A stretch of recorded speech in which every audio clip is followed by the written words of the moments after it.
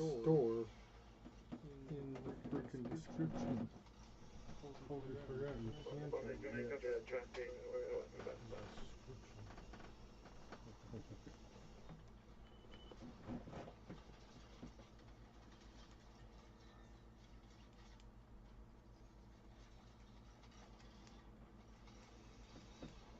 Description. Dang it. Right here, guys.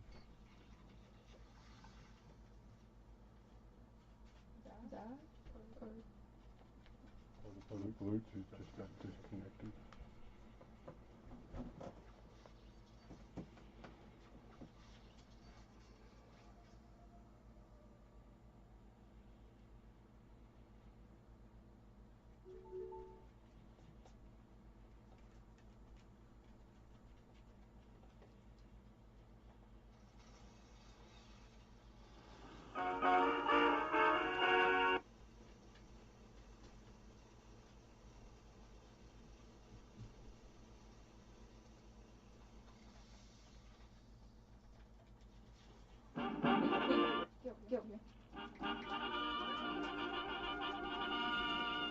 Johnson Wax Program. 440.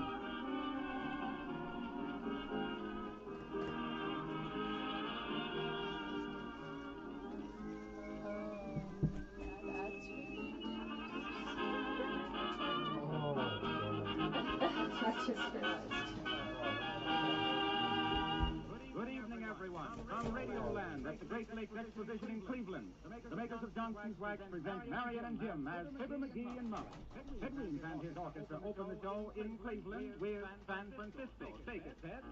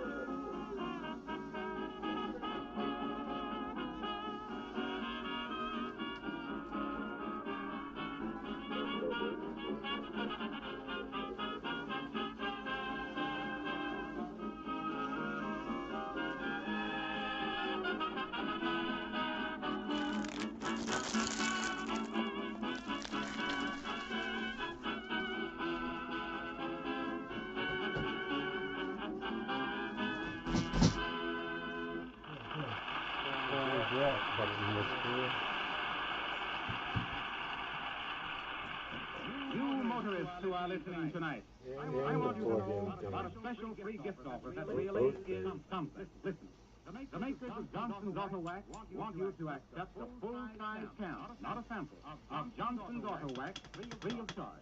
When you go to your auto supply dealer, service station, or regular wax dealer and purchase a pint can of Johnson's Auto Cleaner and Polish, you receive a full-size can of Johnson's Auto Wax free.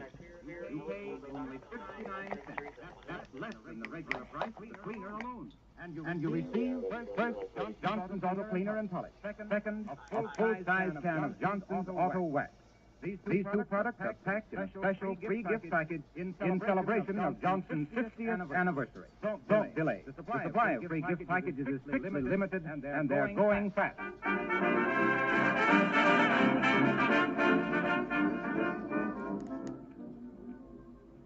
There's nothing our two friends would rather do than attend a fair, carnival, or an exposition. So, leaving Wistful Vista to its own devices, they've come to Cleveland to attend the Great Lakes Exposition. And here, walking around the grounds, we find those two wide-eyed and wondering visitors, Fibber McGee and Molly.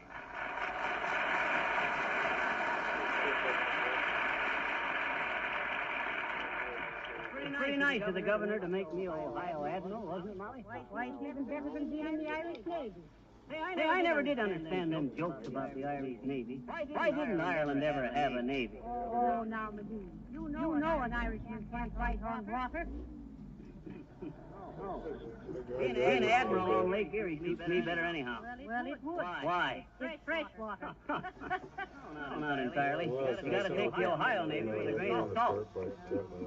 I wonder where this here Toto Laverne can be seen. Almost every place it will be. Why?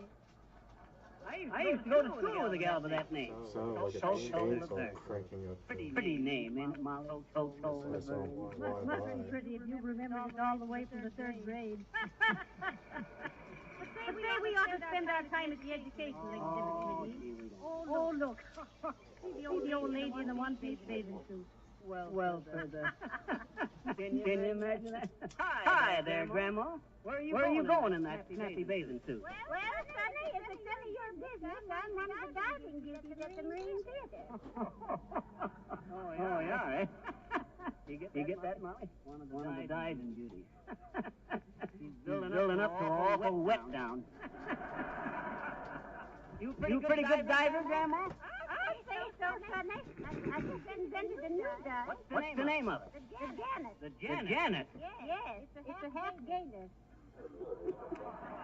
The other girls can't learn it, so they're the losers and I'm the gainer. Well, Grandma, if I had time, I'd take a couple of swimming lessons from you. I wish you would, Sonny. I'd teach you the whistle deck crawl. What's the wheedle deck crawl? Well, first I hold your head under water for 40 minutes. 40 minutes? Hey, I drown.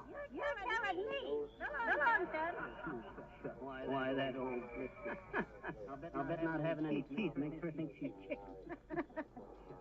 Meeting Toto Laverne's going to be relieved after this. I can just imagine her surprise when I walked up to her. Hi, Toto, I'll say. Well, if it's young Pipper McGee, she'll say. Bring it forward, Miss McGee, get that bedroom look out of your eyes and come on. I wonder when Toto puts on her next act. Fibber McGee, did you come all this way from Wistful Vista just to see a swan dancer? Oh, they say this is real interesting. Real educational. Besides, I hear Toto's going to let the swan go. Why? Well, she says every time she dances, there's so many long necks in sight, she don't know which one's the swan. Shall we walk, Molly, or take a bus? Oh, let's take one of these gin rickies. Gin rickshaws. Not gin Ricky. Well, what's the difference? Huh? Oh, not much difference. Only you're more likely to get where you're going with a rickshaw. Oh, wait a minute, McGee. Here's one of those weight guessers. Maybe I can win a cane. How much to be weighed, mister? Well, my little tail sucker, you I'll make a special prize. Yes, a special prize. Considering it's been a long wait between weights, yes. Let me see now, you. I'll make the price of only 2 bids, 25 cents. If I don't get your weight within 3 pounds, there's no charge whatever. And you get a handsome cane. Go ahead, Molly. Go ahead. All right. How much do I weigh? Well, now, let me see. You weigh approximately... Keep it approximately. Johnson Wax Program.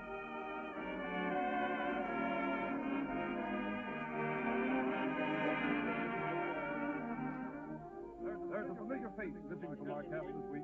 Father Wilcox, recovering from an appendicitis operation. This is Bob Brown pinch hitting for him and hoping that his recovery will be a speedy one.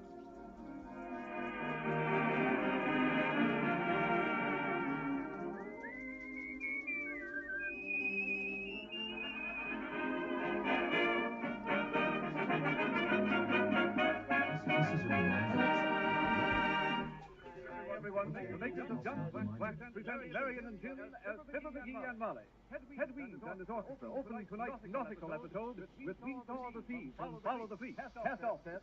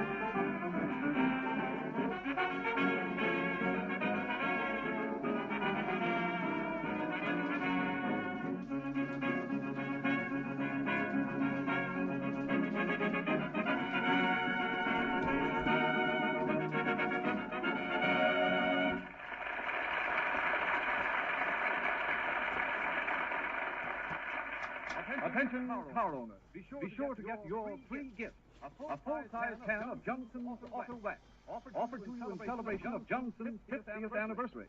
This is not just a sample. It's a regular full-size can of Johnson's Auto Wax, and it's yours without cost.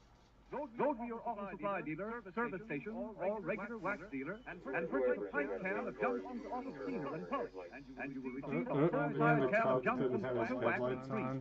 You pay just 99 cents. This is less than the regular price of the cleaner alone. And you get first, Johnson's Auto Cleaner and Polish. Second, a full-size can of Johnson's Auto Wax, both packed in a special free gift package. I advise you to take advantage of the generous offer at once. The supply of free gift packages is strictly limited, and they're going fast.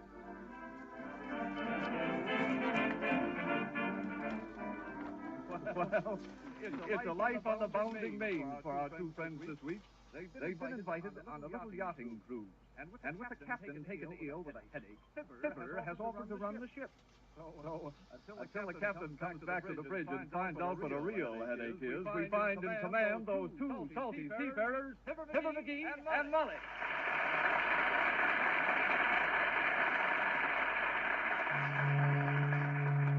I wonder what all the guests on board will say when they hear who's in charge of the ship, McGee. Shucks, they don't say nothing, it's okay. If they object, mutiny, and I'll put them in irons. In irons? What does that mean? Search me, but that's what they always do to mutineers. Besides, everything's going to be all right. They pirate blood in me, Molly. I believe it. You certainly act pretty kiddish at times. You know, Molly, I gotta tell you. What you doing, McGee? Haven't these days you nearly run down that lawn? Well, they should ought to get out of the way. According to the rules of navigation, the vessel under the starboard tack has got the right of way unless the vessel under the port tack supersedes the starboard tack by blowing his whistle 4 times, which in international code means out of the way, cowboy. Unless he's flying a red flag with a white circle, which means send a bottle of seltzer aboard, or which way is Newfoundland. Oh, it's easy when you know the rules. Oh, you've been reading them navigation books till you're dizzy, McGee. You've been spouting misinformation ever since you come over the gangplank. And incidentally, why do they call it a gangplank? Well, now, let me see. Gangplank. Gangplank. I suppose you think it's a law enforcement cause in a political platform. Give me a chance. Let's see. They call it a gangplank. I'll be glad to give you the information, laddie. Hey, guests ain't allowed up here on the bridge, bud. But while you're here, why do they call it a gangplank? Because, lass, when you're coming on board, you gang up it and plank yourself down on the deck. Which way are we headed, McGee? Hard to tell. That red compass won't hold still long enough for me to see. Look at it. It skips around between southwest and northeast. I know. I'm going to get the ship's carpenter to pound a nail through the needle to hold it steady. Meantime, you know how I'm holding her steady onto her course? How? You see that flagpole up front there in the sharp end? Yeah. Well, I'm just keeping that pole straight ahead of me all the time. It's a good thing there's lots of water in there, Bradley. Oh, well, Excuse me, Skipper. A wireless just received from a Coast Guard cutter. What does it say? It says iceberg status 2 degrees east of your position. Okay. Tell them we don't want any ice today. You know, McGee, I've got a feeling you don't know in the least what you're doing. Oh, now, Molly, didn't the skipper turn it over to me? Ain't I wearing his coat with 4 stripes onto the sleeve? A zebra wears stripes too, but it's just a jackass underneath.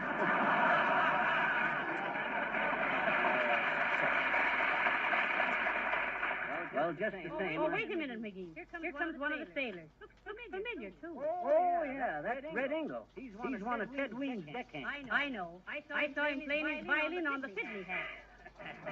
What you want, sailor? Begging your pardon, sir. One of the crew picks up this bloomin' bottle from the water. There's no floating past. Heavenly days, a bottle. And it's got a message in it. Here, give it here and I'll open her up. Shall I hold the wheel, sir? No, let the wheel go. There ain't nothing to run into. No, sir. What's your yaw, sir? Yaw, sir? Yaw, sir. Yaw, man. I mean, lady, the bloomin' tub will fall off the fluid, Mom, if you ain't kept on a blinking course. Well, don't you worry about the blinking boat, bud. You go on back downstairs. Below, sir, you mean? Downstairs ain't proper nautical, sir. Oh, go jump in the lake. Yes, right away, sir. I like to see. Discipline. Now, let's see. Find out what's in this bottle. I can only get this cork loose. Here she comes. My. Now how are you going to get the message out, McGee? I don't know. Give me a hairpin, Molly. Thanks. That ain't long enough. Gotta have a long piece of wire. Let me see now. Long piece of wire, long piece of wire. Did it ever occur to you to bust the bottle, McGee? I thought of that, Molly. But this note might require an answer. Oh, well. Here goes. Got the note, Molly? What's it say? Heavenly Days. Listen, McGee. Huh? It says, to Her Royal Majesty Queen Isabella, Madrid, Spain. Dear babe, hope to sight land tomorrow. Having nice trip. Wish you were here. Signed Chris. XXXXX. Well, can you imagine that, Molly? From Columbus. Yeah, and to think it was written on the typewriter, too. Yes, and on Waldorf Astoria stationery. That old two-timer. I see it all now. He crossed the Atlantic and double-crossed Isabella. And no regret.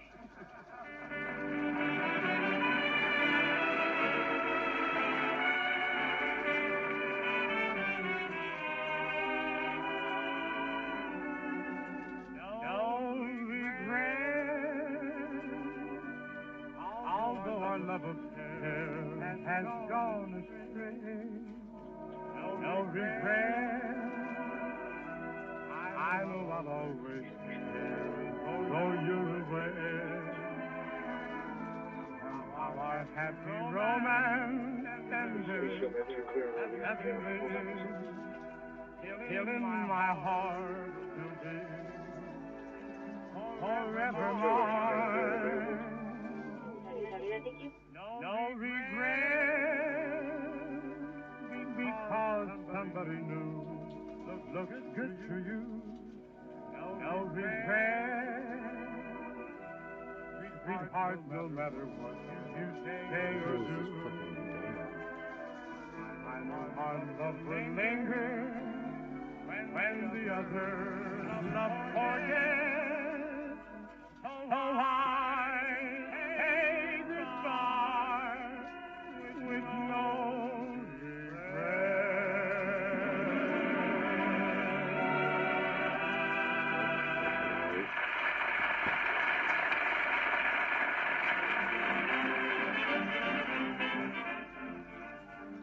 That was No Regret, played by First Mate Weems and his crew of band lovers. And now back on board the lugger, mate, where Skipper McGee and Molly are looking over the charts on the bridge.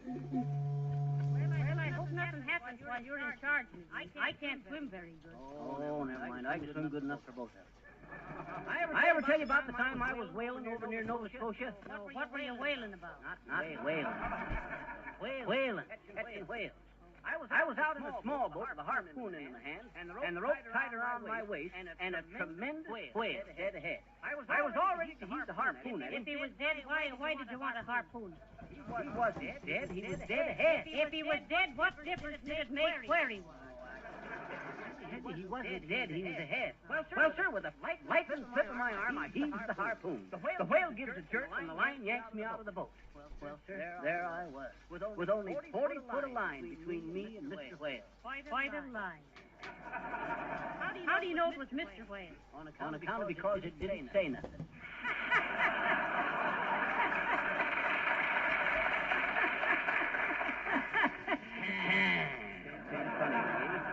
Well, sir, I know it. If I didn't do some thinking, I was a goner. So I started swimming for dear life. Why didn't you just untie the rope? What? And lose that fine whale? No, sir. Us whalers was made of sterner stuff than that. Well, sir, for 3 hours there was a tug-of-war between me and that whale. Him swimming east and me swimming west toward Halifax. You mean Halifax, don't you? Well, sir, finally I swam ashore at Halifax, and there was no whale in sight. I thought at first I'd pull the harpoon out, but no, sir. When they hauled in that rope over a mile long, the dead whale was on the other end. I thought you said there was only 40 foot of rope. There was, but I'd pulled so hard against that whale, the harpoon had stretched out into a steel wire a mile long. And that day on, Molly, I was known as Whaler McGee. Whaler McGee, the whirlwind, whale whipping, wharf flopping, what a man of the whale wearing. Oh, and just used to be known in Peoria as McGee the Minnow Moocher.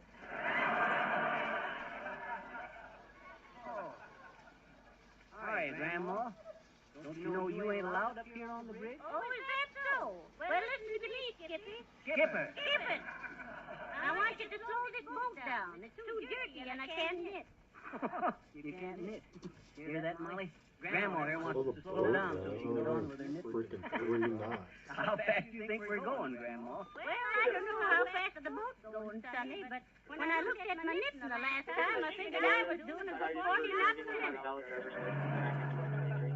McGee, Huh? What's the matter, Molly? would it be a breach of nautical etiquette if I was to politely inquire, where in the name of goodness is this old tub headed for?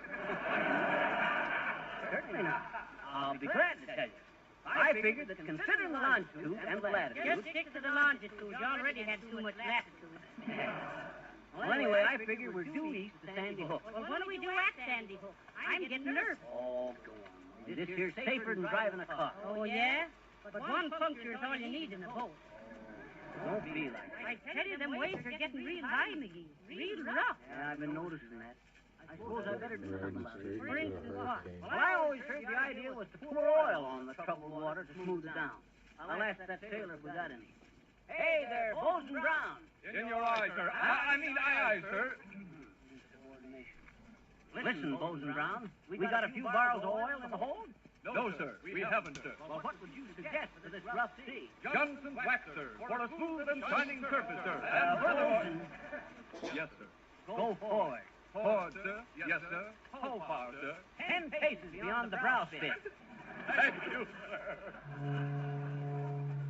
Let's see now. I'll tell you where we are in just a bit, Molly. Just as soon as I shoot the sun. Who's sun? Nobody's sun. The sun up there. Where's that dad-ratted sexton? I see. You shoot the sun and the sexton buries you. Not sexton, Molly. Sexton. That's the instrument us navigators use to find out where we're at. Did you ever? Oh, hello there, little girl. You ain't allowed up here on the bridge, you know. Why? Well, it just changed is all. Ain't nobody allowed up here. You're up there, I betcha. No, but I'm the skipper. What's the matter, don't you believe it? No. Let's see you skip.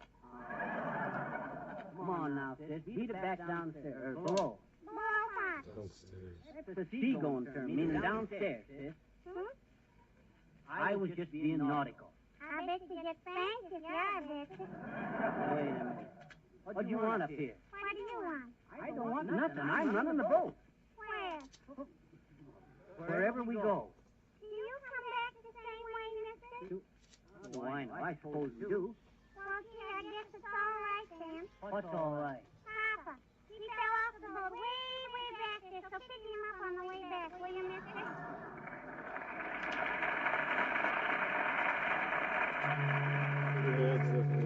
That's sure to make us up some lunch pretty soon, Molly. See, in this boat is kind of exhausted. Port to starboard, to port, all day long. I'm thirsty. Well, starboarder, pour yourself some port.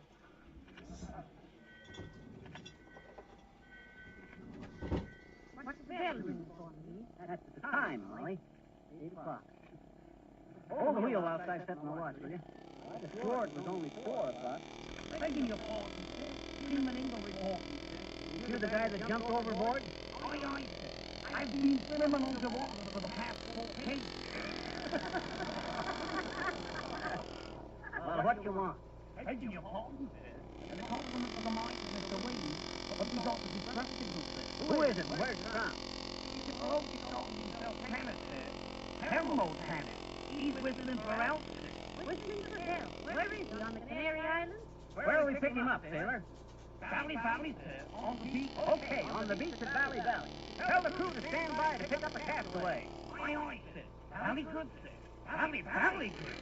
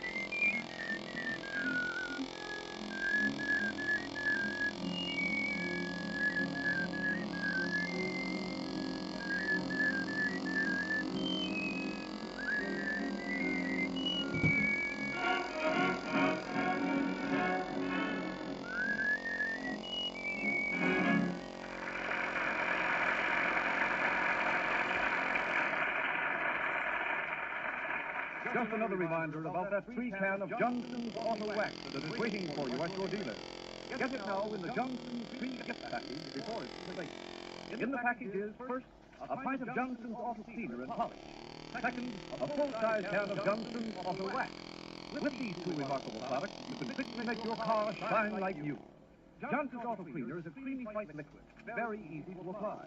It both cleans and polishes the car in one simple operation. Takes off all the old dirt and road film without injury to the finish. Johnson's Auto Wax protects the beautiful glossy polish from scratches, saves the finish from the harmful ultraviolet rays of the sun, and sheds dust and dirt. Johnson's Auto Wax will cut down your car washes and enable you to get more money for your car when you trade it in. Go to your dealer right away. Ask for the free gift package containing Johnson's Auto Cleaner and Johnson's Auto Wax. You pay only 59 cents for the package. This is less than the regular price of the cleaner alone. And you get the full-size can of Johnson's Auto Wax without cost. The supply is limited, so don't delay.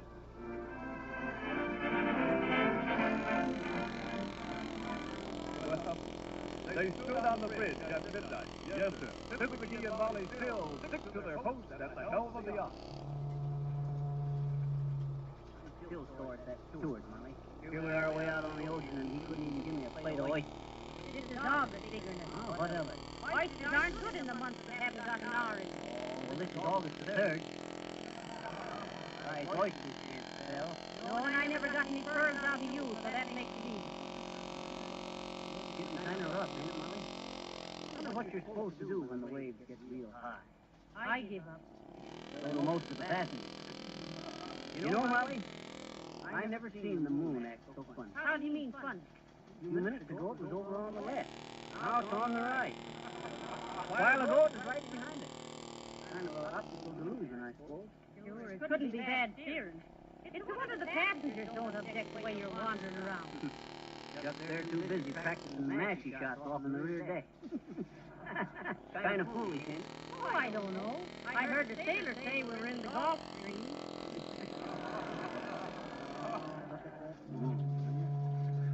Ain't that moon pretty, Molly? Look at that silver cat.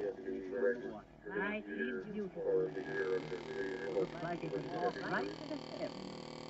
You could. Look at them little fish playing around down there, McGee. Millions of them. I didn't know they swim around in bunches like that at night. Them are nice tools. What does that sailor keep blowing that whistle for? Must be for that other boat over there. Where? Right over there, to the right. See the light? Oh, yeah.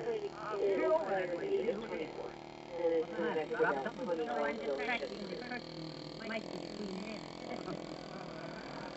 I don't know what's the matter with our lookout. He should have reported a sail. Sail ho! Where away? Anthony Johnson Wax Dealer. Big sale of Johnson's Auto Cleaner with a free gift of Johnson's Auto Wax. Hand me that there flag. Hey, up there. Look out. Look out. Time Bob Brown laid an egg in the crow's nest. He was a pretty good sailor, too. Ooh, Bob Brown a good sailor? Yeah. That guy thinks a bilge is what you get from eating radish. Hey, that's quite a boat over there, ain't it? You better be getting out of the way. You better be getting out of the way yourself. Who, me? No, sir. I got the right of way. He's giving you a warning whistle, McGee. Answer it. Okay.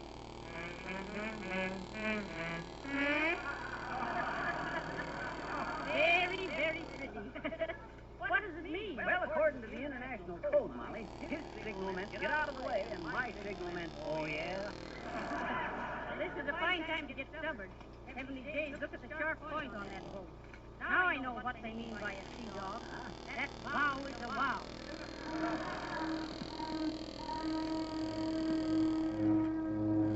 Dear, oh dear.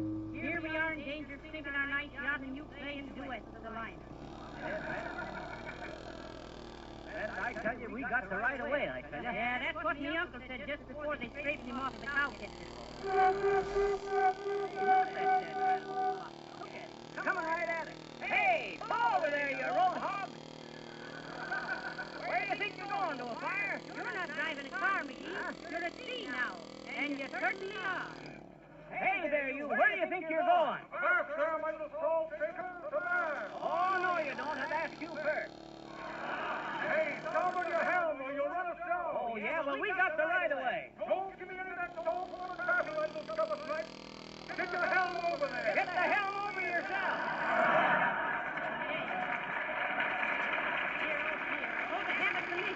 Oh, we do have a collision, and if we sink, Molly, remember one thing. We had the right of way. Hey, where's the captain? Below with a headache. Well, bring him up and tell him we're going to be sunk. If he hurries, he'll be up in time to go down with the ship. Hey, you! Hey, you! Pull over there! Starboard your helm there, you'll run us down. What do you mean we'll run you down? Hey, stop! Everybody, hang on! We're going to crash! Doing the wrong way. Hey! Gotta get them brakes fixed. Hey, you! Hey! Didn't I tell you to get out of the way? How bad are you damaged? Got a whole stove in the bow, and I'm afraid we're taking water. Very bad thing, taking water. Never could take it myself. Yes, sir. Well, listen here, you. I'm going to report you to the police. I had my arm out, and you wasn't even looking. Speeding along without no regard for nobody. You was going at least 40.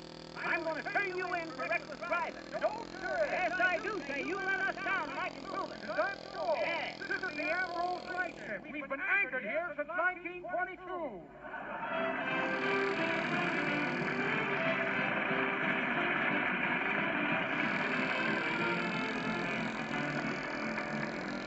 We've been talking a good deal lately about Johnson's Auto Wax for keeping your car shining and clean with very little effort. Now I want to make it plain that you can keep your home, your floors, woodwork, and furniture looking beautiful all the time if you protect them now with genuine Johnson's Wax. Finger smudges and dirt can't clean the smooth wax surface. Scuffing feet can't harm your floors and linoleum if they are protected with an invisible film of Johnson's Wax. And what more? You'll never need to scrub your floors again. You'll save yourself hours of time and work, and your house will look so spick and span you'll get compliments from all your friends if you wax your floors, furniture, and woodwork with Johnson's Wax. Look for the effective yellow can, and remember, you save money by ordering the larger size.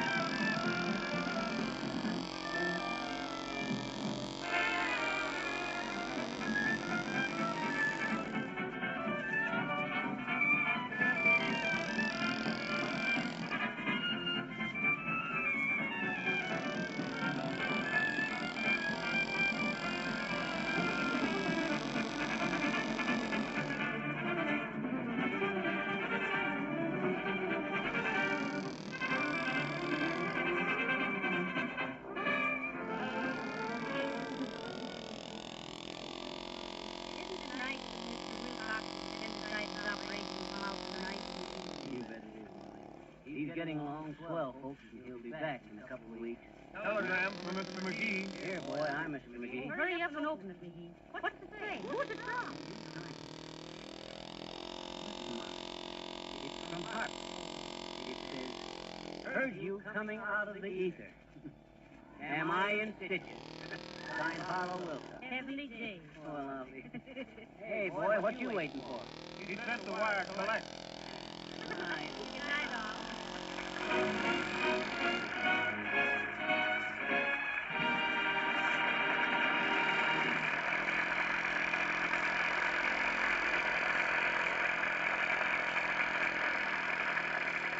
Johnson's Wax program is presented from our Chicago studios. This is the National Broadcasting Company.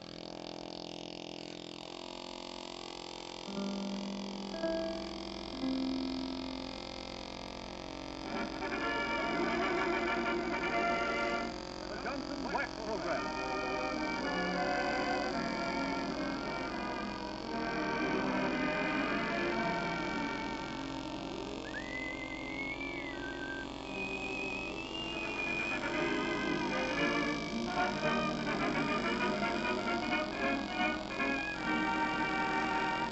Good evening, everyone. The makers of Johnson's Wax present Marion and Jim as Pepper McGee and Molly.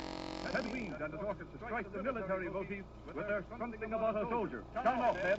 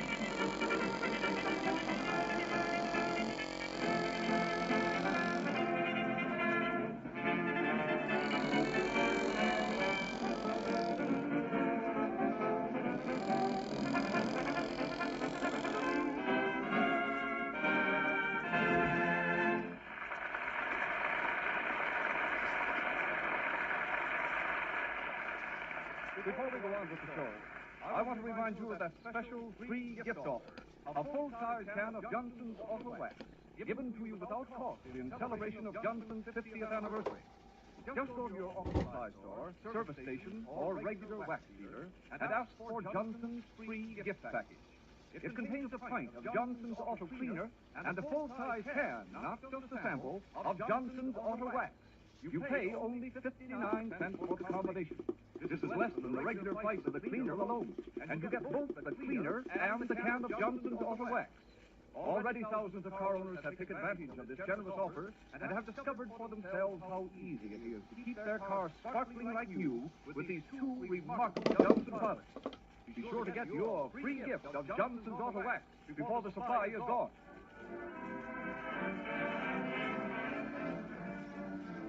The Wistful Vista Militia is in its summer encampment this month, so our two friends are giving it an informal inspection. And here, at the main entrance to the camp, are those two infantry inspectors, Pepper McGee and Molly.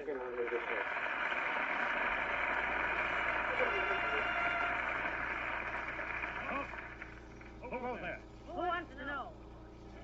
The man's just doing his duty. Major McGee retired late with the Bengal Lancer. Did you say dangle or bungle? Have you got a pass? Got a pass what? I have a pass as commanding officer of the officer today. Well, who's in command? Horatio K. Boomer, BCDSM-PM. Well, I'm an old friend of his. Major McGee, OK, NBC. Red Network. Yeah? Honest? Say, red's my favorite color. Go on in, folks. You must be going sissy since I was here. When was you in the Army and where? Why, before the war, Molly. I went to Heidelberg, where I was probably the greatest saber fighter they ever had. The uncle was a great fighter, too. Saber? Drunk or saber. I'll never forget one duel I fit with a student named Von Ween. Honorable Engelbert Cameron Smith Von Ween. That's the was no student. That was the whole freshman class. Well, sir, for 3 hours they sit there and... Huh? A soldier in Chile. Have a bagpipe band again. Hi there, Scotty. You belong to the Whistle Vista Militia? Aye, lad, I do that. I'm a bagpiper, temporarily transferred to the military police. And what's the piper doing in the military police? Will, lass, if you look in the guard booth, you'll see a pack of pickled privates, your fearless piper of Pinch. Good day. McGee, why is it that Scotch soldiers wear skirts like that? I understand the supply sergeant insists on them, Molly. Why? Well, when they wore pants, they was always getting things on the cut. I ever tell you about the time I was in Oh, England? who was that? Every day's another one. What's the idea, bud? We got challenged back at the gate. Yes, sir. General instructions with that, sir. Have to challenge everybody, sir. Where are you going? I'm Major McGee, son, retired. Inspecting the camp privately. Let me see that rifle. Yes, sir. Just as I thought. Breech needs polishing, rust on the barrel, and the strap is frayed. Afraid of what? Quiet, Molly. I'm going to report this soldier for negligence. Come on now. Oh, don't hurry me, Oh, McGee. who goes there? This is getting silly. You'd think they'd know by now. Just Army custom, Molly.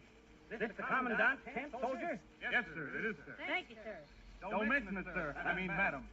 A little more attention there, soldier. That's my wife you're talking to. I understand, sir. I was in St. Corps myself, sir. What? Who did you wish to see, sir? Major McGee's compliments to the commandant. And if the commandant please, Major McGee would like to inspect the camp. Yes, sir. Hey, Fat. The guy wants to see you here. Yes, my little Miss Paul. What can I do for you? Yeah. Major McGee wishes to inspect the camp, sir. Well, my little musty mouse. I'm Colonel Boomer, sir. Horatio K. Boomer, BCDSMCM. Well, listen, Boom, old boy. We came on. Yes. So what do I owe the honor of this visit, Major, if I might ask? What do I mean, if I might ask? I'm the Colonel. I can ask anybody anything. Who are you? I'm Major McGee, Colonel, come to inspect camp. My wife, Colonel, Molly, Colonel Boomer, one of our best men. How do you do, I'm sure? Yes, my little sidearm. Very glad to meet you, very glad. Hardly expected an inspection so soon, Major. Regular Army inspection, I suppose. Oh, no, just informal, Boomer. Yes, I understand perfectly, General. Major. Oh, yes, Major. Sorry, it's the promoter in me, I'm afraid. Yes. Well, very glad you dropped in. I was just leaving to pay a call on the Brigadier. Dear old Brigadier. We fought many a battle together, yes. Last time we'll get together, as we're both retiring this week. Yes, Retiring from the Army, Colonel? What on earth for? Well, they say an army marches on its stomach, and I haven't the stomach for it. Yes, So I'm glad you called, Captain. Major. Oh, yes, Major. Not as frank as I thought. How would you like to take command in my absence, Lieutenant? Very fine idea. Yes. Bring back the good old days. Okay, Colonel. Oh, now, Colonel, the husband doesn't know anything. Nonsense, my good woman, nonsense. Just an old army courtesy. Sure. Sentry! Sir, during my absence, Major McGee will be in command. Yes. Now I must be yours. Anything you want, just ask yours. Well, McGee, now you see what you did. You got yourself an army. Shucks. And I didn't even have to say, ah. Quickest enlistment I ever made, Molly. Well, now, let's see. Oh, my. Look, McGee. Look outside the tent. The men are lining up. Mm-hmm.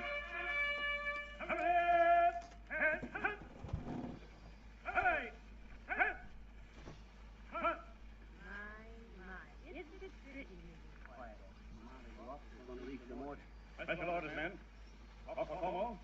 It is reported that you have been heard vocalizing after taps had sounded. What have you to sing for yourself? Take my heart.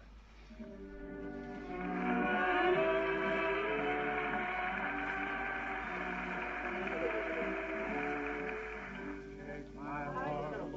If I care what you do with it, so long ago, here it is what you please. Take my heart, even if only to play with it.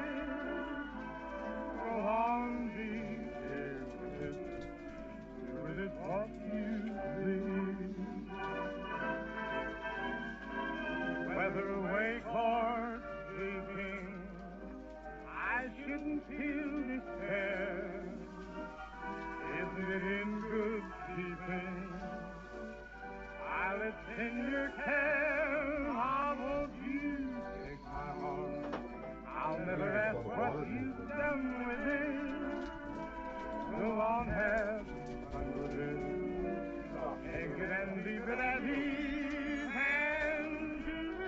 what you feel.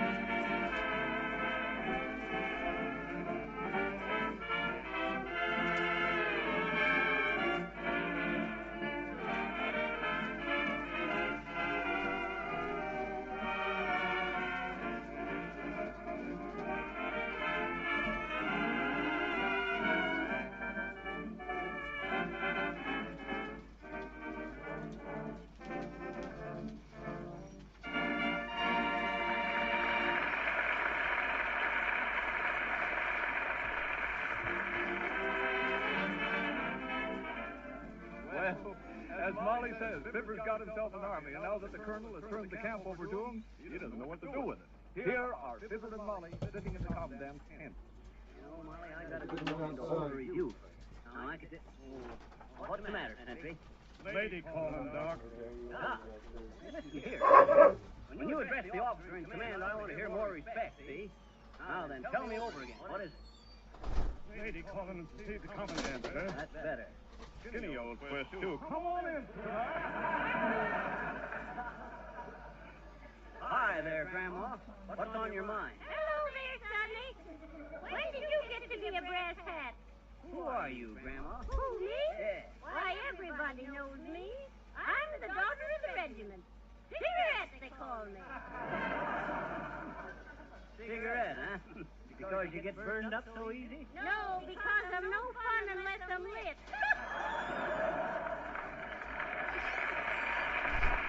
Listen to me, Commandant. I was playing blackjack with Company B, and I won 3 machine guns, and now they won't let me have them. Well, Tell me now, is that fair? fair. I'll say it ain't. You tell them I said you were to get what you want, or I'll slap them in the guardhouse. That's exactly where I slapped them. Well, much obliged, and remember, you'll always have a friend in Cigarette, the daughter of the regiment. Imagine that old blister, the daughter of the regiment. Cigarette. Well, I suppose we ought to go out and inspect camp, Molly. What do we inspect first, the mess hall or the cavalry? Cavalry. That's what I said, cavalry. I'll never forget the time I was on the Mexican border. I was the best rider in the troop. Excuse me, sir. Supply Sergeant Brown reporting, sir. Reporting what? Reporting a great Johnson wax offer. A can of Johnson's Auto Wax, free, with every pint of Johnson's Auto Cleaner and Polish, sir. Sergeant. Yes, sir. You got an alarm clock? Yes, sir. Well, set it for sunrise. Going fishing, sir. No, shooting.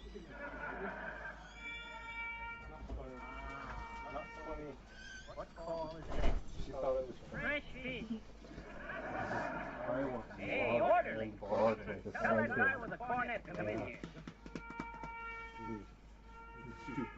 Here he is, sir. Private Ingle, sir. New bugler. Was that a bugle call you was practicing in public, private? Of course, lady. I practice in half a bit. I can't hardly wait to blow the bugle, Mom. He's just being promoted like from stable passing. You didn't call that call a bugle call, did you? Yes, sir. That was pie call, sir. What call? Pie call. How do you call for case? Oh, not pie call, lady. Pie call. Not pie what you eat, ma'am. Pie what you spend on Pie Day.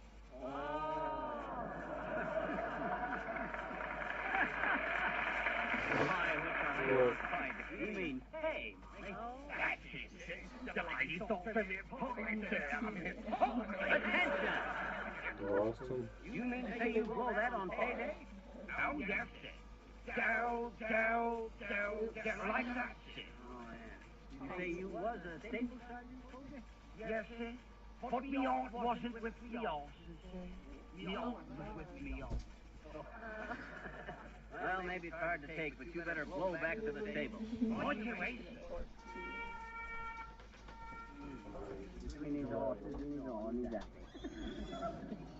Oh, hello there, Silly. Heavenly days, Silly Watson. How you see, ma'am? Hey. You're supposed to salute me, Phil. I'm the inspection officer. He's your superior, Silly. In what way, ma'am? Listen, Phil, I'm on a kind of unofficial inspection tour of the camp. What you doing here? Yes, well, I was cook, please, sir. I cook for Company C, sir. Oh, how'd you get the job, Silly? Well, I kind of inherited, ma'am. Inherited? Yes. My pappy was cook for Company C, too. Oh, why, you son of a sea cook. Well, what did you fix for our lad didn't pack you today, Silly? Beans, ma'am. How about yesterday? Yes, sir. Beans again, sir. Beans every day? No, ma'am, not every day. Sundays is different. How do you mean different? Sundays we get goldfish. Goldfish. Yes, ma'am. Canned salmon. You ought to be in camp for holidays, folks. Something special on holidays, eh, Phil? What is it, Silly? Beans and salmon. Heavenly days. Well, how do you ever stand it, Silly? What? He says, don't you get awful tired of the same old food all the time? I don't know, Mr. McGee. I never tried it. I can taste it after, but I still can't taste it. Excuse me now, I gotta go open up some beans. Sorry, Mr. McGee. Sorry.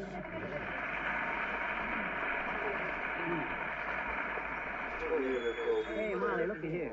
I wonder what's in this cabinet here. Don't be so nosy. Ain't I in charge here? Oh, heavenly days, there's a man in there. Come on out of there, soldier. Spying, eh? No, sir. Just standing by, sir. Standing by what? By the door. Your name? Weems, sir. Ted Weems. Your rank? So are you. Oh, silence!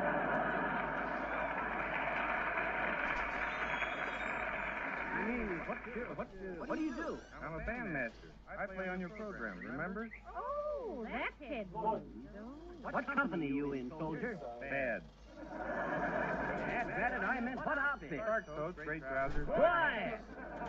I'll put you on report. What is this? My own men talking back to me. What are we getting into here, anyway? The next musical number, Hey Straw.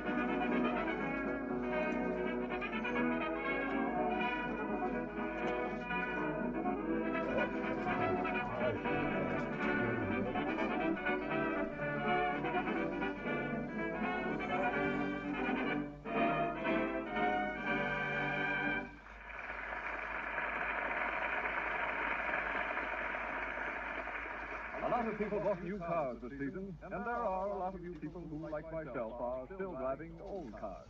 Well, here's a quick way to make your old car shine like new again without wearing yourself all out in the process.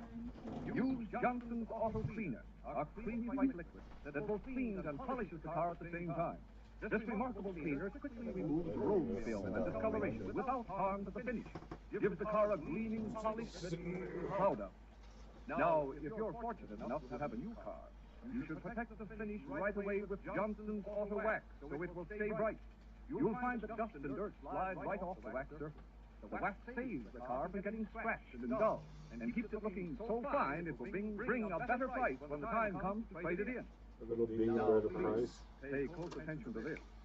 you can get a full-size can of Johnson's Auto Wax free if you take advantage right now of Johnson's 50th anniversary gift offer.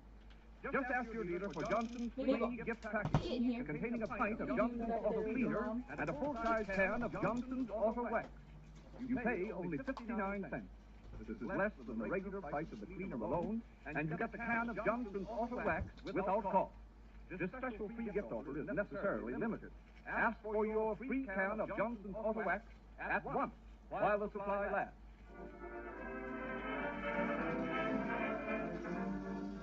Well, the unofficial officials, Major and Mrs. McGee, continue their inspection of the Wistful Vista militia in Kansas.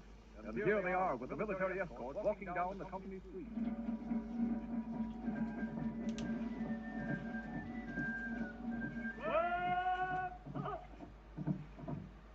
Hey, soldier, what's this tent here? Main tent or just sideshow? Miss tent, sir. Shall we go in, sir? Oh, what have you got today that's good? Quiet. Molly, officers don't eat in the enlisted men's mess. Oh, come, the enlisted men won't care. Just this one. Listen, Molly, we got to uphold the dignity of the commanding officer, ain't we? We can't... Well, soldier, what do you want? What do you got? Lieutenant reporting. I wish to repeat report, kid.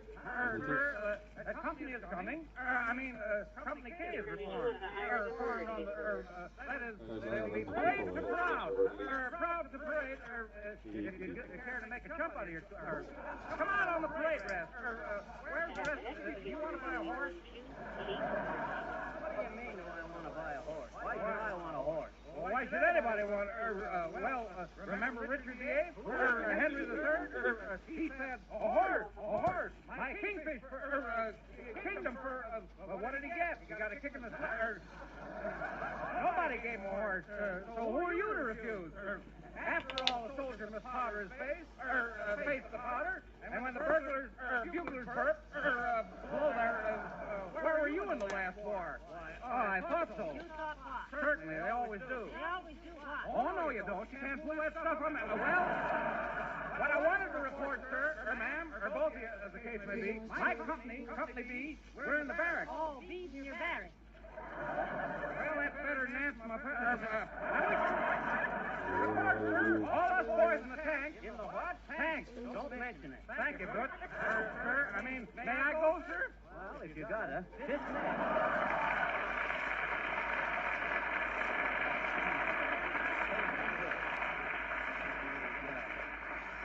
Well, What haven't we seen, Lieutenant? When you're having a visit to the stable. okay, take us to the stable. I always was partial to the cavalry. Yes, sir. I'm going to play around. I feel real silly with this military escort. Why, Molly? Well, we got no more right. Pardon me, sir, pardon me. You the inspecting officer, sir? That's me. Does he have a crown? Company quit! It looks like he is. There's a third guy What's the there. matter, sir? The signal corps just got a message by carrier pigeon, sir. Here it is, sir. 70 days, open it, McGee. Maybe we're discovered. Why didn't the third guy say?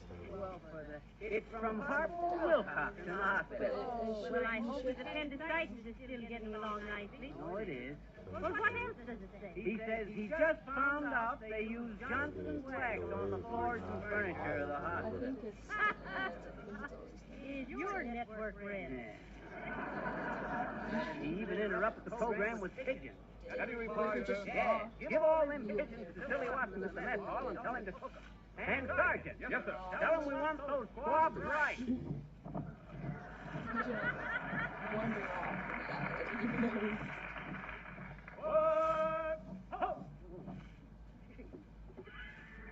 This is the stable, sir. Dismiss the man, Lieutenant. Yes, sir. Hands up. Dismiss. Oh, McGee. Look, what beautiful horses. They are pretty nifty looking nags, that ain't they? Whose is that big black horse there, boy? That's a mare, sir. Well, ain't a mare a horse? No, sir. A mare is a mare, sir. A bull is not a cow, sir. And a mare is not a horse, sir. Go on. You'll be telling me next that a buck isn't dull. Whose horse did you say this was here? It's the commandant, sir. Oh, and a beauty, too. Looks real high-spirited. Golly, I got me a good notion to take me a ride on her. McGee, it belongs to the commandant. Well, I'm temporary commandant, and I'll just ride her temporary. I'll never forget when I was officer in the cavalry. Were you a West Pointer, sir? No, an Irish setter. Well, when I was in the 8th Cavalry down on the border, hey, where you going, Oh, Molly? I want to see this lovely horse over here, McGee. Hello there, guys. Hey, Lieutenant. Yes, sir. Hey, how about this black horse, commandant? Is he peaceful? Peaceful, sir? Well, I mean, is she, does he buck? Oh, no, sir. Quiet as a lamb. Just an old father, sir. Except for one thing. What's that? Bugle. Bugle. Hate Bugle. Her mother was frightened by a Boy Scout, sir. Well, there ain't any bugles around here. I'm going to show my wife how a cavalryman ought to look on a horse. Slap a saddle on her, will you? Why, certainly, sir. Steady there, Dixie. Hey, Molly, I'm going to take a little canter on Dixie here. Lieutenant says she's kind of spirited, but I can handle her Oh, okay. now, don't do that, McGee. Heavenly days. Go on, Molly, shucks. Didn't I used to ride with the Russian Cossacks? Wasn't I a Pony Express rider? Yeah, I'd better put a curb bit on her, sir. What's that for? I keep them from climbing over the curb, Molly. Okay, boy. Now watch how easy I mount. Oh, no, sir. Other side. Huh? What you mean the other side? Is this hay burner left-handed? Oh, you always get onto the left, Cossack. Oh. All right. Kind of silly, but I ain't fussy. No. Steady, Dixie. Get your helm over there. Ah, there. About right, sir? Well, I'll get my foot in. A little short, son, but I like 'em that way for trick riding. Ever show you how I used to lean out of the saddle and pick up a handkerchief into my teeth, Molly? No, but I can imagine them picking you up in a handkerchief. Go on with you. Why, shucks, I was one of the best riders in the cavalry. He has a very good seat, madam. He ought to have his on it most of the time. I'll never forget the time I was in the 78th Cavalry, Molly. We was down on the border of Mexico, and the general comes up to me and he says, "Caliper," he said. Caliper. Yeah, they called me Caliper in them days, on account of because my legs were so bow-legged from riding. Caliper McGee, they called me in them days. Caliper McGee, the capering, colt-catching, catamount, and sever cayuse climbing cavalier of the California Cavalry. Yes, sir, Oh, hello there, Private Ingle. What you doing here? Who, me, sir? Yeah. Oh, I just came back to the stable, sir, to practice up a bit on the bugle, sir. Like this, sir. Hey, don't do that. Hey, stop. Whoa there, Dixie. Whoa, hold him, somebody. He's running away. Whoa. Heavenly days. Whoa. Oh, dear, oh, dear. We have to run again. What do we do, mister? What do we do? Oh, he'll be all right if he doesn't fall off. Oh, dear, why did I ever let him get on that horse? Oh, my. Oh, hey, Molly. What? It's true what they said about Dixie. Whoa there.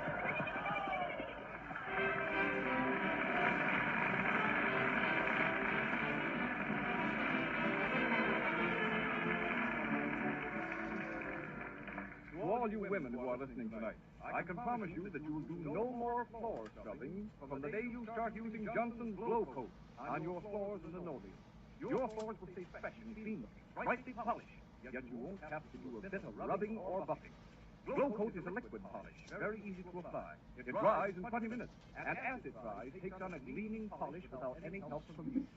Once your floors are protected with Glow Coat, they won't get scuffed and worn out. Dirt can't stick to them. A dry dusting will keep them shining. Be sure when ordering that you get the genuine, no-rubbing floor polish, Glow Coat, made by the makers of Johnson's Wax. Look for the attractive yellow can, and remember, you save money by ordering the larger sizes.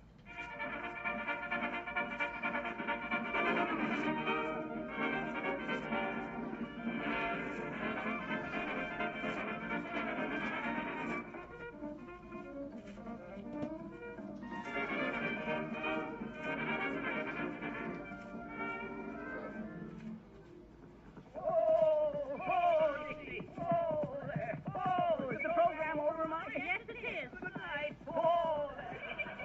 Oh, heavenly days. Good night, all.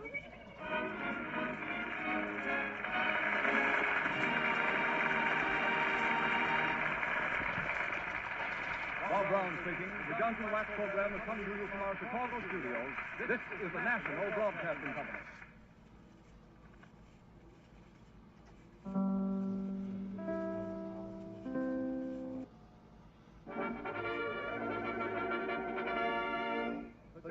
Wax program.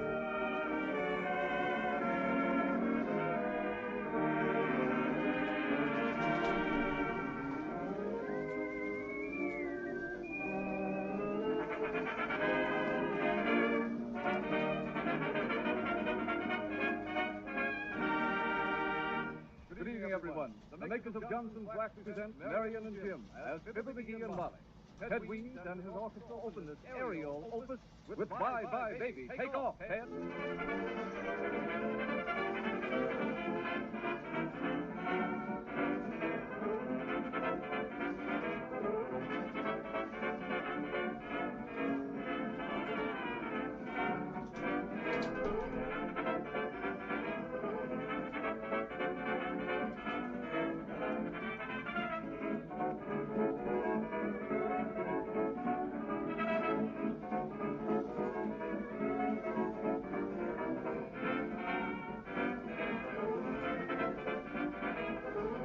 This is a reminder.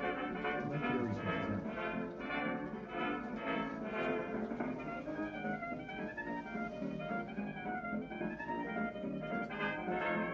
This is a reminder. Let Gary's hands out. Just let me take a minute to tell you how you can get a full-size can of Johnson's Auto Wax free. Thousands of car owners have already gone to their dealers and asked for the free gift package offered in celebration of Johnson's 50th anniversary. Now, this is the way for you to get your free gift. Go to your service station, auto supply store, or regular wax dealer. Ask for Johnson's free gift package. It contains a pint of Johnson's Auto Cleaner and a full-size can, not a sample, of Johnson's Auto Wax. You pay only 59 cents. And as you know, this is less than the regular price of the cleaner alone. And you get Johnson's Auto Wax, a full-size can, free. The supply of these free gift packages is necessarily limited. When they're gone, there won't be any more. So don't delay. Get your free gift of Johnson's Auto Wax right away.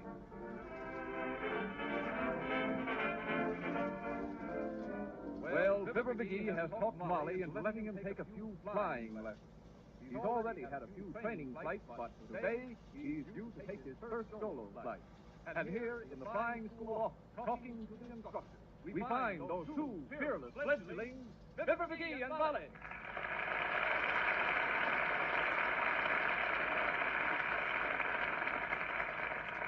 You really think McGee is ready to fly alone, Mr. Instructor? How about it, Bud? Am I ready to solo? Oh, sure, you'll be okay. See, Molly? I tell you, in the next war, it'll be us pilots that'll get the easy job. McGee, in the next war, I'll see that you have flat feet if I have to use a sledgehammer. See how she goes for me. Well, what do you say we get started? Well, I'm sorry, there's a couple of flights scheduled out ahead of you, so you just wait here till I call for you. And if the phone rings, get the number. McGee, of all the ideas you ever had, this is the silliest. What you mean, the silliest, Molly? You just wait till we get us a nice little cabin plane. Just you and me, scooting around up amongst them little fleecy clouds. Just a cabin in the cotton. I ever tell you about the time a friend of mine landed his plane in the duck pond? Real pilot, Ned was. He was flying for NBC at the time. Ah, good old Ned. Ned who? Ned Redworth. Well, oh, hello there, Scotty. What's on your mind? Excuse me, laddie. Would you be sitting on my instruction book? No, forward. You're me. What do you want to look up, Bud? I can probably give you the answer. Well, you see, laddie, I'm a parachute jumper, and I'm wondering anew about how to patch up a parachute. Packed up a parachute. You hear it? No, lass, but 'tis an old one, and the moth have been at it. And every time I come down, it whistles so loud I kind of hear myself praying. There's the book now. Good day. Well, sir, as I was saying, Molly, this friend of mine was flying an amphibian. A what? Amphibian. You usually are. McGee, why on earth did you ever start this flying business anyway? Shucks, Molly, you ain't scared, are you? No, I'm not scared. I know flying is as safe as driving a car these days, maybe more so. You bet. But I believe if the Lord had intended us to fly, he'd have given us wings. Well, You give us stomachs, Molly, but that don't mean we have to crawl around like a dead-ratted snake, does it? There goes that plane again, Molly. That same plane was flying around here last week. Here was a dizzy-looking dame, and her hostess on the air. Oh, why, that's that Miss Muggin. Oh, yes, Liza Muggin. How do you do, I'm sure? You a hostess on the airlines now, Liza? Yes, of course I am. And I just love it. I really do. It's simply fascinating. Oh, that's the pilots and co-pilots.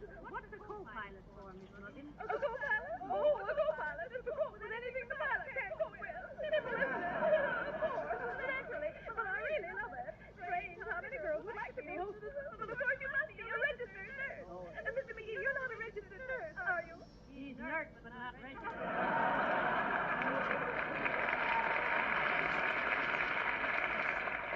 But it is simply wonderful. Of course, if our passengers are a little uncomfortable, we give them a little piece of cotton and some chewing gum. One passenger this morning was so excited he put the chewing gum in his ear and chewed the gum. Silly, wasn't it? Yes, of course, naturally. Well, I think we must go. I'll see you later. I will see you later, won't I? Of course I will, naturally. Goodbye.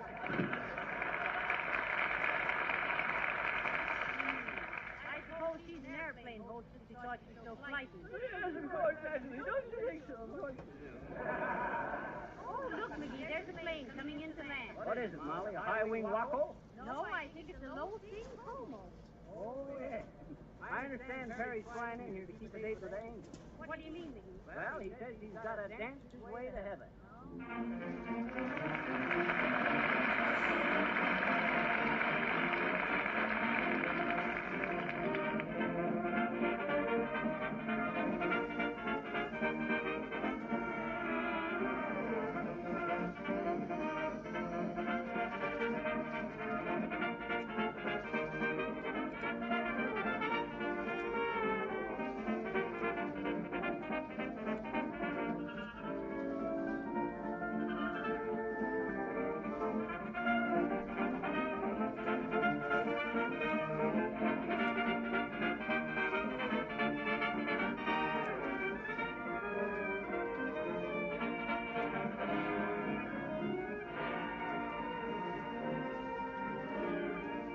Gotta dance, gotta sing, gotta have my little thing. Gotta dance my way to heaven right in your arms. I gotta hum, gotta shout, gotta kick my heels about. Gotta dance my way to heaven right in your arms. I feel as high tonight as any kite, and I'll soon be flying out of sight. It's no spark that you've ignited, it's a great big stick of dynamite. Gotta kiss and be kissed, cross the others off my list. Cause I can't resist your irrepressible, sweet, caressible charm. I gotta dance my way to heaven right in your arms.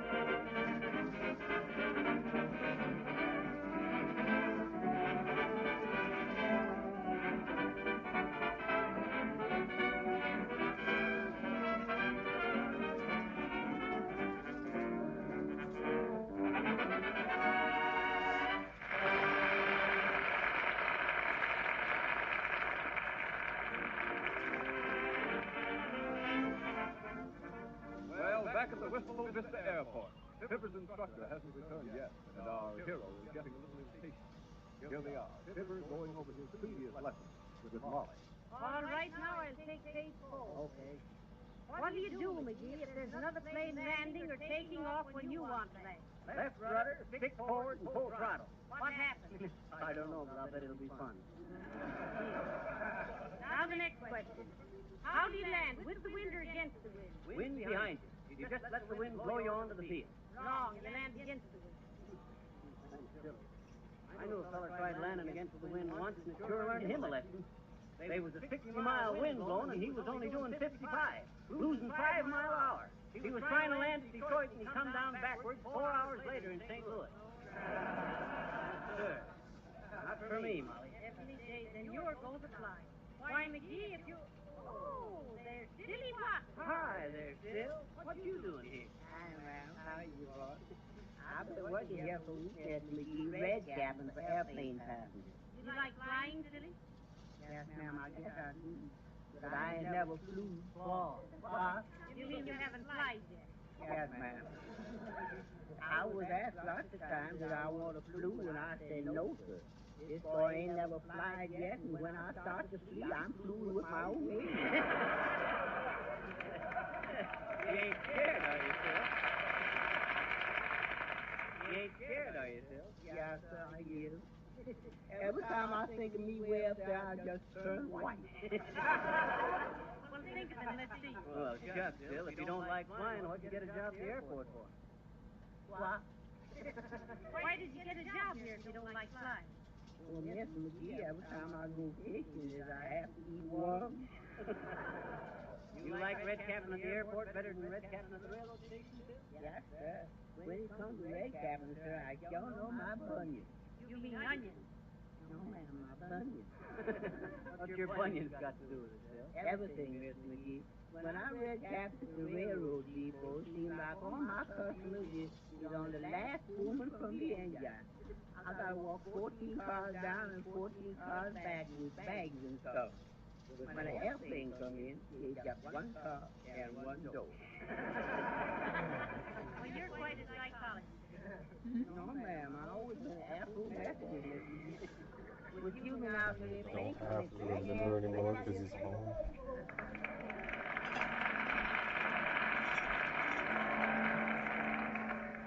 Heavenly days, look at the acrobatics. Somebody's trying to kill himself. We'll have a little bit. Just a couple of loops in the figure eight. Hey, look at that one. We only have 9 Boy, pills. oh boy, can that fella fly? Did you see that turn? Did I see it? It gives me one. Hey, Molly, look. No, you look silly. He's flying upside down. Now he's right side up again. Look, he's in a spin, Molly. Wow. Nope, he's out of it. Look, he's coming down. On purpose? I hope so. How'd you lose the barrel? Wow. Heavenly days, he landed just like a feather. What do you know about that? I'm trying to see Scrawny little mug, ain't he? in one of the Hi there, bud. That you doing them stunts up there? That was me, all right, Sonny. Could've never been out. See you later. Hey, Grandma, ain't you scared you'll have an accident that way? Yes. Me? Oh, no, my ship is pretty safe. Best one I had this You week. didn't really try that hard to get in this time You missed anyway. this week. How many You you got had? fucking reload. 12. 11 of them couldn't take it. Every time I do an outside loop, the wings would fall off. They weren't what they cracked up to be. Say, Grandma, I never did see such crazy stunts as you was doing up there just now. What done, Sonny? What stunts? Why, those twists and turns and loops and flops you just done. Oh, them. Them weren't stunts, Sonny. I never stunt. What was you doing then? Oh, that must have been when I was down on my hands and knees in the cockpit looking for my hairpin. Well, I'll be seeing you folks. Hey there, Johnny. Gas her up for me. I got a date for a cocktail party in Cincinnati, and I don't want to be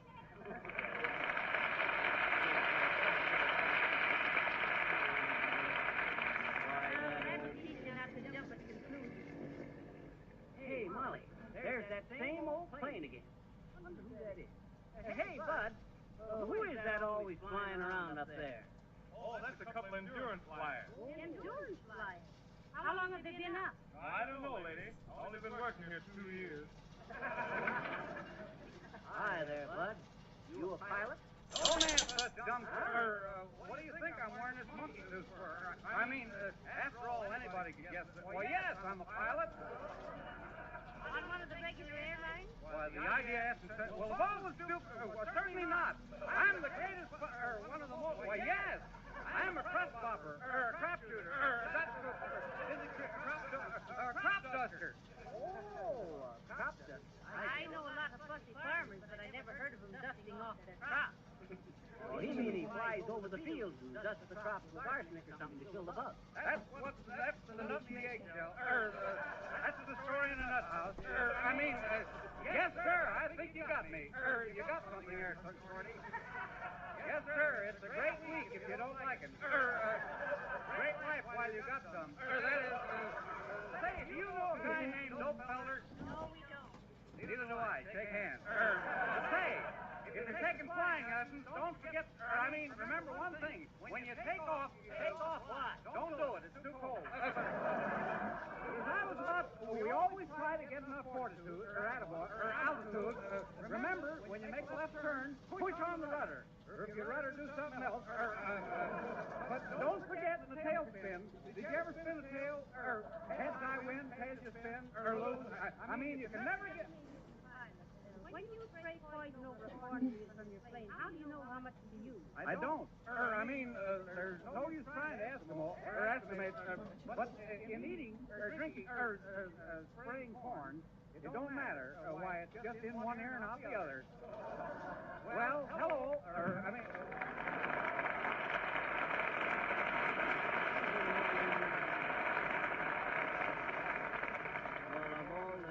Boy, what a takeoff. What a wonderful takeoff. Did you ever see anything like it? Oh, hello, Mr. Brown. Hi, Bob. What do you mean, what a wonderful takeoff? Johnson's Auto Cleaner and Polish, the way it takes off that dull film of traffic dirt. Hey, Robert. Yes. Hey, you heard about this new gag, knock, knock. No. How does it go? Like this. Oh. Remind me to throw some water on him in time for his next announcement. Now, what was I saying? Well, you were saying now... Who's there? Ted Weems. What's Ted Weems? Ted Weems, I used Ted Weems. This is his new gag. What do you want, Half Ted? joke. I want to fly. Fly what? An airplane. Well, what are you playing? We are playing Dark Star. Camera! Hair doctor in the house. Emma! I'm gonna have trouble with you. If you know how phones are made, then you know how this is played. On your mark, get set, go. Knock, knock, knock. That's the train. Gotta find words you can't say. Knock, knock. Oscar! Oscar, she goes to you. Knock, knock. Chester! Chester, girl, that man Morgan. Knock, knock. Diesel! Oh, well. Diesel have music wherever she goes. Knock, knock. Stuff talks about Hiram! nothing. Hiram, I'm doing hey, hey. Knock, knock. Norma! Norma money is bang. Knock, knock. Izzy! It's true what they say about Dixie. Knock, knock. Ammonia! Ammonia birds the gilded hay. Knock, knock. Reba! Reba, stay away from my door. Leo. Woke up just looking for some ATVs. Leo, Leo, Leo. Wow. Knock, Oh, knock. probably hot. Tarzan! Tarzan's back forever.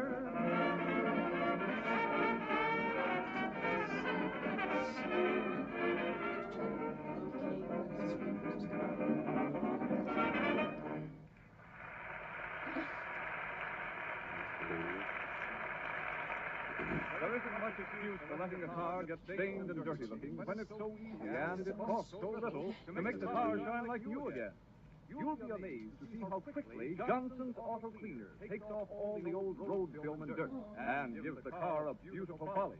This creamy white liquid is very easy to apply, and you can be assured it won't hurt the car finish in any way. Johnson's Auto Cleaner both cleans and polishes the car in one simple operation.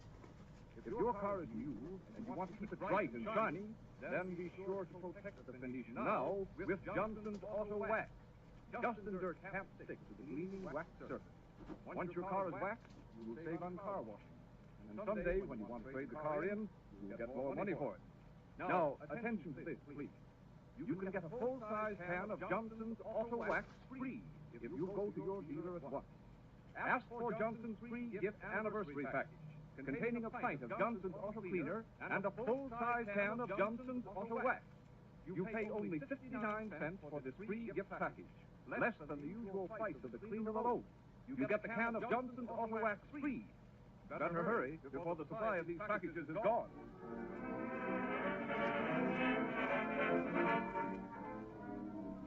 Well, the flying instructor hasn't come back yet. Our two friends sit in his office and wonder if McGee's solo flight is off for today. Yeah, I wonder if the teacher got up in the air someplace and couldn't get down. Oh, I don't think so, Molly. That don't happen. Hello there, little girl. Oh, hi there, sis. Hi. What you doing around here, sis?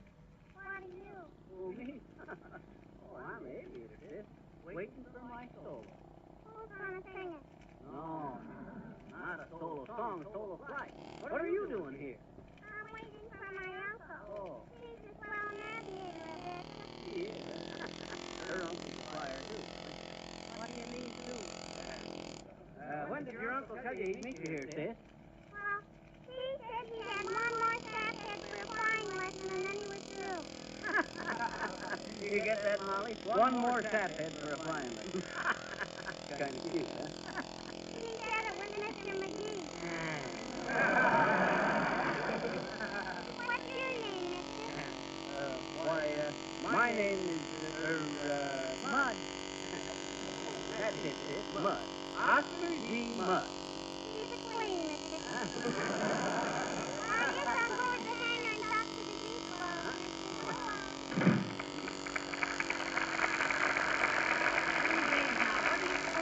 Oh, somebody sent her into this joke.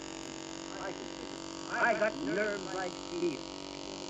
An iron man with nerves of steel, a heart of gold, and silver fillings clamped on a nickel cigar. It ain't funny.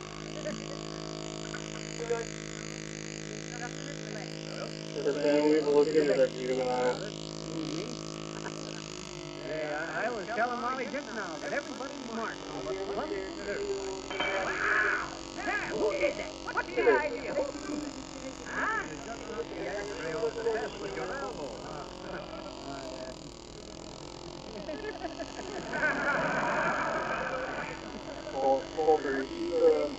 I think you better call the lesson off today. Hey, what do you mean, jumping? I'm cool as a cucumber. Yeah, but greener. Let's go up, huh? What do you say? I'm okay. Stick out your fingers. There, see? Steady as a rock. Oh, you're shaking like a leaf. Smoke too much. Inhale every puff. Come on, let's go up. Just I've been waiting here all day.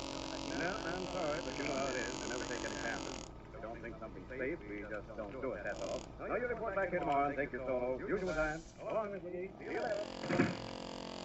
McGee, what are you doing? I'm getting into a parachute, that's what I'm doing. I'll show that wise guy I ain't the dead red shaky I can't solo. Well, if you're going to solo, I'll solo. You're gonna hijack a plane. Now, Mom. Be quiet. Get me into this other parachute.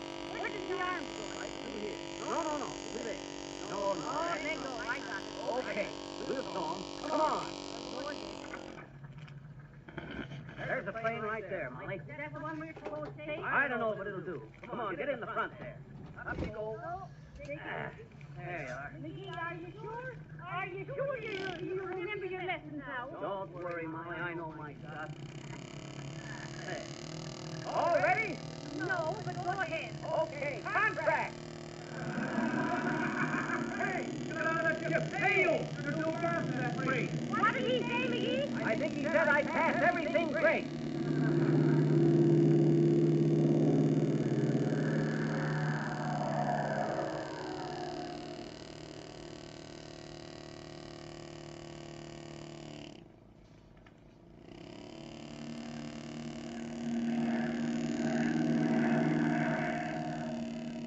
How high are we now, McGee? Oh, don't do that. Do what? I wasn't doing nothing. The air's pumping. Don't give me that stuff, McGee. Air is air. Oh, let's go home. Stop at the parking lot. Go on back. I don't know which way is back. Look over the side, Molly. Oh, I can't see anything but all that smoke. There must be a fire somewhere. That ain't smoke. That's cloud. Oh! McGee, don't do that. Stop it. I ain't doing nothing. The dad bad thing is... Hey, gas. Go on. Quit fooling, McGee. This is no time for romancing. Honest, we're out of gas. We gotta bail out. Bail out? Are we leaking? I mean, jump. Jump overboard. Oh, heavenly days. Don't hurry, Mom. Don't waste time. Go on, jump. Not unless you do. Don't worry, I will. Well, how about the plane? I'll come back and get that later. Go on, jump, and count 10. What for? I'm not mad. We ain't got much time. Come on. 1, 2, 3, jump! Pull your ripcord, Molly. Pull your ripcord. Pull your own ripcord. It don't work. I am pulling it. That's your necktie, isn't it? Oh, yeah. Let's get the little ring. There, they're both open. Look at the ground. Heavenly days, it's coming right up at us. Don't think about it. Put your mind on something else. Hey, do you think the Cubs will ever get back into first place? Stop shouting, McGee. I'm scared. Heavenly days, look down. Look at all the people. It's the racetrack. No, it ain't. That's at the fairground. Hey, we're going to land right in the fairground. Dear, oh dear, how do you steer these things? Why? I want to head for the mattress exhibit. Hey, Molly, when you land, just relax, like me. Just relax, like you. Yeah. McGee, look at the ground coming up. Heavenly days. Hang on, Molly, we're going to hit. Hey, Molly, are you all right?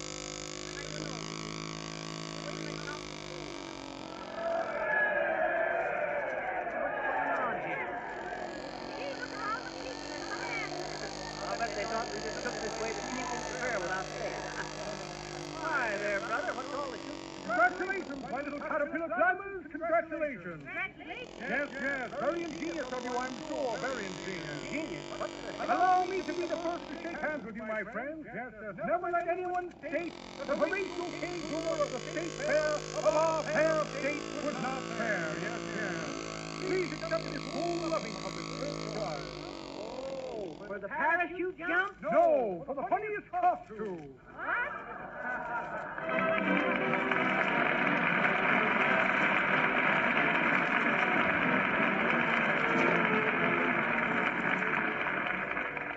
I'd like to give you a word picture of a home that is Johnson waxed for protection and beauty. The floors and furniture are free from dust. There are no smudgy finger marks on chair arms and tables. The wax door frames and window sills are clean and shiny. There's a satiny beauty over everything. If your floors and linoleum are protected with Johnson's wax, they will never go shabby and worn.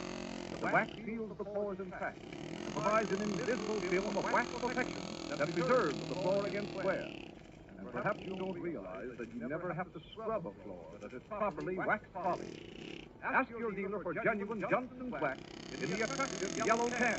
And remember, you save money by buying the larger sizes.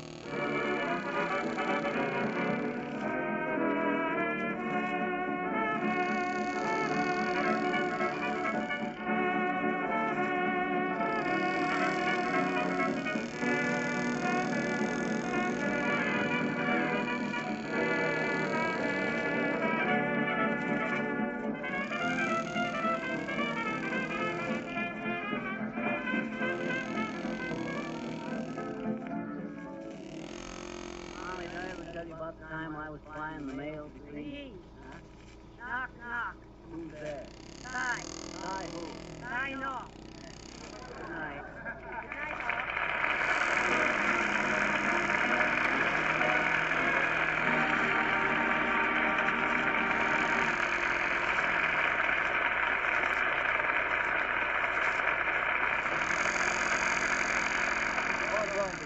The Johnson Wax program has come to you from our Chicago studio, a Red Network program of the National Broadcasting Company.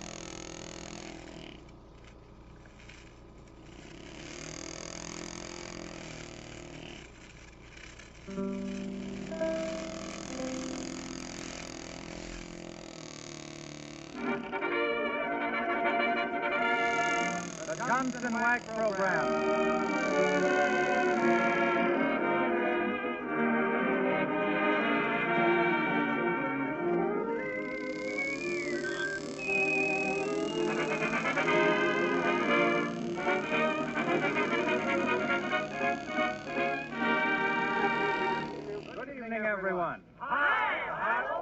Welcome home.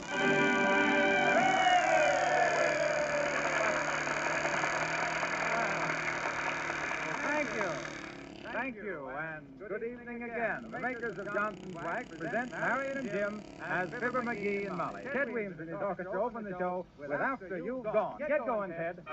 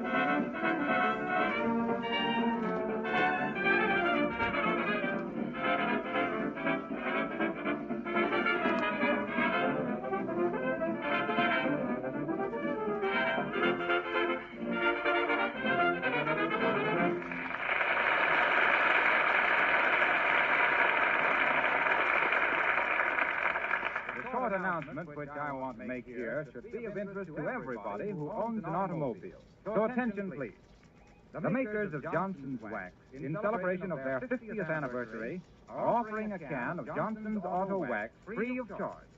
Just go to your service station, auto supply store, or regular wax dealer and ask for Johnson's free gift anniversary package.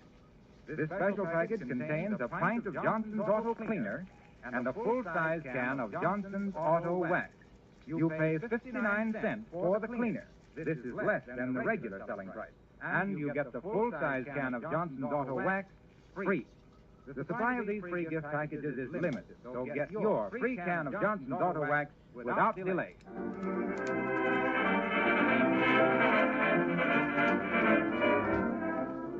It's a balmy summer evening at Wistful Vista, and it's going to get balmier by the minute. Fibber and Molly started out for a stroll. Fibber thought it might be a chummy idea to drop in at the Detective Bureau for a chat with the boys. So here, talking to the Chief of Detectives, we find Fibber McGee and Molly.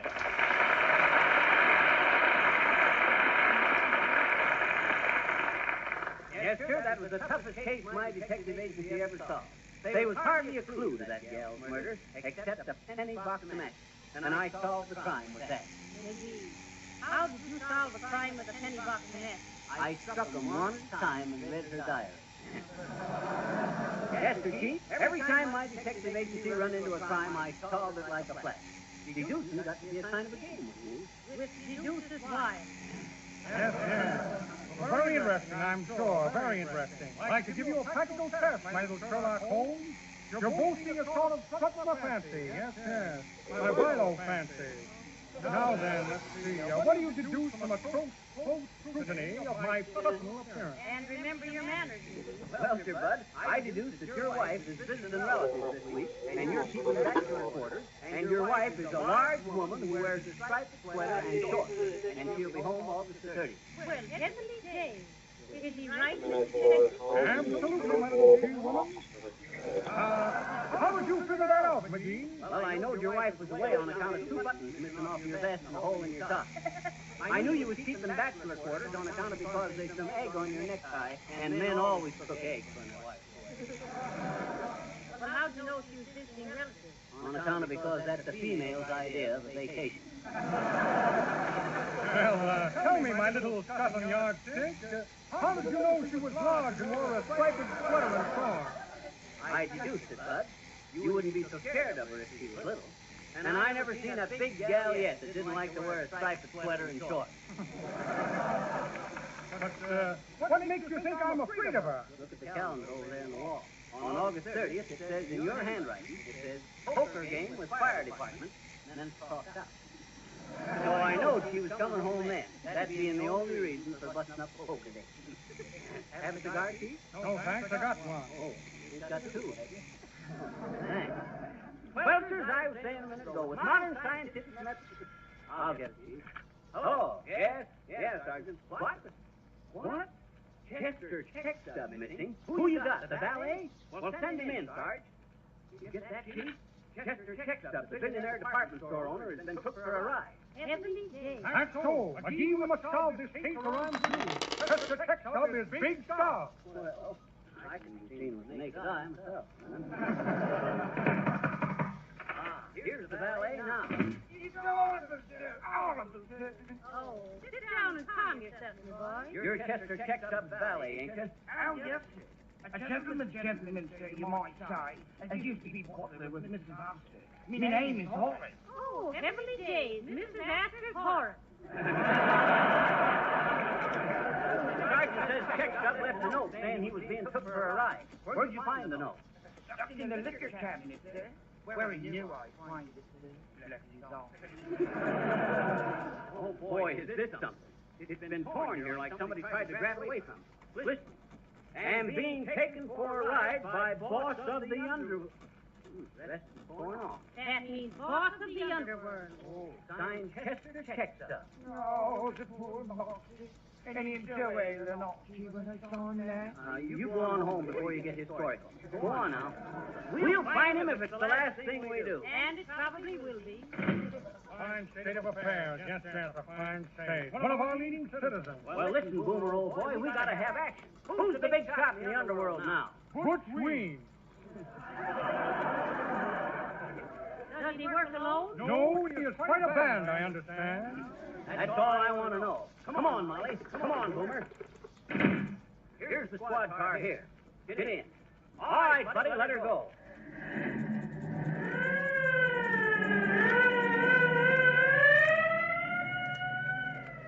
I always wanted to ride in one of these things. Turn on the radio, officer. Yes, my little gun, Molly. Calling RD-41. RD-41, attention. Listen closely, please. That's our car number. RD-41. Stop at Harry's Hamburger Palace and bring the commissioner two with mustard. That's all. It's wonderful what they're doing with radio these days. I always... Attention, car D-41. Calling car D-41. Connection. Make that particularly instead of mustard. That's all.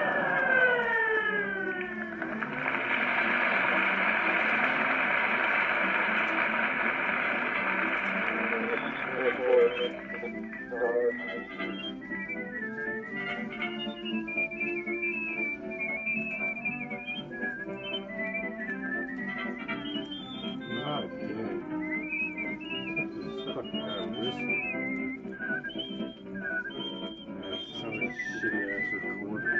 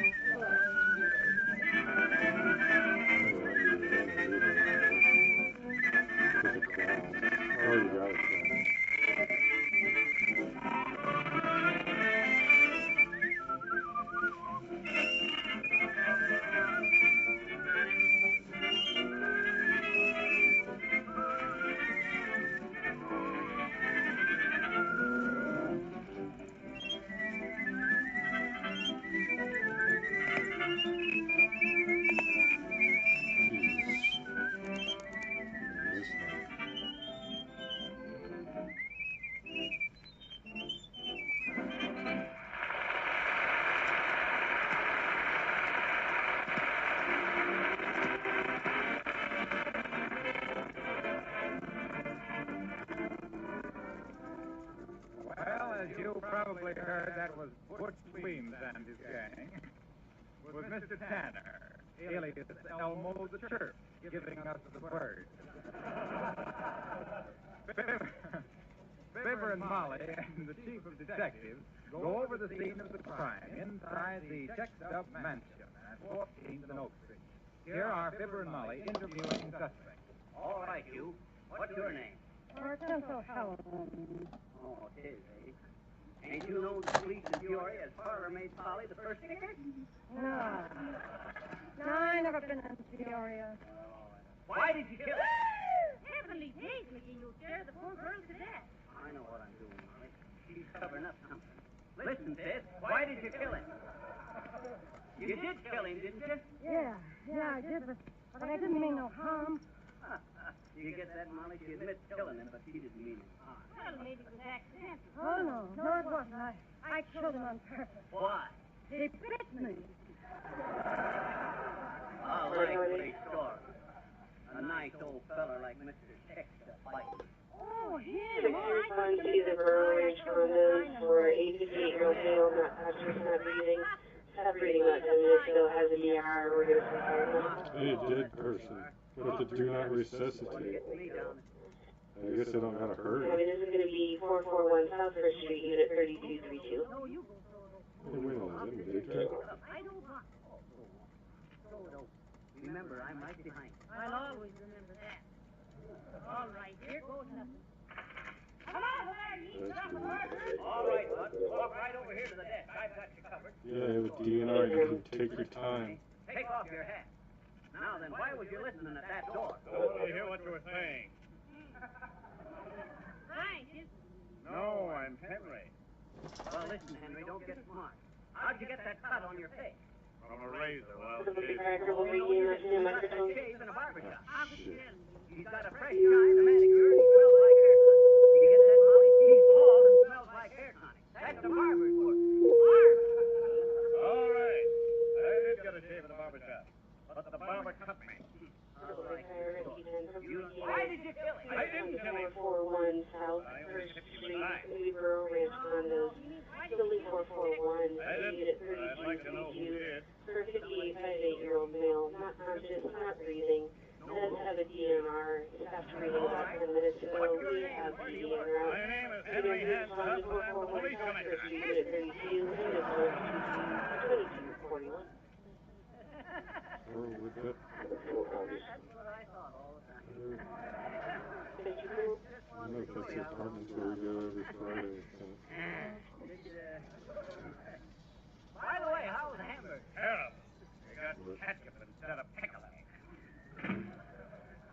Before you interview the next suspect, Yeah, I got a 58-year-old had do not resuscitate. this is the rogue gallery, isn't it? Hey, it is kind of Fuck interesting. this place. That one looks familiar. That face there. What's it say about him? It says number 2345678. Name, Wilcox. Digit, Wilcox. Alias Harpo, alias Harlow, alias Harlow. The one with the dead body on it. 3232. What? And this is going to be the top one on the right-hand side. I can almost expect him to speak. Well, if I did, I'd speak about the quick and safe job Johnson's Auto Cleaner and Polish does on your car. Hey, Harpo. Yes. How are you, Fibber? And hello, Molly. Harpo. Yes. We're working on a murder case. Well, what about it? Don't you think one murder at a time is enough? Oh, all right, I can take a hint. But this is a fine reception for an old con. Convict? Did you want me to order that for you? Poor Mr. Wilcox. The And him just out of the T-Bucks hospital. like Jason? Was it expensive? I don't know. Why did it? Well, I always says that what this country needs is a good 5-cent car. Look at this next one.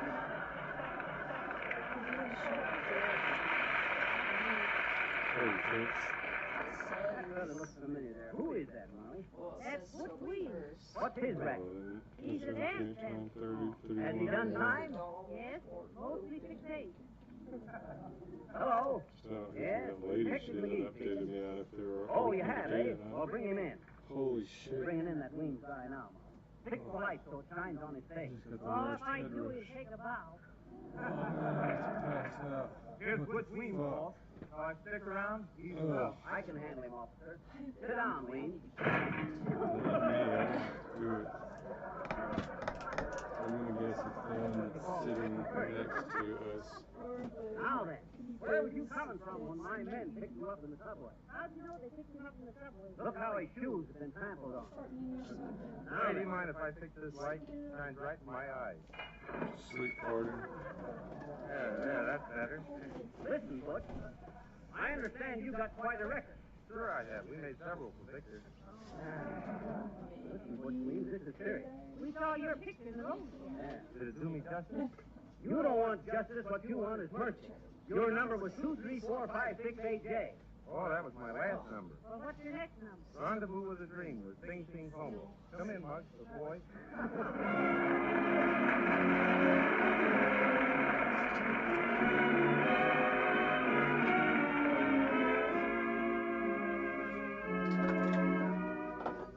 When the moon begins to dim, I'll have a rendezvous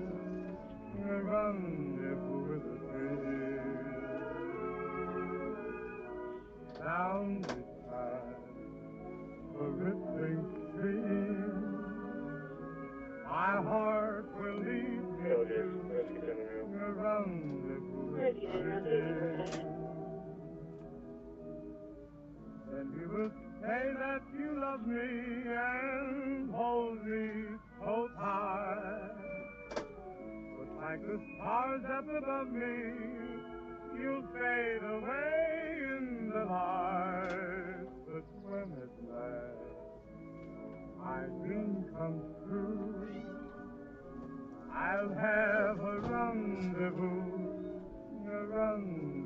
with you.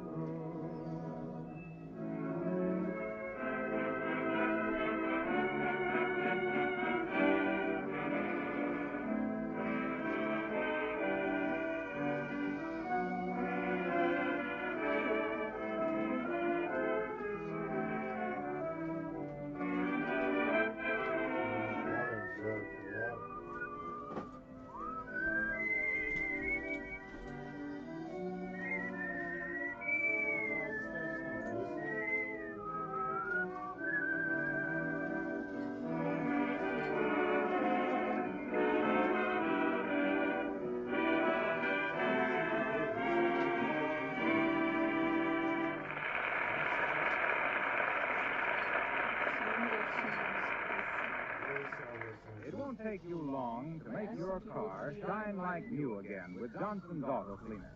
This remarkable new liquid cleaner dries quickly to a white powder. When you wipe off the powder, along comes all the old dirt and road film, leaving the car bright as a mirror.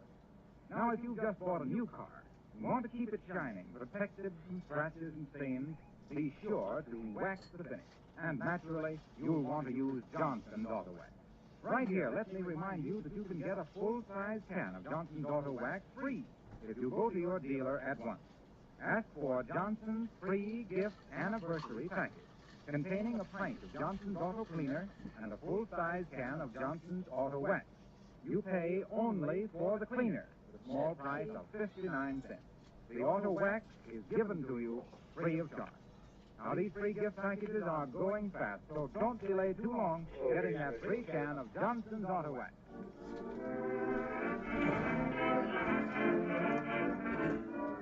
Now, back to the Textub Mansion, where Detective McGee is interviewing the Chinese cook. What's your name? I sing. What do you know about this disappearance of Chester Textile? No sabe disappearance. Him go plenty, come back plenty. Me no care. Me go on cookie. Why ask me? Well, the husband was a detective. Like Charlie Chan? Well, something like Charlie Chan. Smart, eh? Hope so. Charlie Chan, he big fakey. Him American man, pick you up like China boy.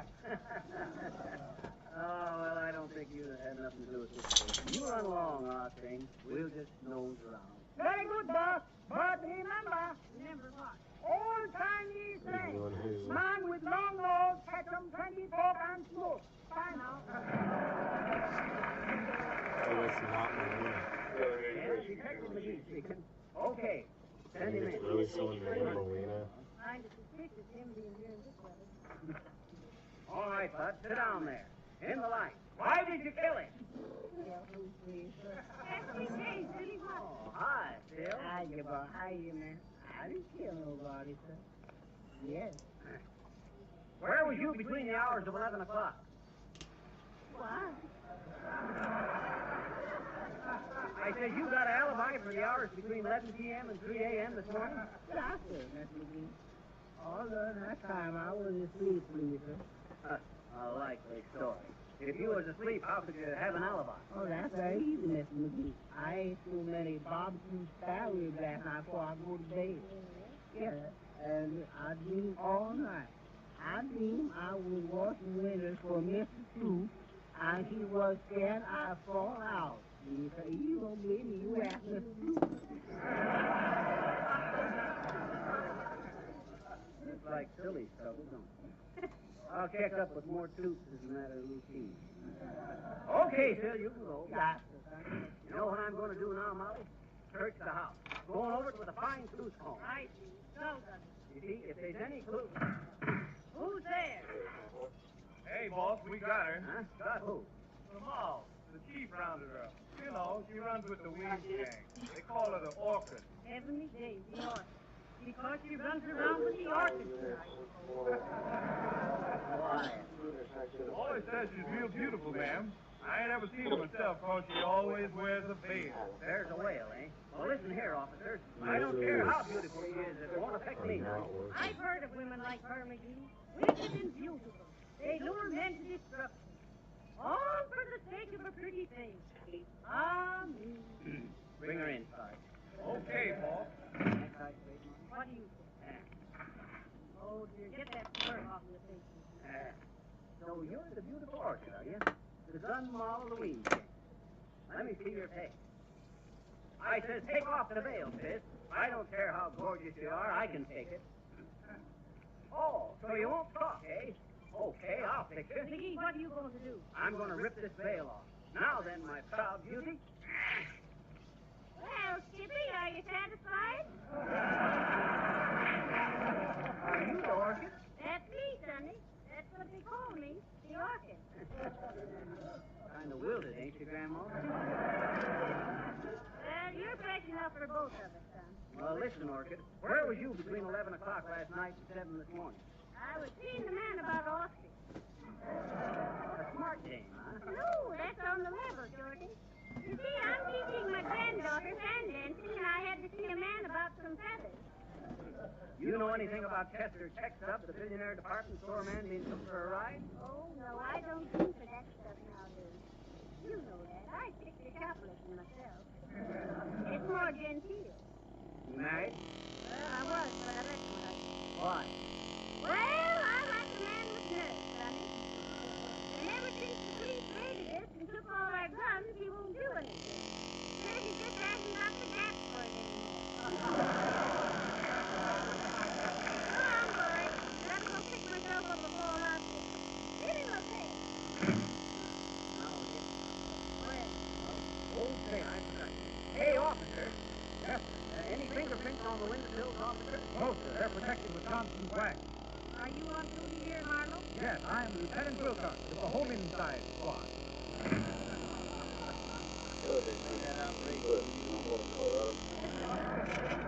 Come on, Molly. I'm going to search the house. Hey! I've been the first one. All coming up tonight. Two. Big hand, green, red, all the keep on the top there. What was it for? Well, the husband ought to make you like this. Yes, yes, a very fine idea. I checked a couple of rumors. Well, go right ahead. If you want me for anything, I'll be right behind the third key to keep hard. He don't take this murder serious. He's probably one of those people who reads the last chapter first and see how it comes out. What meeting is this first? Come on upstairs. I want to see old tech stuff.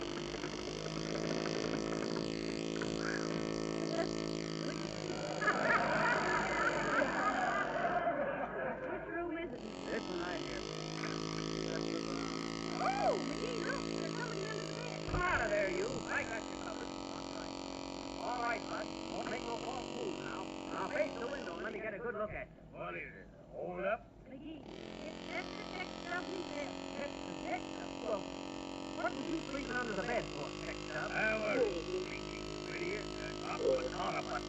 Well, we found a note Good that said luck you back were to the third site. What do you mean, murder? WX5. And being taken for a ride by boss of the underworld. Oh, not. That's no 10 points. That went right to one of my employees. One of your employees? Yes. Boss of the underwear department. That's a heck of a note.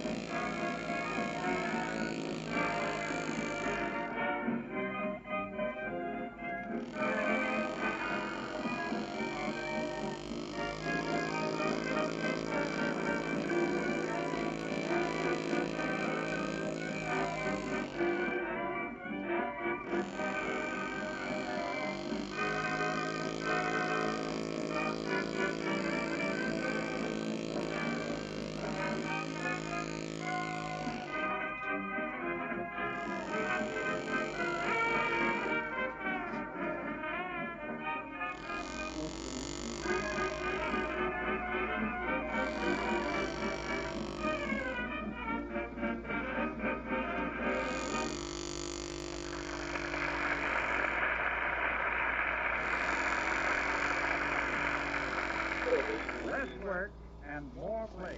That's what most women want and should have during the hot summer months. That's why millions of housewives have become so enthusiastic about Johnson's Glow Coat. This remarkable no-rubbing floor polish is so easy to use. It dries in 20 minutes and leaves a beautiful polish on floors and linoleum. You don't have to do any rubbing or buffing. Just put Glow Coat on the floor and forget about it until it's dry. From that time on, your floors will be much easier to care for. Dirt and dust can't cling to the shining surface. The polish is tough, long-wearing, and it saves the floor underneath from getting worn and shabby looking. Ask your dealer for Glow Coat, spelled G-L-O-C-O-A-T. It comes in the attractive yellow can. And remember, you save money by ordering the larger sizes.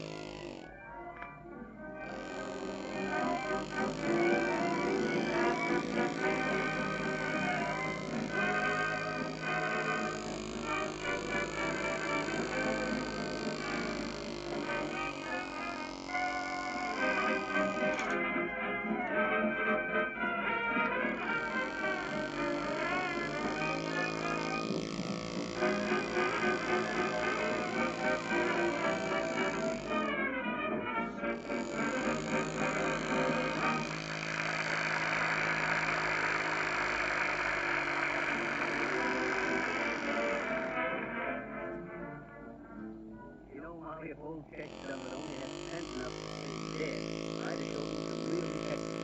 Likely so. I bet you think that Sherlock Holmes is a subject. Good night.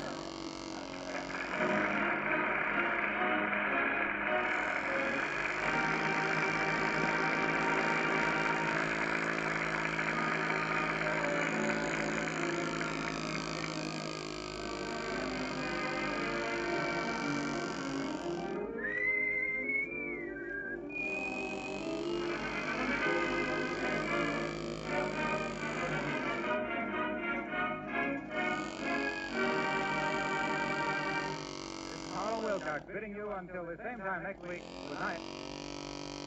This is the Red Network of the National Broadcasting Company.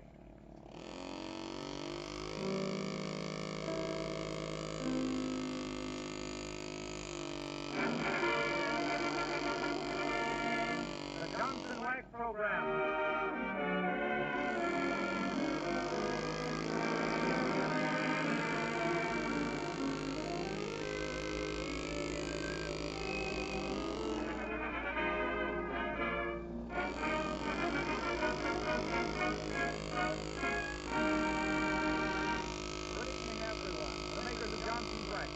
Marion and Jim as Fibber McGee and Molly.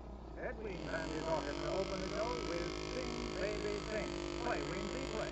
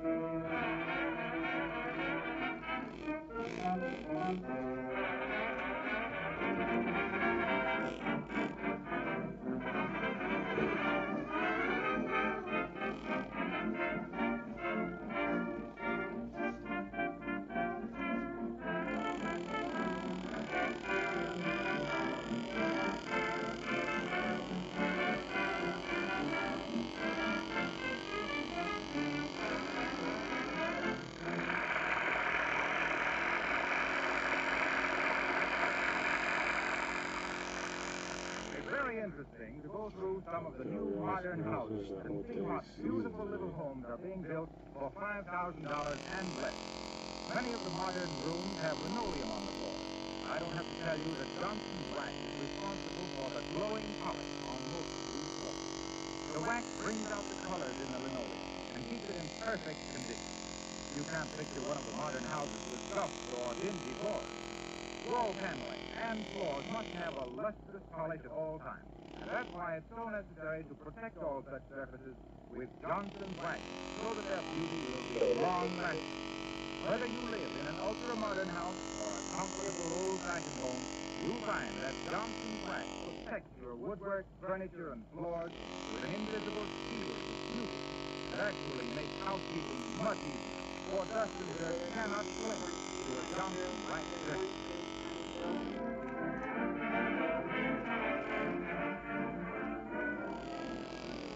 The McGees are celebrating their wedding anniversary tonight and have planned a big garden party for all their friends. But, not having a garden, Fibber has taken it upon himself to clean up the vacant lot next door for the purpose. And here, clearing away the old cans and bottles, we find Fibber McGee and Molly.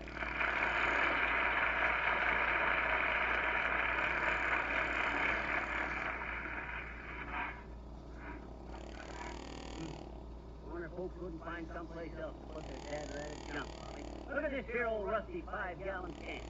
Can you imagine what kind of a dim-witted, unthinking, left-handed lame brain would deliberately dump this old can next door to a nice house like ours? Why, sure. You threw that there yourself. Oh, well. Just I had to put it someplace. Mickey, you got a strong small can of stuff. I don't want you to be cutting yourself on a tin can. Oh, I like to get at these here jobs bare-handed. Matter of fact, I don't mind a job like this at all. It's something I can get my teeth into. Getting your teeth into a tin can? Why, you talk like a ghost. Oh, there's the name then. Yoo-hoo, Mr. Ingle. Anything for us? Hello, Mr. McGee. Hello, Mr. McGee. You're getting old, eh? How long you been carrying the mail? Oh, Miss Kathleen, give me the fact. I see you're getting ready to celebrate your anniversary. How'd you know, Red? That's all on this postcard. Says, many happy returns of the day. We'll be glad to accept your invitations. Please wire me if you will serve soup or selling. 5 miles, please. Well, he's our sound effects man. He wants to know what noises to bring. Is that all the mail there is for it? That's all day, Mr. McGee. Got one for Kathleen, though. What's it say, Bud? I don't know. It's a letter with please, so I guess. I'll have to wait and read it over Wheaton's shoulder. Here, let me take it. I'll hold it up to the light. Why, well, don't be so nosy, McGee. The idea of reading other people's names. What's it say? Ain't even addressed to Ted. It's sent to the Johnson Wax Show. Well, what's it say?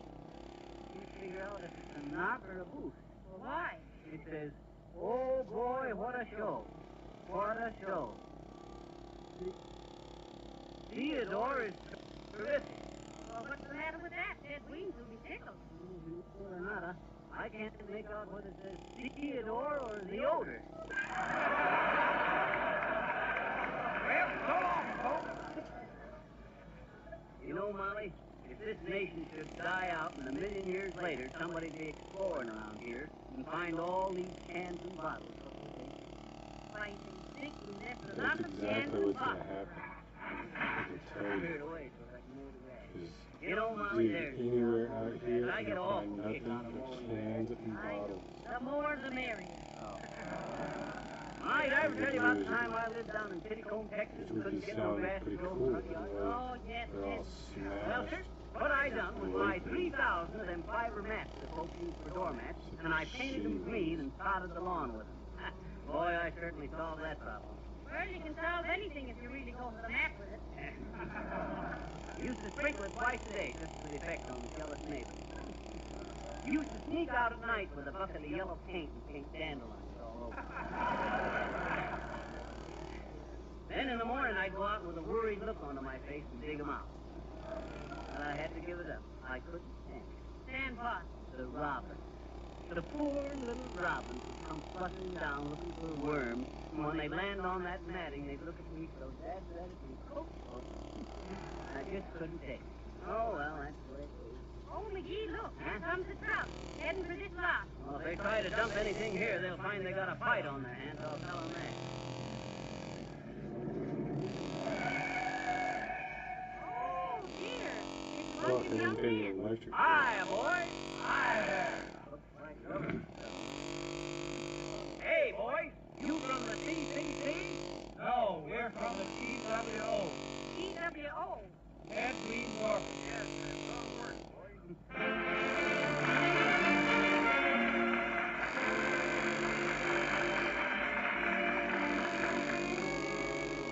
Every street I walk on becomes a lover's lane when I'm with you. I can see the sun going out in the rain when I'm with you. To lose you would be tragic. Here is my heart unfurled. You have that certain magic. You're the seven wonders of the world. And they're still looking for the lost ATV people. Oh, fuck it, we'll find them tomorrow morning. They probably won't die tonight. When I'm with you. Hey, you said there's a lot of ice there. What the fuck is that? You are my magnificent obsession. The world is all mine. Nothing but when I'm with you. Maybe it was a free service. She rescued you from the fucking world in the middle of the night. And you dropped the ATV off.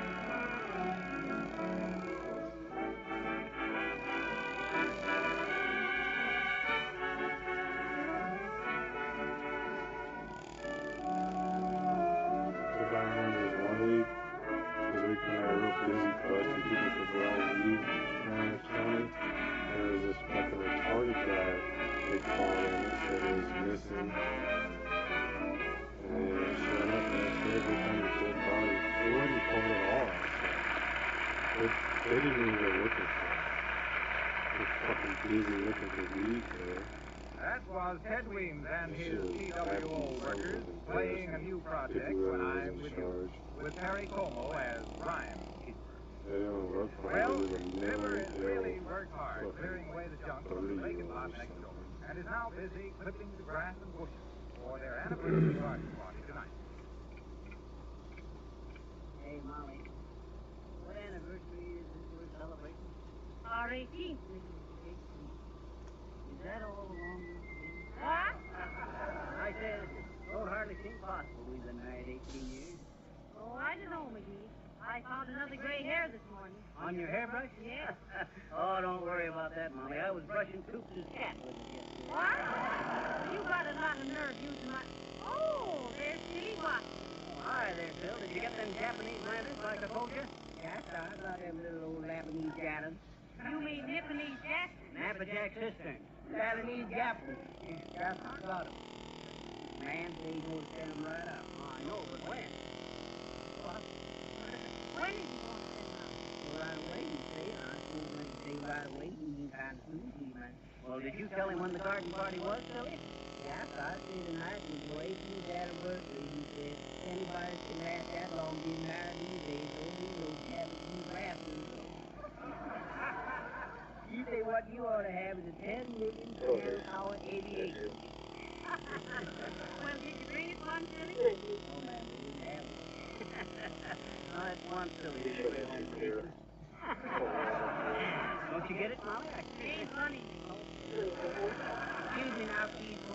Well, they call the medical people out there for if it's a do not resuscitate. Philly probably That told him we is just got called married and didn't corner. want him till our 18th. Hey, you! Get out of there! I If just they lit want this murder, one up. the police will come in and determine that. What are you looking for? They don't even let the ambulance in, which this is Hey, you! Hey, I like tonight that we didn't bother checking it out. Japanese days, the They nerve. found one inside and they stuffed it. The matches and stuff, he dumped that up my nose. McGee, you got what the Germans call a dump car. Hey, Molly, there goes Parker Gibbs. Hi there, Gibbsy. You coming tonight? Oh, I wouldn't miss it for a farm. How big a farm? Take her a window box. See you later. Where's all them guys going, Molly? Country Watchman just went by a minute ago. Why, they're all sitting under that big tree over there playing mumbly things. And musicians. Always sticking an eye in something. Oh, hi, Perry. Hello, Feather. Hi, Molly. Hello, Perry, darling. You coming to the party? Our 18th anniversary. Oh, I see. I'll be there now. Yes. Hi, boys. Molly, them fellas, they don't seem to realize the importance of our affair tonight. McGee, after being married 18 years, I'd hardly call it an affair. Did you order the folding chairs, Molly? Yes, but I don't want them sent out till the last thing. You might get damp and hurt the finish on them. Ah, but you wouldn't have to worry about that if they were protected by a gleaming coat of Johnson's wax. Oh, hello, Mr. Wilcox. Hi, Harpo. Hello, folks. Say, nice job you're doing on the trimming, Fibber. But then, you always were a clip. Hey, Harpo. Yes? Did you ever play building and loan? No, how'd you play it? Get out of the building and leave us alone. Well, I'm afraid I can't stay any longer. No, don't insist, don't insist. Well, go on. Well, hold Harpo. Oh, hello there, Gerald. Hello, Mr. McGee. Hello, Mr. McGee. I just thought I'd drop in and see if there's anything I can help you with for your party tonight. I don't. I told Dad you were having your 18th anniversary party. And Dad said that you did things. I mean, you really did, Billy.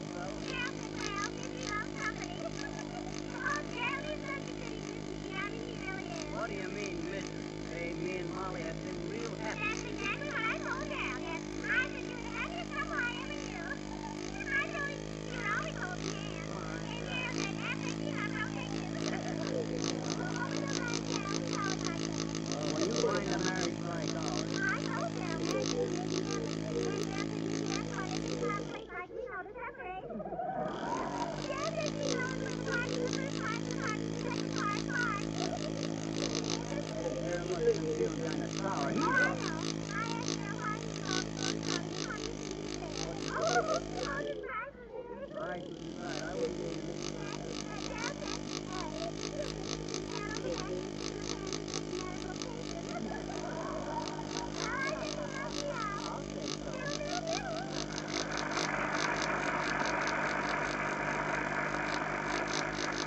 wonder if that's all the coroner does is come and gets dead bodies at random times. And you really have no choice at what time you work.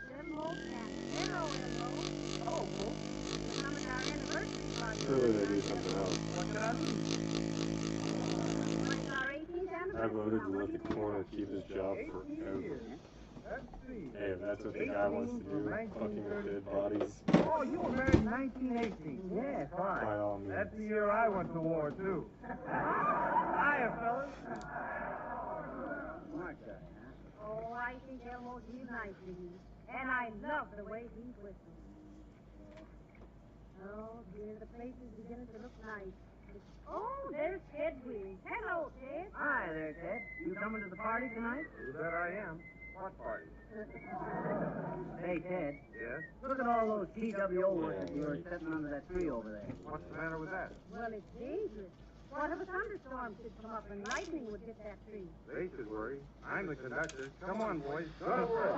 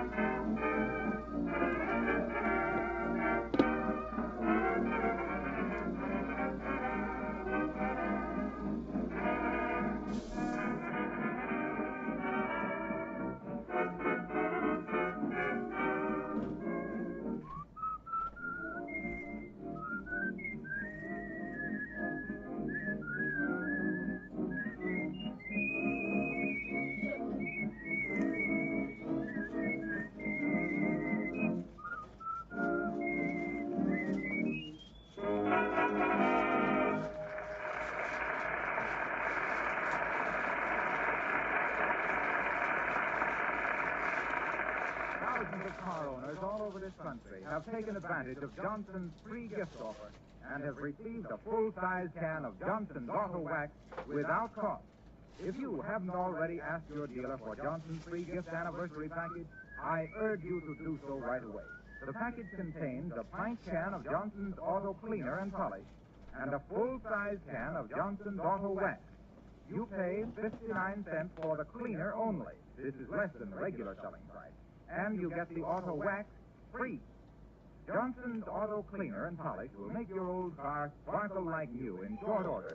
Johnson's Auto Wax protects the beautiful polish, keeps the finish from becoming scratched and stained. When you Johnson wax your car, you cut down on car washing. And later, when you want to trade the car in, you will get more money for it if the finish has been wax protected. Go to your dealer tonight or tomorrow morning and get free a full-size can of Johnson's Auto Wax in the free gift anniversary package.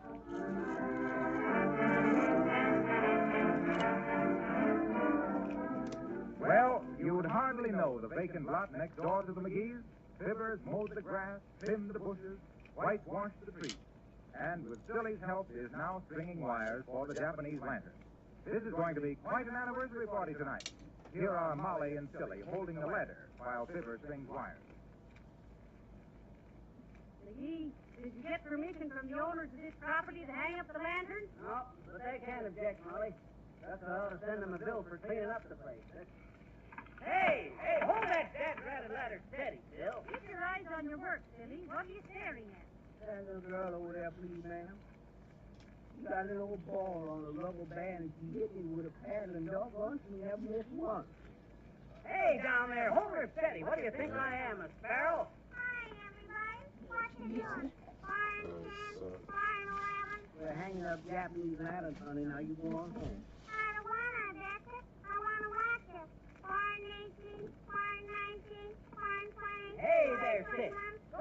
bother us. Go play someplace else. Wanna play here, Betsy? 130, 131. What you hanging the lanterns up for, Watch it. Go on away now, little girl. Go on, get on home now. Oh, why you hanging the lanterns up for, 152, 153, It's for a wedding anniversary, sis. Now go on away. What's the wedding anniversary, What is it? 159, 150. What is wrong with this kid? Wedding anniversary means that we've been married for a long time. Why? That's it, I don't know why. I mean, look here, sis. Hey, hold that ladder! Hold it! Hey, hold!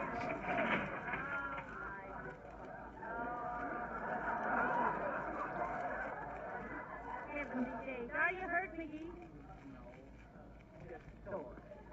Now you listen here, sis. Gee, that was funny, mister. Do it again. Yeah, snap my sunburn. He never miss a beat. Listen, dearie.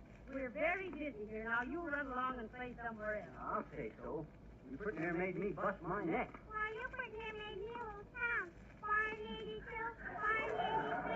483. 484, 485. Quiet, Bill.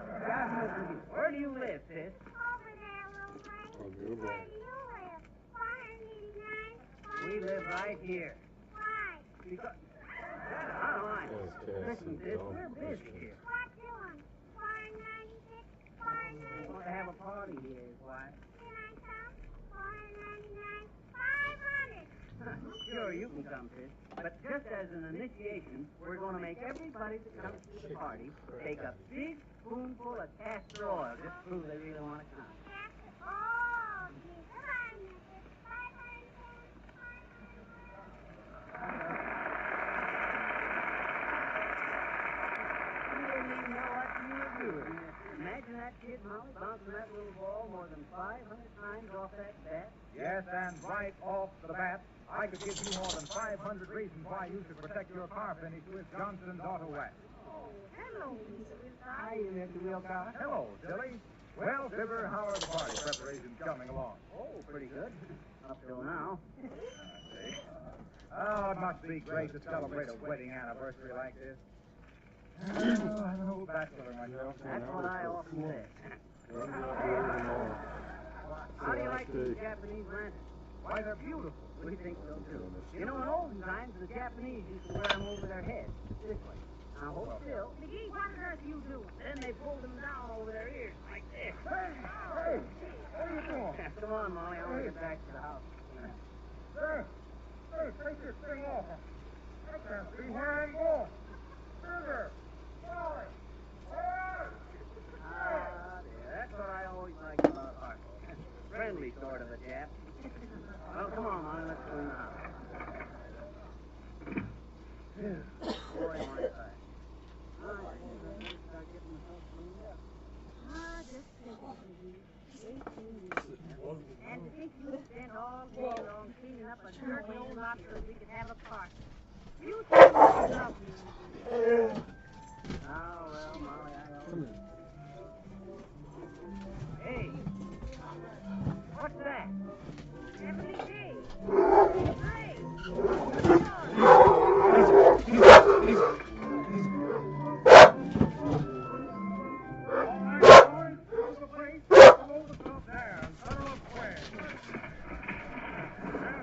Hey, wait a minute.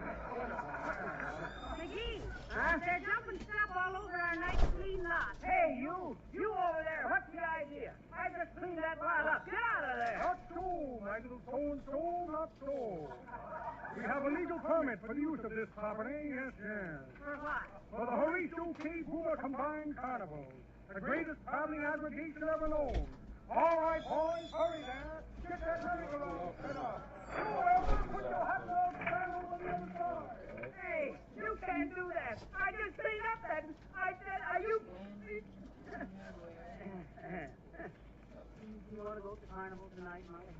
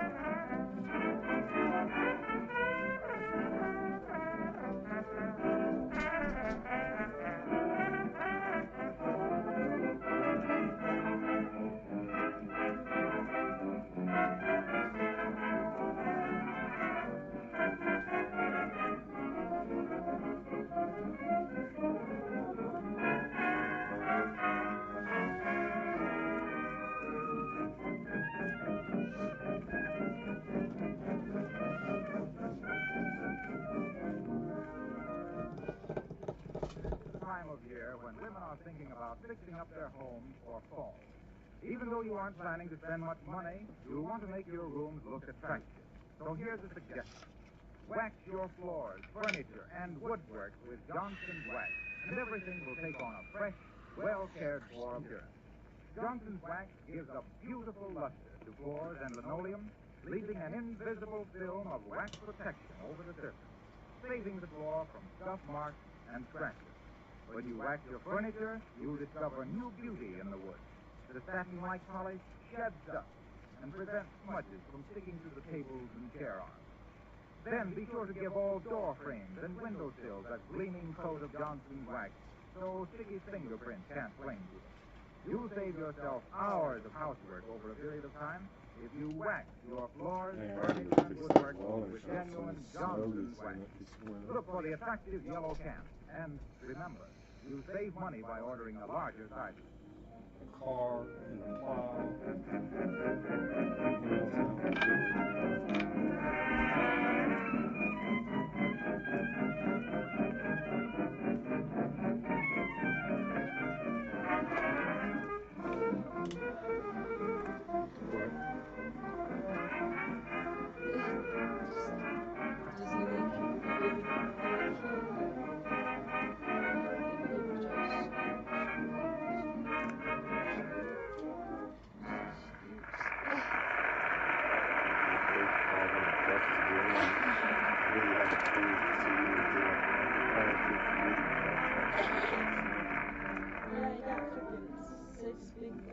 Folks, all jokes aside, this really is our 18th wedding anniversary. And we hope everybody If you don't pay, they gotta stand behind a fence and watch all the kids who paid get candy. Quiet! Good night. Good night, dog.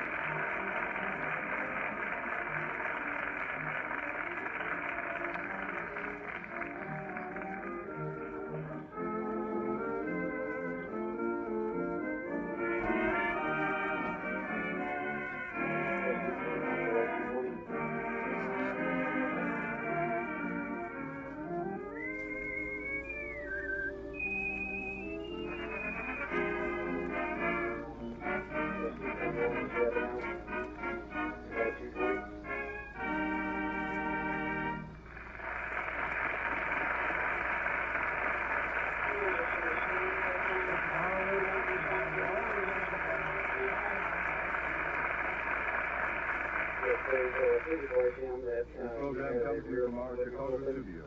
This is the Red Network of the National Broadcasting Company. Oh, all this shit's falling out on the highway.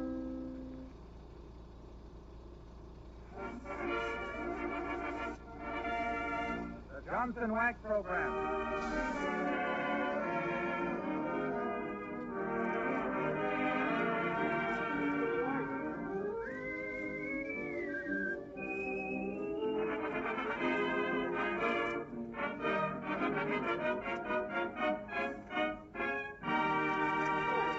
Good evening, everyone. The makers of Johnson's Wax present Marion and Jim as Fibber McGee and Molly. Ed Weeks and his orchestra open the show with Sing, Sing, Sing. Take it, Ed.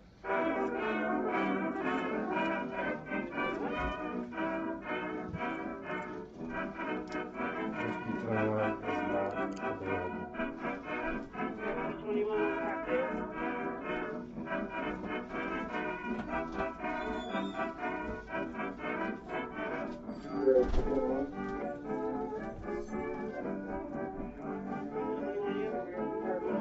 How do you know that? You're psychic.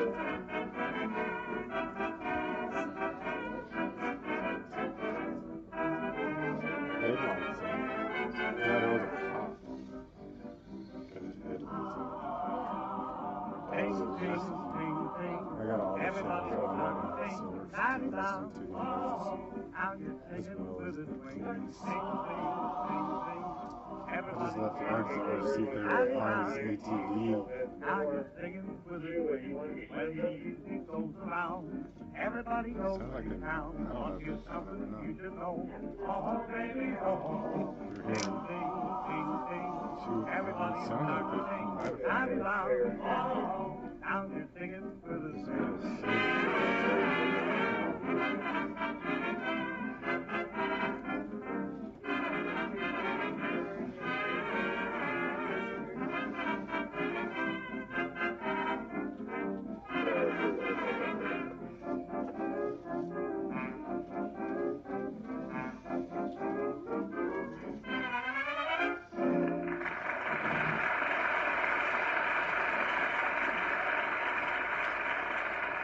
Do you realize that an enemy is at work ready to destroy the finish on your automobile?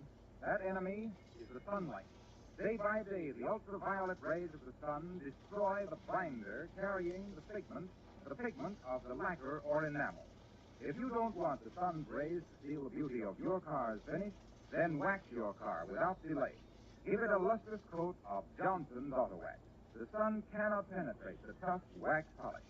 The finish will stay bright and beautiful, and your car's trade-in value will be much higher if you protect it now with Johnson's Auto Wax.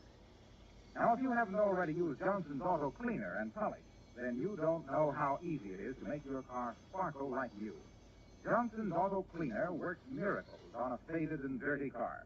It quickly removes road film and discoloration without injury to the car finish. You'll say it's the easiest cleaner you ever used. Right now, if you go to your auto supply store, service station, or regular wax dealer and purchase a pint of Johnson's Auto Cleaner, you will receive a full-size can of Johnson's Auto Wax free in celebration of Johnson's 50th anniversary. I'll tell you more about this free gift later on. 50th, they're almost under 100. They don't sell this product anymore. Well, here is something. I know for a His fact. Honor Judge Blatherskite of the Wistful Vista Domestic Relations Court is on his vacation. But the court docket was so full they had to You find buy a substitute vintage for him. tins of Yes, on eBay. you're right. Fibber McGee suggested himself for the $40. post, claiming large experience in the matter. So here, just about to open the session, we find on the bench those two giants of the judiciary, Fibber McGee and Molly.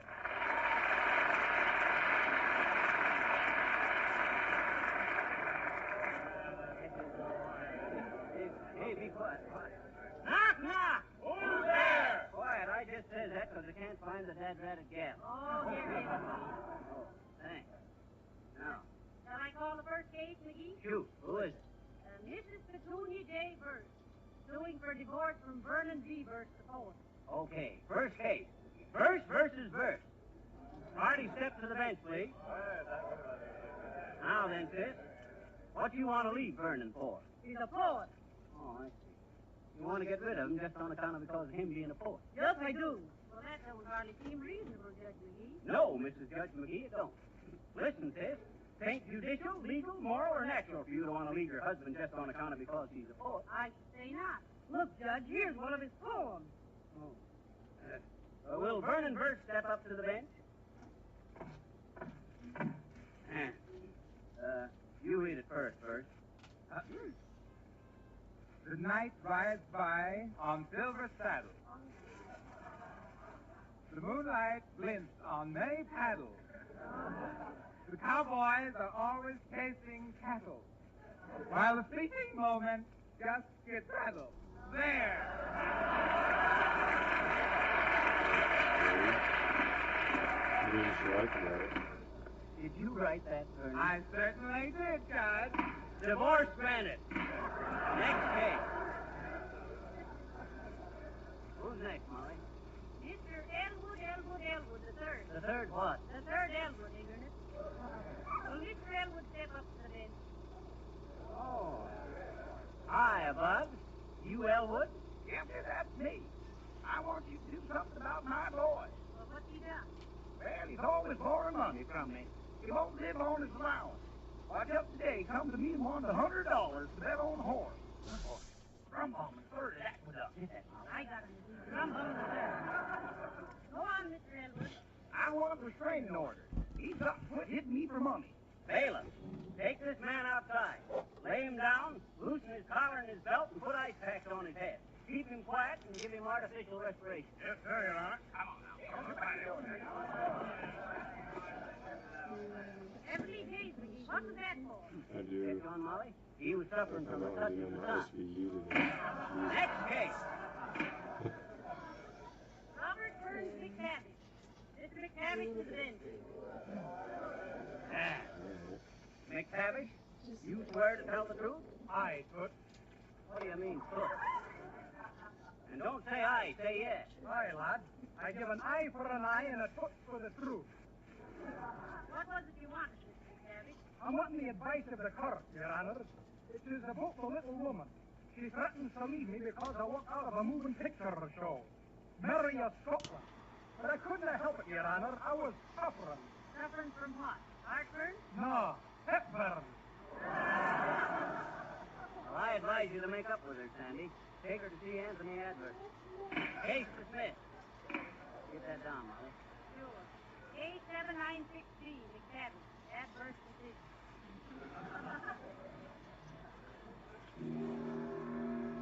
Every day, what's happening?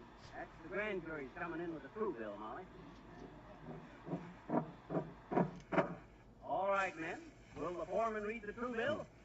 We find it absolutely true that Johnson's Auto Wax and Polish will protect your car from dust and dirt and make it shine like new again. Thought that case was settled long ago. Next case. The next case is Mary Rowe versus John Doe, Judge McGee. Thank you, Mrs. Judge McGee. Mary Rowe and John Doe to the stand. Well, folks. Well, what's your trouble? Well, my stars, Judge, he knows I'm a Democrat, and he spends the whole day long cutting off sunflowers out of yellow fells. Goodness, I don't know what to do. Oh, we can't let politics bust up a happy home. Now, what are you thinking? Oh, I got it. Mr. Doe, from now on, you wear a sunflower felt and let her wear a rose felt. Case dismissed. That's setting a precedent, McGee. Next case. The next case is Community versus Como. Mr. Perry Como to the bench. Hello, Molly. More respect for the bench, Mr. Como. All right, darling. What's the community got against Perry Como, Mrs. Judge McGee? Well, Judge McGee, the arresting officer said he was found with one arm around the fire hydrant and the other arm around the lamp post. He told the officer he was a trio. Is that true, Perry? I forget. Oh, now, come. You did do that, didn't you? I forget. What night was this, Perry? I forget. What were you singing? I forget. Bailiff, take this man out. I remand him to the custody of Ted Weems for his next musical number. What's the number? I forget. What is it, Como? Did I remember?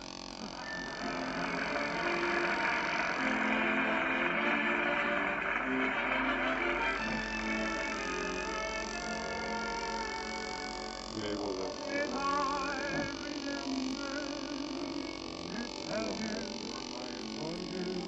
And I am living for you alone. Did I remember to say I'm lost without you? They were pounding when they gave up looking. How mad about you? Pretty sure they didn't get it. Looked like that was on the way to the hospital. You were in my arms, and that was all that I knew. We were alone with two. What did I say to you? Did I remember to tell you I adore you and say forevermore you are mine?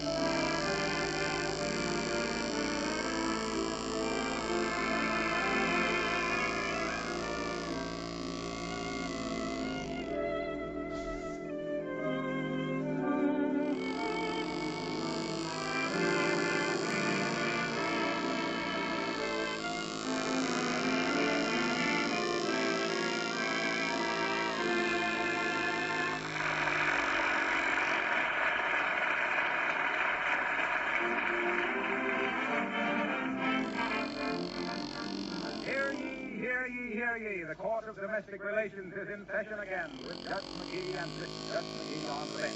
Next case. What's the next case, Mrs. Judge McGee? Next case, Judge McGee, is Jackson versus Watson. Breach of promise. Parties in court? Are Jackson and Watson in court? That's the defendant, Watson, Your Honor. We have a deposition for the complainant. The defendant to the bench. Now then, young fellow. Oh, it's really Watson. Yes, ma'am. Hi, Miss McGee. How you doing? Judge McGee. Yeah. Are you defending the promise What? Listen, Phil. This gal Rosebud Jackson said you promised to marry. Is that right? Yeah. No. What do you mean, yes or no? Well, I mean, I did, but it ain't right. You changed your mind. Yeah, I did. Why? What? Why did you go back on your word, Phil? Miss McGee, please, I had to sign it. It was late at night. Yes, and believe it or not, you were waiting for a sleep. How you know that, Miss McGee? I know. Yes, here, Rosebud, she come along and she say, hi, you silly. I say, hi, Rosebud. She said, how about you we get married? I said, what for? She said, now, you don't mind what for. She dropped me and kissed me. She said, we engaged, we're going to get married in October. October, I see. Want to make you the fall guy. And you told her you would, did he? Yes, ma'am, I'm afraid so. Why did you say yes if you weren't sure? Miss McGee, it was late at night and she saw me coming. It was the last one I had in some reason. You would let me go, and I said yes, and I had to say yes, so I Looks like a clear case of habeas corpus, Molly. And let's give it to Nolly Cross. Unknown any weapons unknown on the Nolly yard. Cross, that means no Prosecution. yes, ma'am, but you don't know Last Rosebud seen Jackson, was you don't prosecute me continually. But kill me now, please. I gotta go tell my mama I ain't gonna be no bride.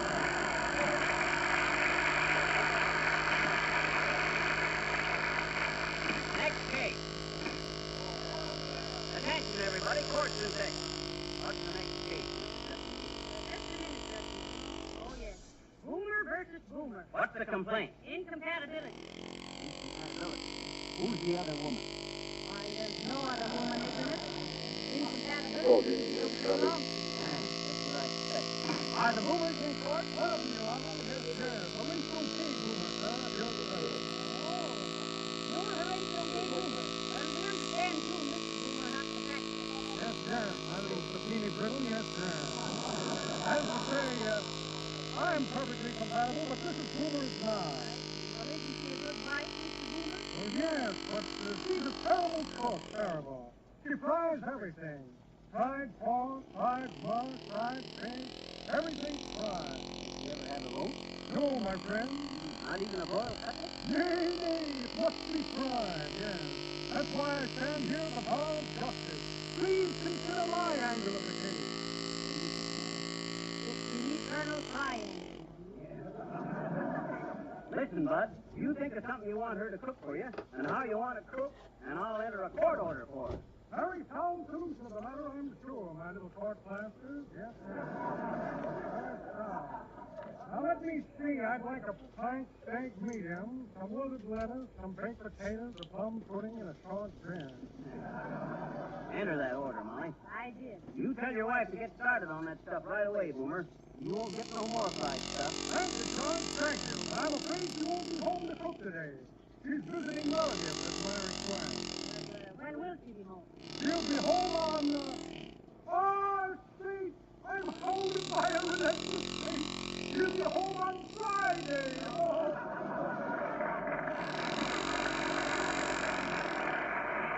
Next case. Who's next, Molly? Well, Hattie Homebody versus Homer Homebody. Wants alimony. What ground? Well, she says she's so busy with her house work, she never has any fun. The homebody's in court? Oh, Your Honor, I'm counsel for Mrs. Homebody. Oh, hello, Mr. Wilcox. Hello, Molly, baby. Your Honor. Hi, Harpo.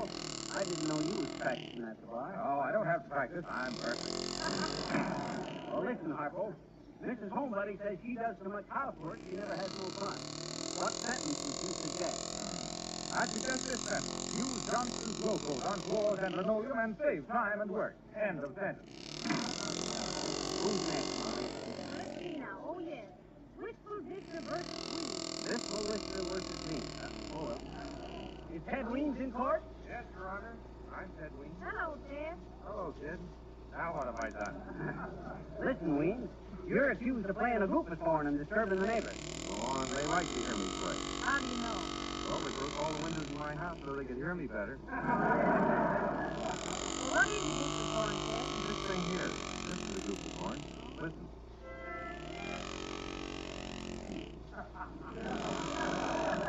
Well, it don't sound so good myself. No, I think it'd be better if it was accompanied by something, Ted. By what, for instance? A police escort. Hey, who are them gals you got with you, Ted? Oh, these. This is Ida and this is Sweet Sue. Couple of nice little numbers. Yes, I'm giving them quite a play.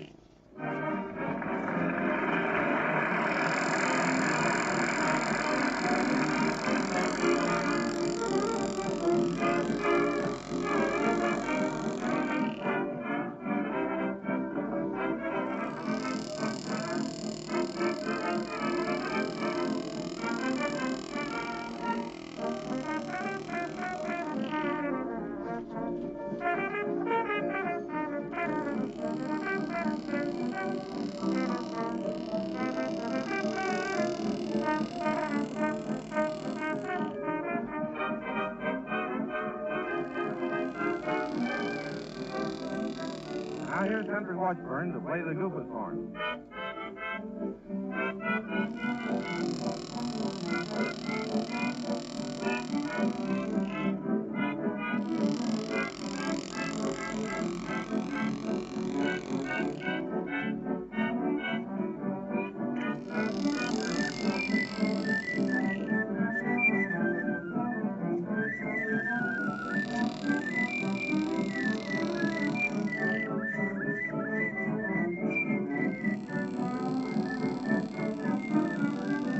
And now the bazooka.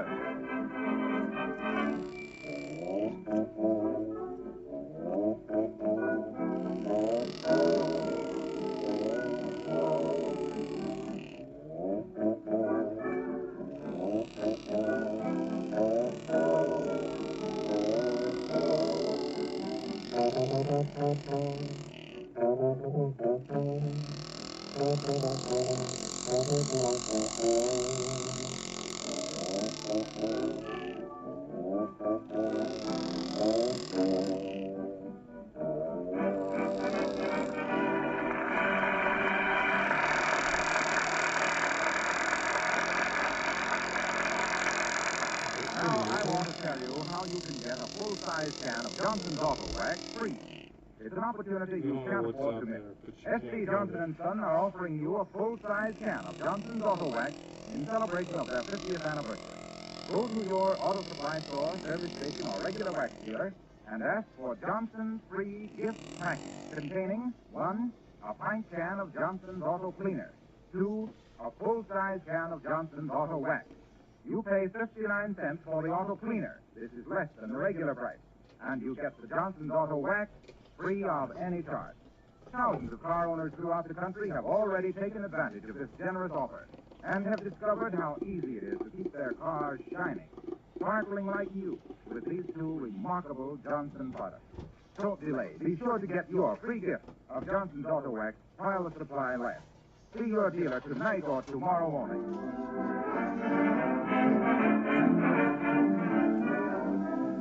The Wistful Vista Domestic Relations Court is again in session. The magistrates, McGee and McGee, are on the bench, ready to take another dirty dig at the docket. Attention, everybody. Court's in session. What's the next case, Mrs. Judge McGee? The next case is Hot Shit versus Sinful Bomb. Suing for $2 million heart bomb. Boy, $2 million, huh? You must have awful big heart. Hot Shit versus Sinful Bomb. Parties in court? Yes, they are, Your Honor. Want them both?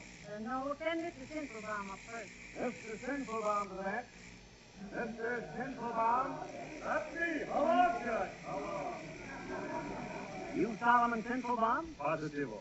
Well, you're being sued for $2 million tort bomb, Mr. Sinfulbaum. Have you anything to say? I certainly have. What is it? Did you bust this little gal's heart, Sinfulbaum? Her what? Her heart. Don't be silly. If she had a heart, would she be suing me? There's something in that, too, Molly. Don't you love her, Mr. Sinfulbaum? Hooey! She's already having 12 husbands. What? One at a time, I mean. And I'm refusing to make myself unlucky with 13. I don't blame you, Bud. She's been married 12 times, huh? 70 days, 12 times. Positivo. A banker's doesn't. You see, Judge, when she's first suing people for heart bombing, she wins the case. She was so happy she married the jury one by one. Oh, she's so fascinating, Judge. I was bewitched. But now I am busting the spell. Sounds like she's a gold digger to me. Well, you go sit down, Sinfulbaum. Peggy Hotchkiss to the bench. Peggy Hotchkiss. Says here that she's a Follies girl, McGee. Here she comes, Molly. Give a load of the lace stocking. Boy, what a figure. Hey, maybe I'd better interview her in the judge's chamber. She might be sensitive. No, well, if she is, it's time she got over it. 12 husbands. All right now, sis. Just make yourself comfortable. Don't be nervous. Are you Peggy Hotchkiss? Are you Peggy Hotchkiss, the Follies girl? Hey, you, sis. Raise your head. I want to see your face. All right, Skippy. Do I get my $2 million? Well, for the... Hey, Grandma, are you Peggy Hotchkiss? Not hot ass, Sonny. Hot kiss. Keep the charm, give me kiss. I understand you've been married 12 times, Grandma. Is that true? Well, to date, I've been through an awful lot of rehearsal, Shorty.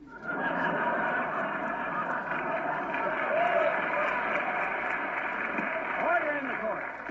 Seems to me you ought to find one of them to make you happy. What you suing old Sinfulbaum for? $2 million. You know that. I know, but how could he bust your heart $2 million worth? Yes, 70 days he's got a beard down to his waist. Why, sure.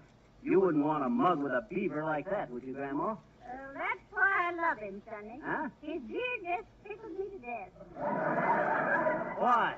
Well, when I saw his jawgrass, I says to myself, I says, Peggy, I says, there's one man who won't wipe his razor blades on your guest house. Judgment entered. $2 million. I think you got something there, Grandma. Next case. Quiet, everybody. Who's next on the docket, Molly? This is Christopher Crumble versus Christopher Crumble. Okay, will Chris Crumble and his old lady, his wife step up to the bench? Listen, Your Honor, my wife is too fussy, that's all. Hold it. Now then. Mrs. Crumble. What's the complaint, Mrs. Crumble? Well, my husband eats crackers in bed, Your Honor. Oh, dear, that is it. Crackers in bed, huh? What you got to say about that, Crumble? Well, Your Honor, I guess it's true, all right. Well, I like crackers in bed. I love them. Here, have one. I got a sack full. Oh, thanks. Give me one, too, Crumble. Hey, these ain't bad, bud. Who makes them? The Toothless Toasted Tidbit Corporation. Ever try Munchie Crunchies? Munchie Crunchies? No, how are they? Not bad. They make a double cracker for twin beds. Well, I'll have to try them sometime. Did you ever try these crackers, Mrs. Crumble? No, if I eat one, I might like it, and I hate them. Here, have one, sis. No. Dad, Brad'd eat one, or I'll have you up for contempt of crackers. Well, all right. Give me one, Chris. What? Oh, well, here you are. Well, how do you like it? Oh, I don't know. Give me another, Chris. Yeah. Give me another one, too. Me too. Hey, I haven't got many left here. Come on, give us some. Do I have to impound them? Give me one. Me too. Oh, here, baby, another, Chris. Hey, let's go over here. I guess there aren't many left now. Now, cut that out. Come on. Cut that out now. You leave me alone. These are my crackers. Come on, you big Logan, give me a cracker. Come on, Bud. Molly wants a cracker. No. Silence in the court. Silence. Quiet, please. Court's adjourned. Now give me one of those.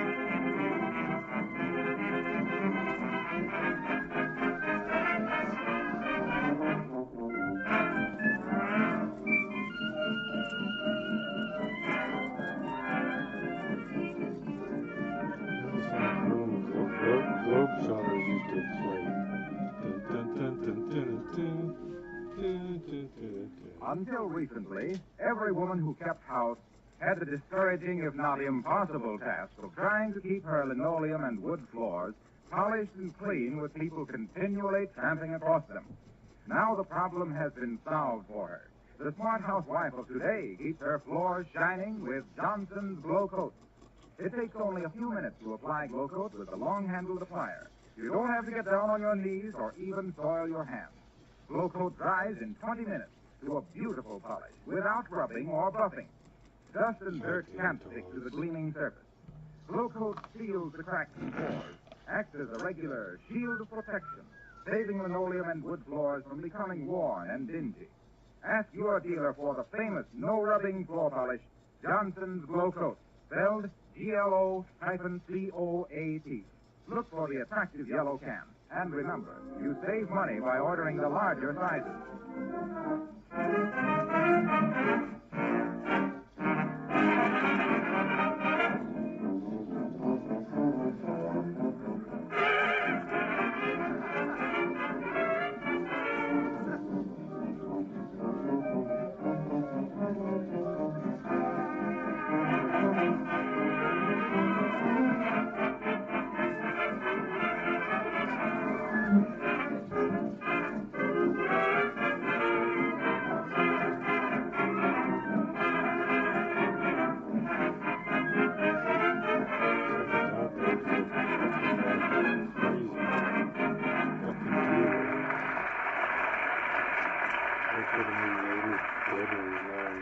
Well, Judge McGee, you certainly made some fine decisions today. Thanks. Your father was a judge, wasn't he, Mom? Why, sure he was. Oh, I can see him now, sitting up there on the bench, sipping his iced coffee and listening to the lovely perjury. Iced coffee? Oh, shucks, iced coffee. That's no hot weather drink, Molly. Did he ever try gin and ginger ale? No, but he tried lots of people who had. Good night. Good night, all.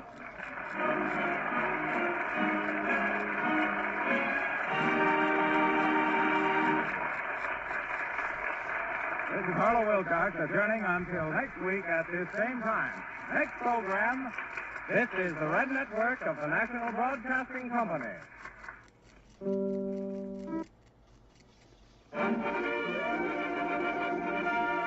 The Johnson Wax Program.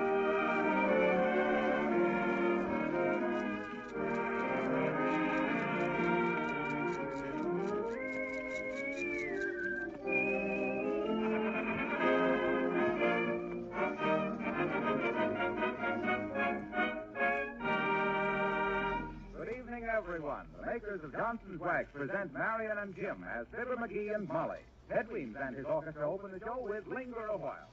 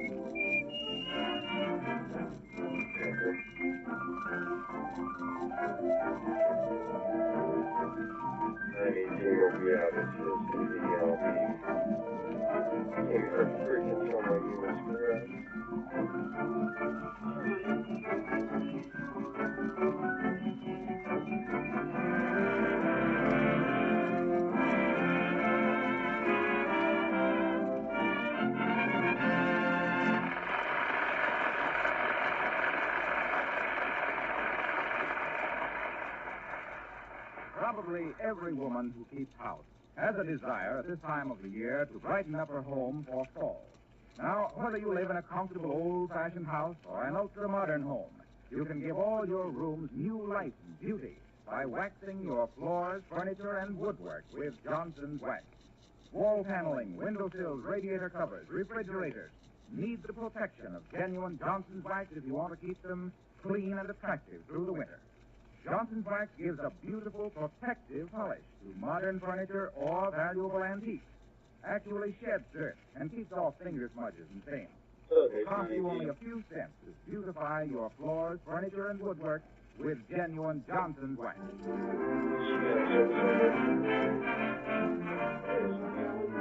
Well, Fibber and Molly have decided upon an evening of relaxation tonight. Molly wanted to go somewhere and dance. Fibber wanted to go to a movie. So, they're going somewhere to dance. And here, just about to enter the beautiful Wistful Vista Public Ballroom, the Palais de Hook, we find Fibber McGee and Molly.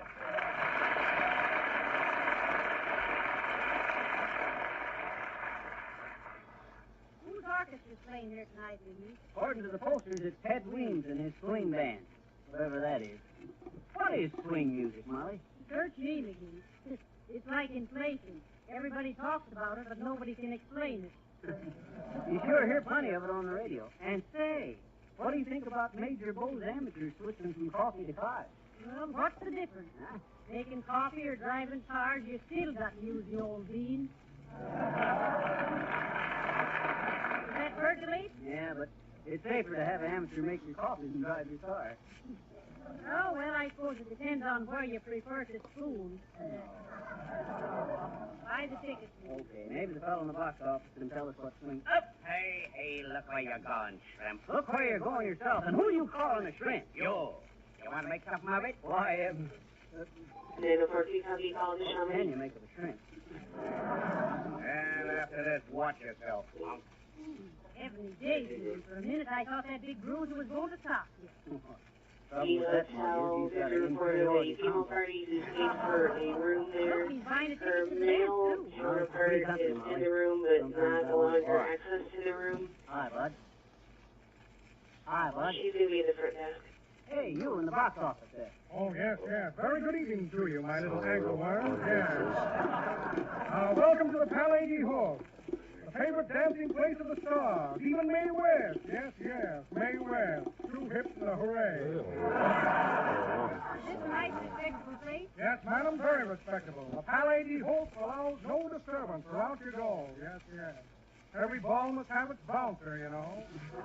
That may be, bud, but I hear they wouldn't allow the Wistful Vista Barber College to have its graduation dance here. Why not? Too much cutting in. Stop me if you've heard it. How much, bud? $1 a couple, my little rubber bums. Very cheap for the price, very cheap. Entertaining, helpful, and instructive. Keeps you fit. You already have a fit, you can keep that one, too. Yes, only $1 a couple. Ain't that a little steep, bud? $1. McGee, don't be like that. Pretend we're not married and loosen up. Here you are, bud. One time only. Thank you, thank you. Go right in. Oh, wait a minute. Mr. Box Office Man, can you please tell us what they mean Have by a good day, Mayor Report. Swing music? Oh, yes, swing music. I'm a good woman, but I'm a stranger in town myself. Well, come on, Louise. I met that fella somewhere before, Molly. I think it was when they give the poultry raisers dance here. Well, how was it? It was a pretty foul ball. Hey, this is kind of a nice place, ain't it, Molly? Check your hat and coat, please. Check your hat and coat. I think I'll keep my wrap on for a while. Okay. Never mind, sis. You don't have to take the rap on this one. How much to check a hat? Nothing, sir. Good. And only a dime to get it out again. Oh, I see. One of them dime cover charge joints, huh? Hey, sis, could you tell us just what is this here swing music? Well, the Webster says swing is the power exerted to do something swinging. Who's with? Well, I don't know. Never heard of it. Why, shucks, you just quoted him. Oh, that was just an old quote that was checked here last week. Check your quotes and hats, please. Check your quotes. If a brainstorm amounts to anything, she's got it from there. My, what dim lights me. They always dim the lights in dance places, Molly. That way you can't see if the guy bumping into you is big or little. Keep fighting down to a minimum. Besides, it's more romantic. Yes, it would take a couple of pretty dim bulbs to start a romance in here.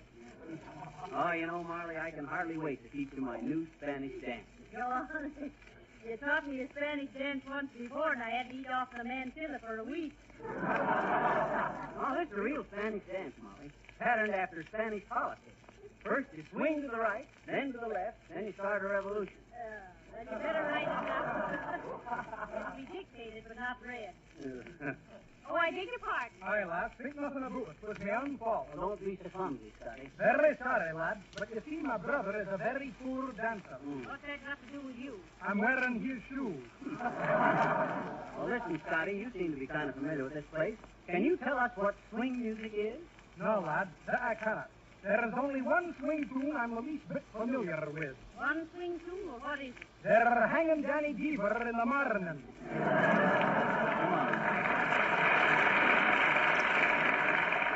Let's sit down and rest up for our first dance. Huh? Oh, that's a husband for me. Now, what are you looking for? I want to get me a cigar. I wonder if there's a cigar counter over by that soda fountain. No, but there's a cigarette girl over there. Oh, yeah. Kind of cute, ain't she? Hey, sis. Bring your cigars over here. Okay, Sonny. Cigarette, souvenir. Well, for the Hey, Grandma. Ain't you kind of old to be peddling cigars around here? You're wearing them silk pants, too. Oh, I don't know, Skippy. The trousers seem to go with the cigars. Oh, huh? It's just a matter of puffs and pants. You like it here, Grandma? Well, Shorty, I do and I don't. It reminds me of when I was a dancer myself on the stage. Oh. I was engaged to an Apache dancer. Apache dancer? What happened? He threw me down. Cigars, cigarettes. Hey, wait a minute, Grandma. Yes, would you mind answering the question? What is this swing music? I don't know as I can define it. I used to dance the tango to it. That's when I was killed as Noreen, the queen of the tango. Noreen, the queen of the tango. Yes, but the way vaudeville is nowadays, I guess it's tango Noreen no more. Cigarettes?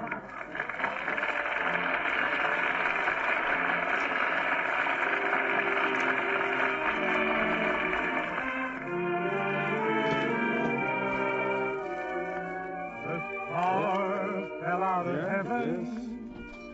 I didn't see my heart. The stars fell out of heaven. I into my dream. And since that very moment, life is so divine. I've never heard a star speak before. This one said, will you be mine? Then roses fell from heaven to be yours bouquet. And two rain down from heaven to christen the day. The miracle had happened, as they sometimes do. The star fell out of heaven and turned out to be you.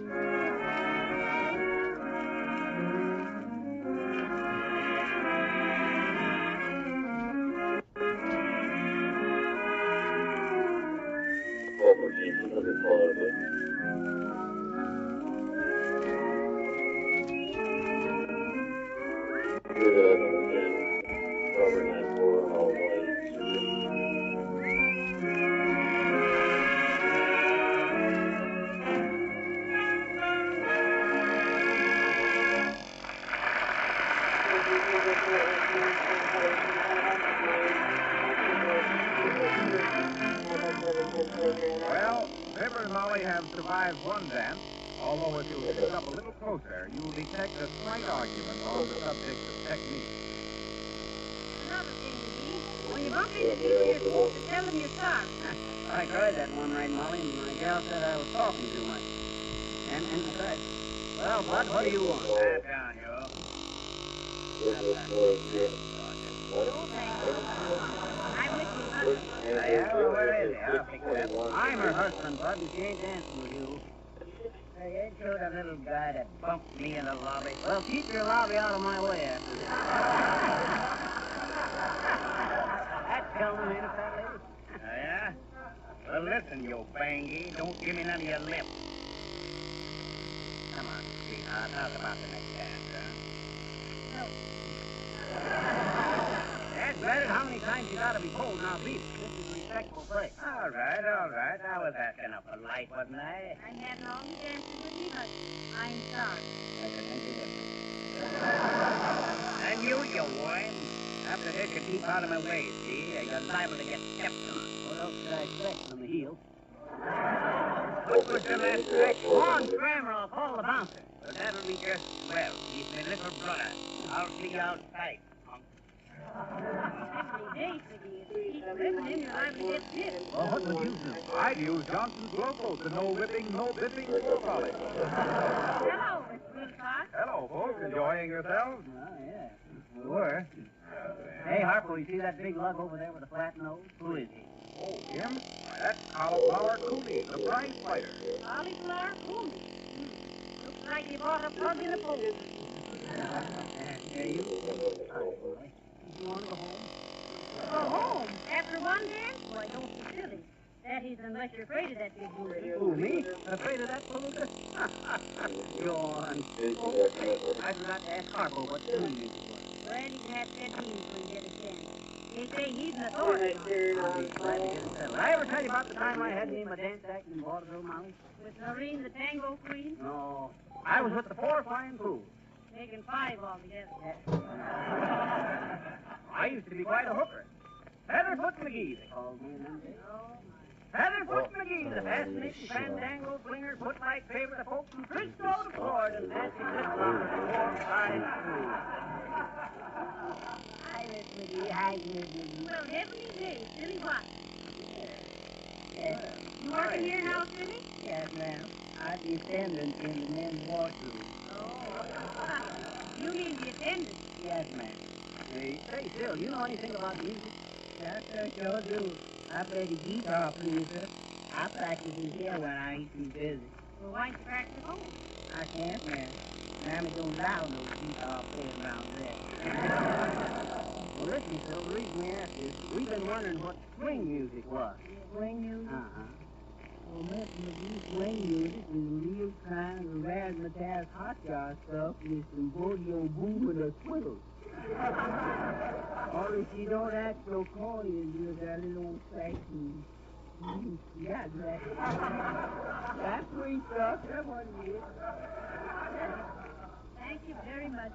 Yeah, much obliged, Phil. You all gonna stay here very long, sir? Why? Well, ma'am, looks like it's gonna be a ruckus. Yes, cauliflower Cooney, he's gonna get awful mad about something he sees as if he say he's gonna ruin somebody. Yes. I want to be here to see that. He's a powerful man, Miss Cooney. Yes, we're shooting our piece. I'll go see it.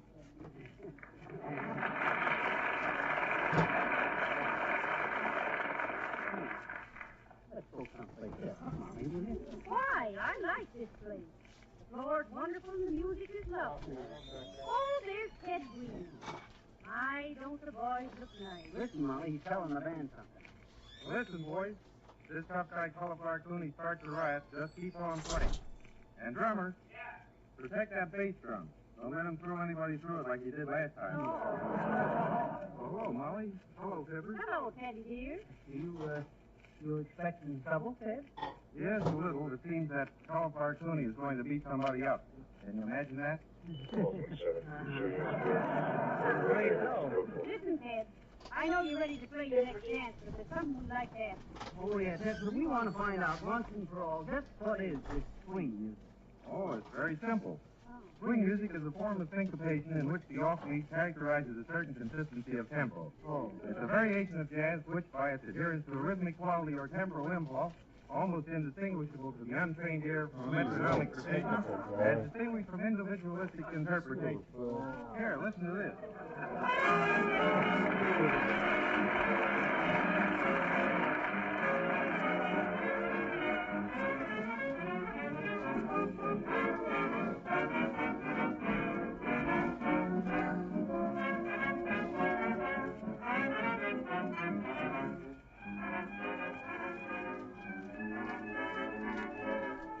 Oh, baby, I I don't want you to soft and mellow. Let me warn you in advance. Sing your swing song, let me dance.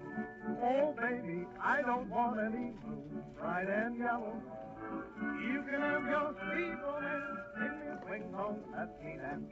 Mr. Trombone, play some horn. I ain't caring what note.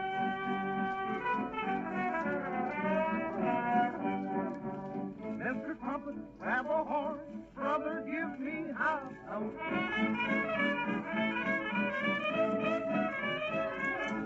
Oh, baby, I don't want any silk on a cello.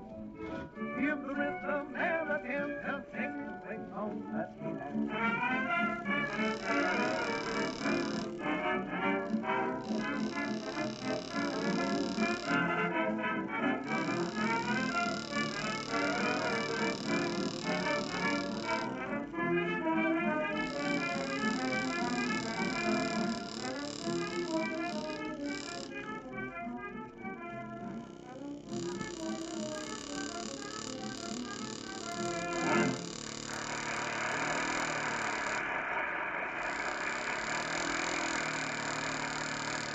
Here is a question many women have asked us. Quote, when floors are polished with Johnson's wax, can worn spots around doorways be touched up without re-waxing the entire floor?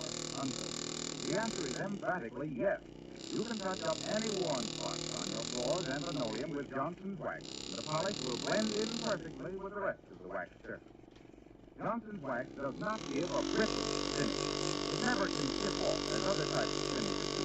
It gives a resilient polish, becoming almost part of the wood itself, sealing the floors and cracks against dust and dirt, shielding the floor from wear with a tough, invisible film of wax protection. You save yourself a great deal of cleaning work over a period of time. Your floors and linoleum will always look beautiful. You protect them with genuine Johnson's wax.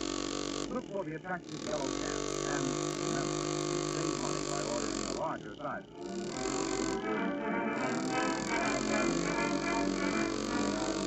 Now back in a quiet corner of the wistful Vista Palais de Hoop ballroom, we find Molly listening to a somewhat nervous bit. Come on, boy. Come on. Let's say we stop doing hamburger wagon just for a couple No! hours. I'm having a good time right here. I don't know why you don't come here often. I certainly am getting a bang out of it. Me too, I wouldn't be sorry. Oh, look, McGee, there's more too. Yoo-hoo, Mr. Tooth. Hi, Mort.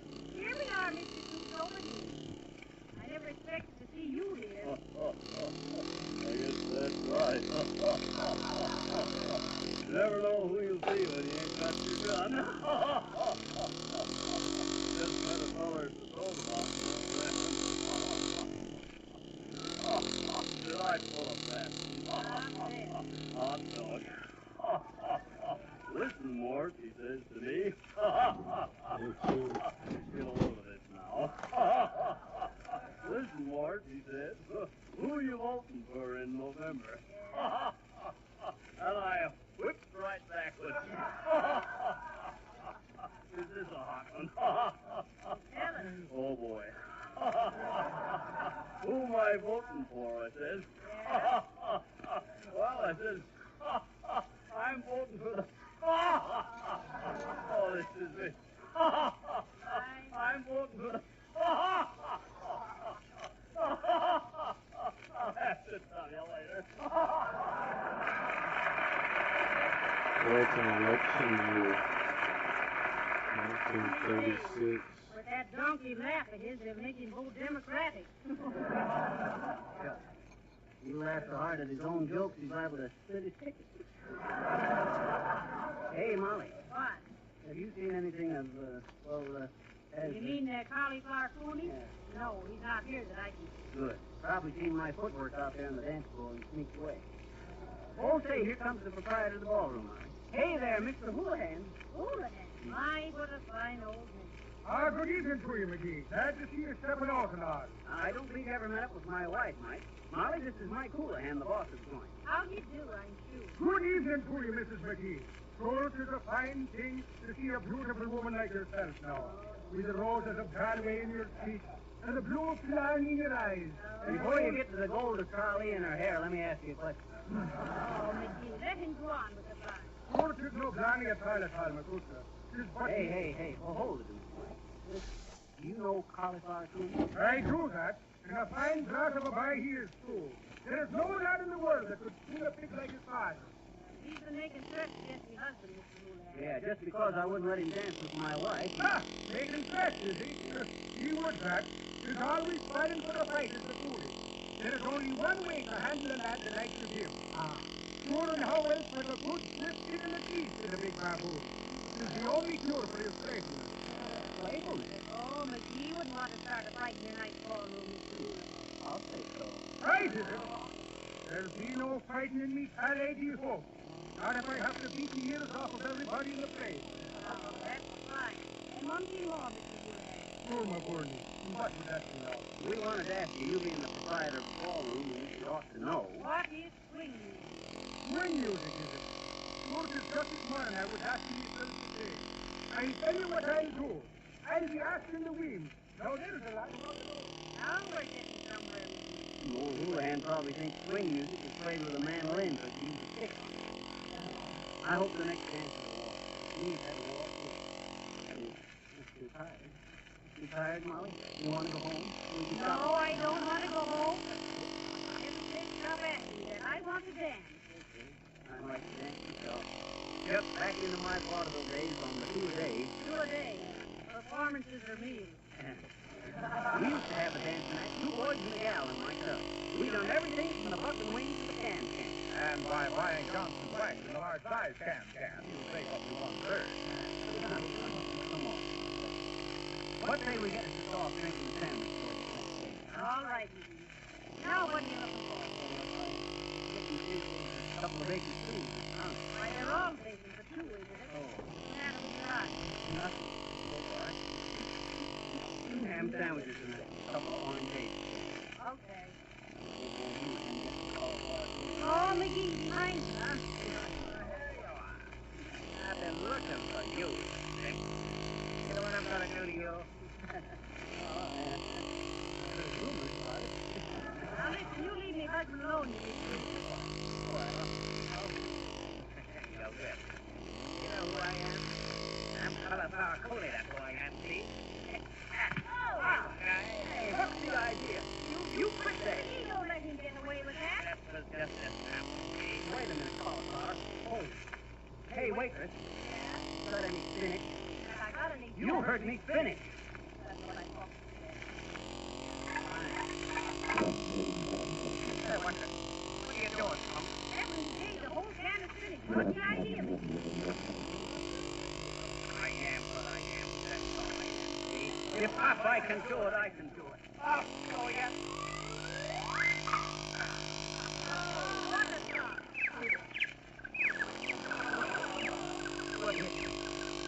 What's that sweet music? Brother, that's swing music.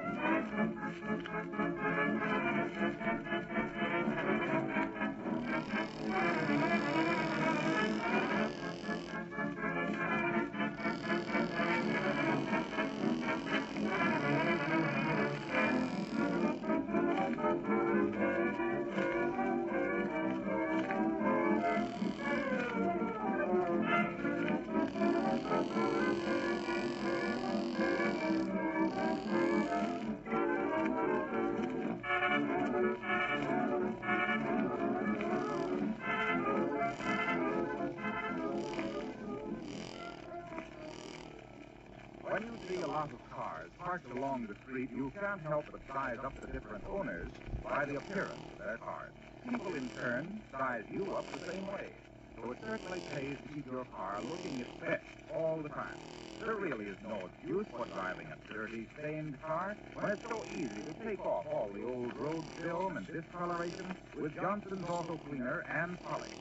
In no time at all, you can have your car shining like new again, no matter how hopeless it seems to you now. Johnson's Auto Cleaner is a liquid and works on an entirely new principle. It dries quickly to a white powder. Wipe off the powder, and along comes all the film and dirt without the slightest injury to the finish. Now, please pay close attention. If you go to your dealer without delay, auto supply store, service station, or regular wax dealer, and buy a pint can of Johnson's Auto Cleaner and Polish at a special price of only 59 cents, you will receive a full-size can of Johnson's Protective Auto Wax free. Don't fail to get your free can of Johnson's Auto Wax so you can protect the finish of your car and keep it looking like new.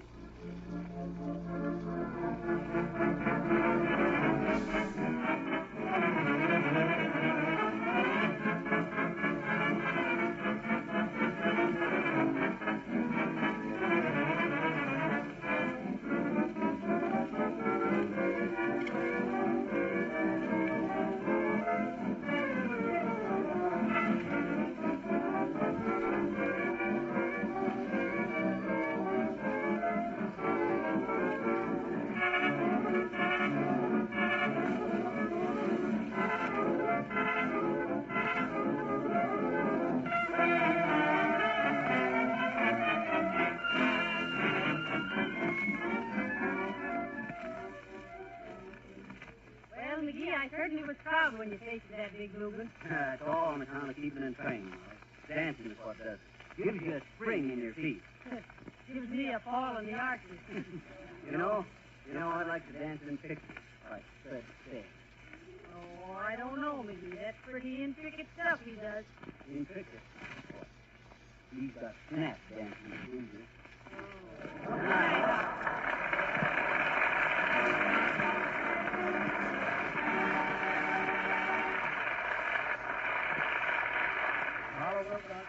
Inviting you to be with us 1 week from tonight. This is the Red Network of the National Broadcasting Company. Oh, NBC doesn't call themselves the Red Network anymore. I wonder why. The Johnson Wax Program.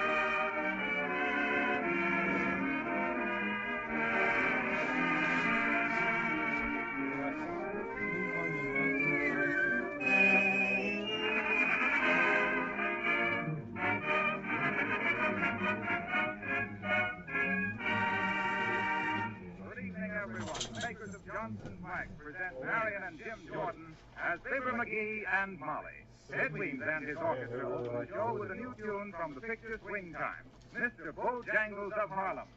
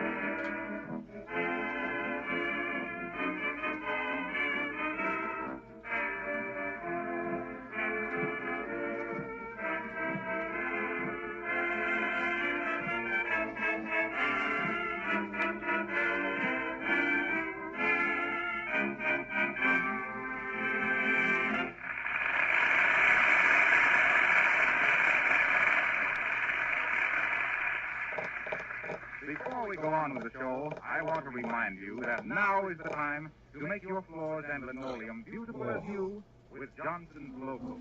Until you've actually tried this remarkable no-rubbing floor polish, you can't possibly know how easy it is to apply. You merely spread Glow Coat lightly over the linoleum or floor with a soft cloth or the special Glow Coat applier. You don't have to bear down or rub it in. Glow Coat dries in 20 minutes to a beautiful polish that sheds dirt and dust and saves you hours of cleaning time. No matter how dull and dingy your linoleum looks now, Glow Coat will quickly change it to a bright, shining surface. Glow Coat is made by the makers of Johnson's Wax. Look for the attractive yellow can with the lettering GLO-COAT. Johnson's Glow Coat.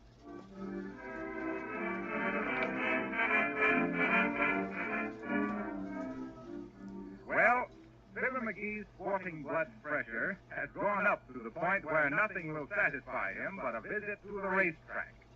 Molly has very reluctantly consented to come along. So here, standing in front of the grandstand at the gorgeous Wistful Vista racetrack upside down, we find Fibber McGee and Molly.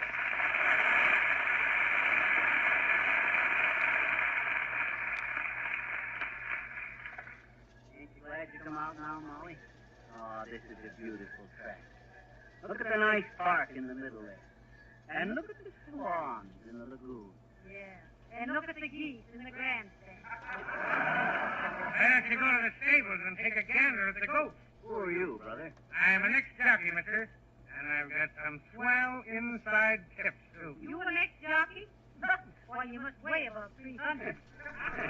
You must have been an elephant jockey with Barnum. Listen, mister, I've got a natural in the next race, right from the feed box. Go away and let us lead our own lives. Yeah. We already had 3 tips right from the feed box, and none of them could have been farther from the truth. Don't you get it, Molly? It ain't funny. What you got in the next race is so hot, Bud? Hey, Mama Dion to place. Mama Dion. She's a famous mother. All right. Yeah, run along. We don't need no help picking our horses. Okay. But you'll be sorry. I had 5 winners yesterday. Yeah, that's when you guys always have them. Yesterday. You're no prophet. You're a historian. All right. If you know so much... I wonder if he really did have some inside information, McGee. Go on, Molly. He couldn't get inside information with an X-ray. The horses are on the track. The mutuals will close in about 5 minutes. Have you got a horse you want to play in this race, McGee? I kind of like this horse, Leather Mignon. Leather Mignon? She's a tough little filly. The way I bet, Molly, I follow the form. Yes. I figure on how the nag's been running lately, how much the jockey weighs, whether the horse is wearing blinkers or not, the condition of the track, and how many hay burners there are in the race. Yes. Then I look at the odds to see how it stands in the betting. And then I pull out my money and buy myself a hot dog. I love horses. Look now, McGee, here at these next 2 races, I'd like to bet Bull in the 4th and Francais in the 5th.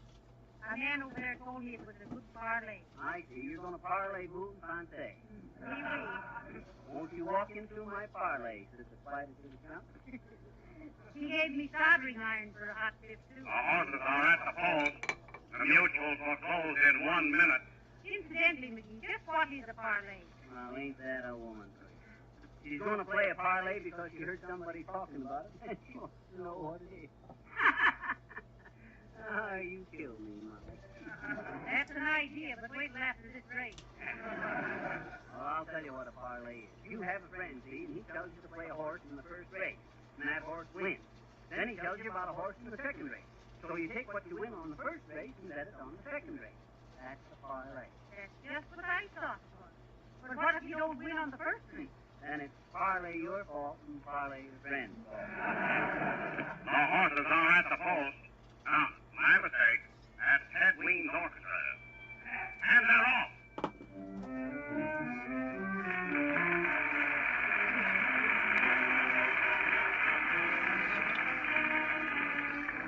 So that everybody will know that I'm yours wherever you go. Let me offer you this broadcast, the courtesy of love. Don't forget whatever you do, I'll be there to follow you through with a word of consolation, to the courtesy of love. What could there be between you and me to keep us apart?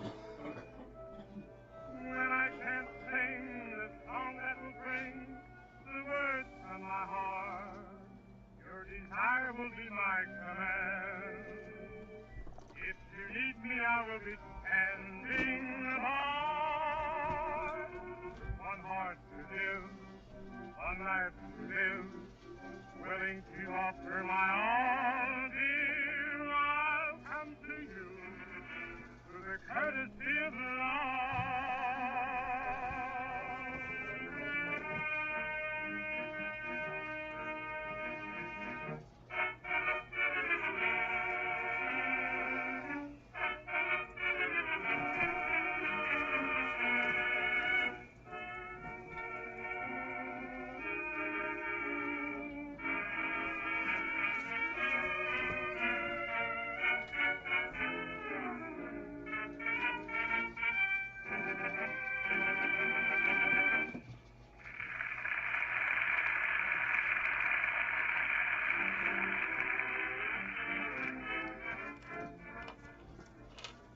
Well, back to the Wistful Vista racetrack, upside down. Never didn't have so much luck in the last race. We find Molly trying to console him. Oh, maybe he'll have better luck in the next race. Oh, come on. Let's hunt up a hot dog. The results of the last race are official. Say, how can they be sure which horse wins when it's a close finish, McGee? See that little coop up there, Molly? On top of the grandstand? You know what that is? Sure, that's a pigeon coop. So they can send a message to the horse to get on. That's a camera house. That's the eye in the sky. They take a picture of every finish that's in doubt. Well, there's no doubt about the finish on your car when you protect it with Johnson's auto wax. Hey, Harpo. Yes? I look like a horse. Let me see. No, not very much. Quit riding me then. Here we are. 2 hot dogs. Yes, sir. Hey, like that. There's nothing wrong. Okay. How much? 70 cents. 35 apiece. Every day, 35 cents for a hot dog. We don't want them with pedigree. There's a couple of bucks to do. Well, that's the regular price, sir. 35 cents apiece. Here's $10. Give me some pennies. Mickey, don't be like that. When in Rome, do it alone. Yeah, I wouldn't mind being ridden by a Roman, but I hate to get tricked tonight. That's 10. Who pays your next year's rent? No, forget it, McGee. We come out here for fun, didn't we? I was just wondering who figures the odds on the concessions out here. Begging your pardon, lad, but will you move over and let me have the mustard? Excuse me, Scotty. I didn't see you buy a hot dog. Nah, and you won't either, lad. I brought my own sandwiches. Hand me a paper napkin, please, lad. Well, of all the nerve. Here, thank you. You didn't bring your own horse and got to do it. No, but I'm a winner on the last race. Yeah? What horse, Scotty? I had Fun Dancer at the show. She paid $2.80. Well, even so, you make 8 cents. No, lad, 8 cents. 8 cents. But it paid 80 cents for $2. Aye, but there were 10 of us in on it. Trouble you for a glass of water, lad. Heavenly days. Can you imagine that? Well, I suppose it takes a close race to win a close race. I'll see the lineup for the next one, Molly. Here, I pick Rabbit Hound to win. Can't play him, Molly. Rabbit Hound was cracked this morning. Well, I thought maybe he'd be healed up enough to run by now. When a horse is cracked, they take him out of the race. For a little thing like that? Like what? Like being tracked. Molly, they don't take a horse out because he's cracked. I mean, they do, of course, but it isn't on account of that. When a horse...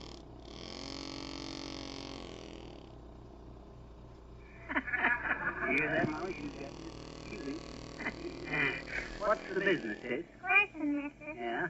I got a good one in the next race for an ice cream cone, I bet you. Now listen. Can we do business? No, I don't believe so. But here's a nickel for your ice cream cone, anyway. Oh, I guess you don't know much about racetracks, mister. Huh? Ice cream cones cost 2 bits around here. Okay, here's a quarter. Thanks, mister. Just for that, you better get on tiddlywinks for the next race. What makes you think so, sis? Well, the boy that rides him told his sister, and she borrowed my doll buggy this morning, and she gave me the tip of it. Oh, I see. And see, here's another, mister. What's that?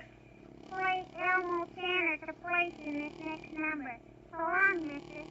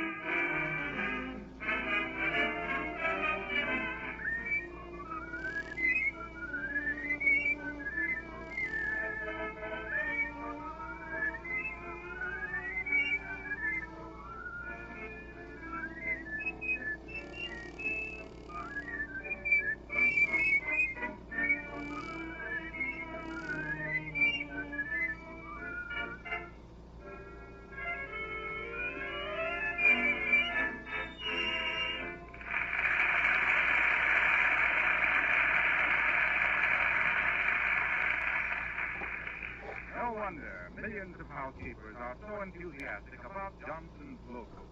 This easy-to-use, no-rubbing floor polish dries in 20 minutes to a beautiful polish, without rubbing or buffing. Glow Coat keeps linoleum and floors sparkling and clean, seals the cracks and pores so dirt can't penetrate. Soiled spots can be quickly wiped off the shining surface. Use Glow Coat tomorrow on your kitchen linoleum and see what a difference it will make in the looks of the whole room. And then, as time goes by, you'll find how easy your cleaning work will be. Johnson's Glow Coat gives brighter luster, longer wear. And by the way, you save money by ordering Glow Coat in the larger size.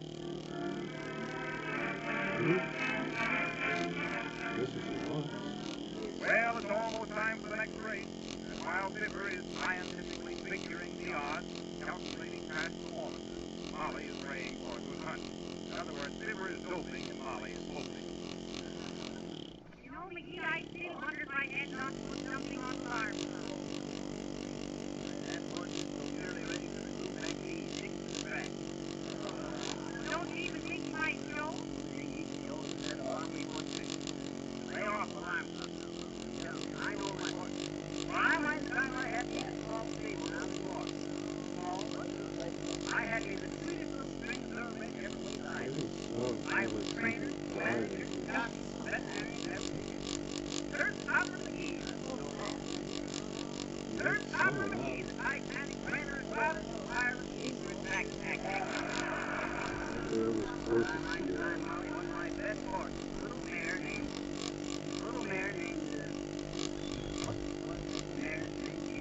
Marty? I says mare, not mayor. I want to pay for that. Oh, I'm going to bet on the line. Did you hear that, McGee? Did you hear that? I'll bet that alarm clock will ring hands down. That nag hasn't got a chance. Now I got a horse. The horses are on the track. Come on, Molly, let's get down to the station. Maybe I can check up on my bet.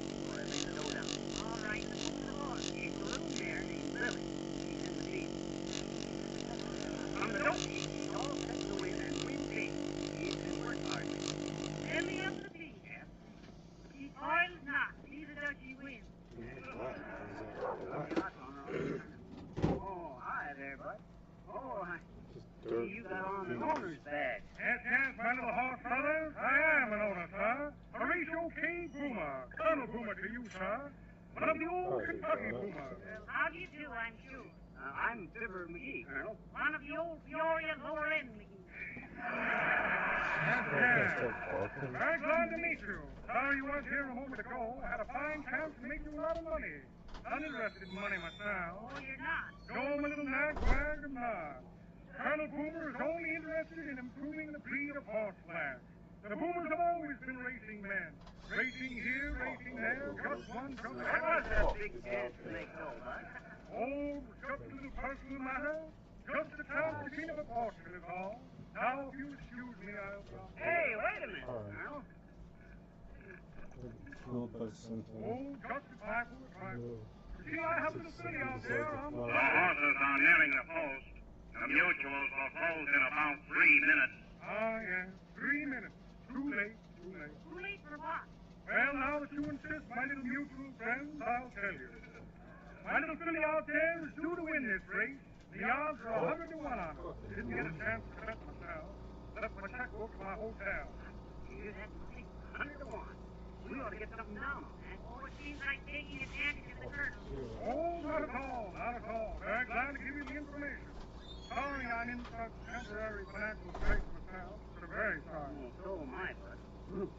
100 to 1. Please, why don't you lend the Colonel some money and let him bet, too? Oh, no. Thank you, my dear. No, thank you. I couldn't think of it. No, impossible, you know. Perfect strangers, you know.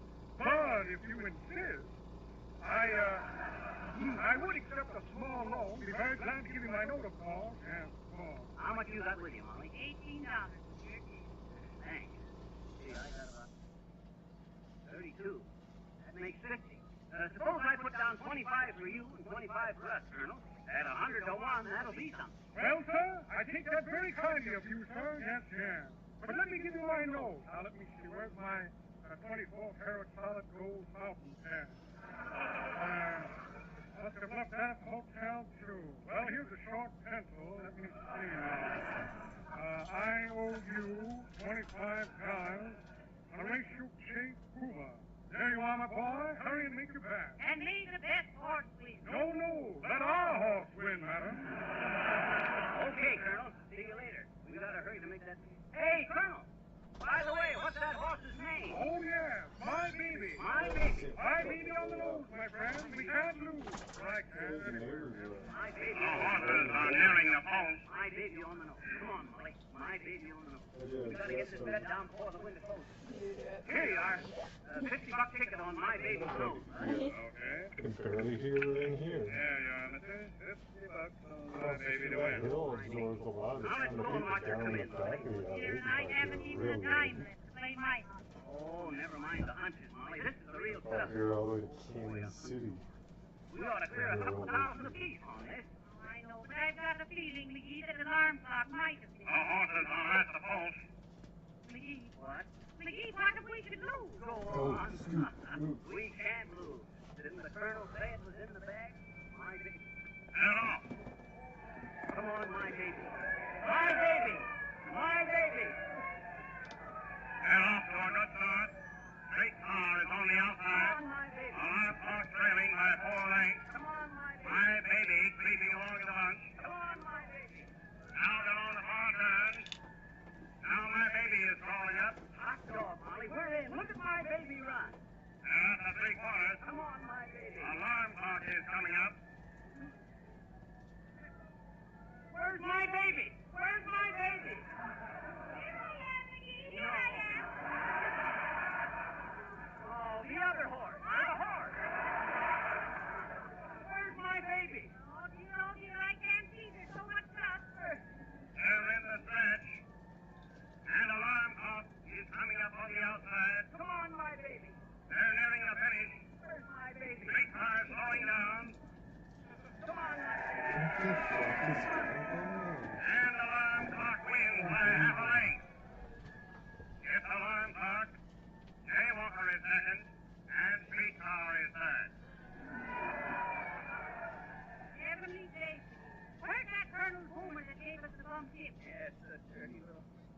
he goes sneaking through the crowd. Hey, Colonel Hoover, where's my date? Yeah, just what I was asking myself. Haven't the slightest idea what happened. I have. We're busted. Can't imagine what happened to my baby. Oh, here she comes. Off that horse, boy. Put that blanket on her. Don't bother to catch cold. You think she could?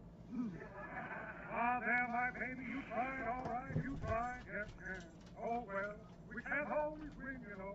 What do you mean, always? Yes, and how about our $25? Yeah, but what you gonna do about that? Well, there's only one thing to do for the honor of the Kentucky Cougars, sir. Sure, give us our $25. No, I'll give you the horse. Oh, heavens, Eddie. We don't want your horse. Hey, what's the idea? Here you are. Take good trouble. It breaks my heart to see a fool, but he's one of the devil's heart. Hey, come back here. You can't do We that. don't want this horse.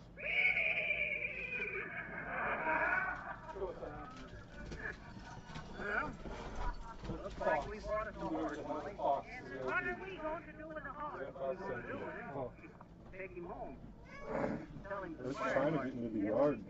Oh, why? Come on, McGee. We have to walk home. Come on, my baby. Let's go. Well, how far is it town? Only 8 miles. 8 miles. 1, 2, What day, Molly? 3 Get back tonight. alongside of the horse. Oh, there, my baby. So bad. Like this, Molly? Back farther. Like this? No, back farther. Here? There. My. A remarkable You're result. not going that far. You're going back.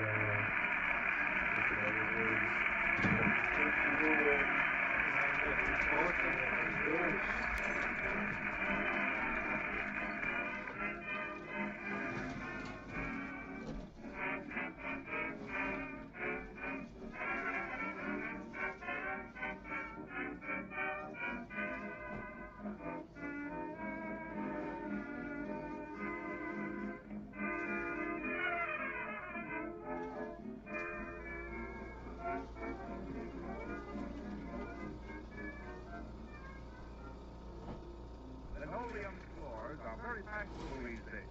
The colors add brightness to any We room. ran off. And if you know how to take care of linoleum floors, you can keep them looking like new with practically no effort. Here's the secret.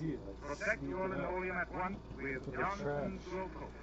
This easy They're probably hungry because all the people are here during the summer leave for the winter time. They're boxes up here. And they breathe depending on how much food they get. So these people leave them and essentially just abandon them and like probably get ate by something else or die of starvation. I don't know, I'm pretty sure Good the evening, neighbors feeds everyone. them. The makers of Johnson's Wax present we're gonna Marion be and Jim in Jordan jail. as Fibber McGee and Molly. Ed Weems and his orchestra open the show with You I Know hope That they I don't Know. smell that shit. Surprised you have some compost out there. That shit. Just a little break down wind and you're fucking out.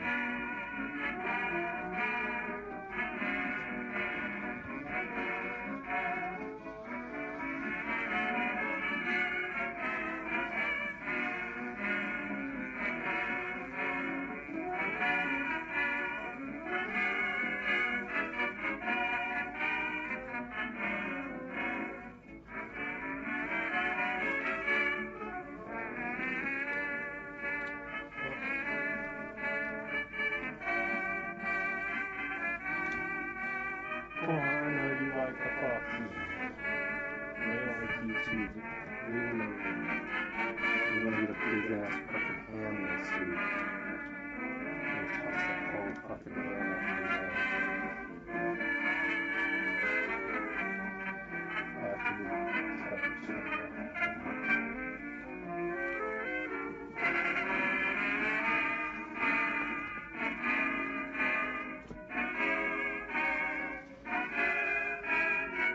I gotta eat quite a bit of it though.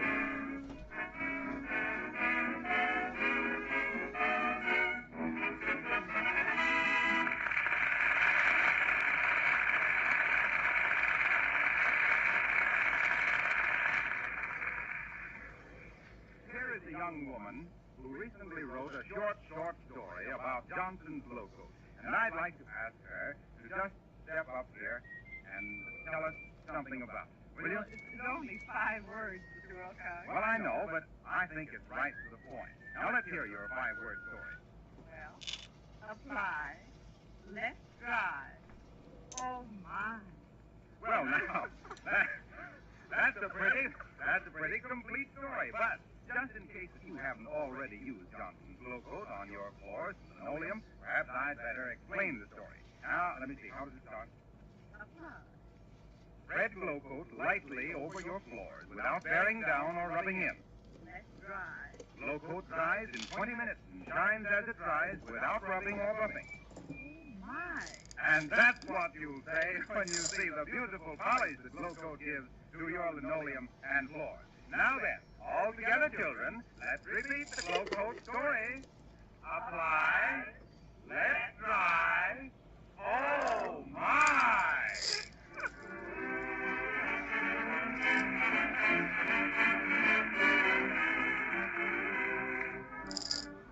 Well, autumn is in the air, and Molly McGee is determined that Fibber get himself a new fall outfit.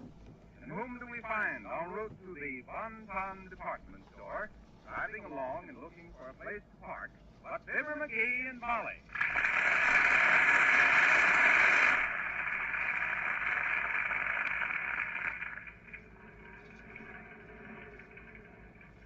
Thank goodness, McGee, I'll soon have you looking respectable again.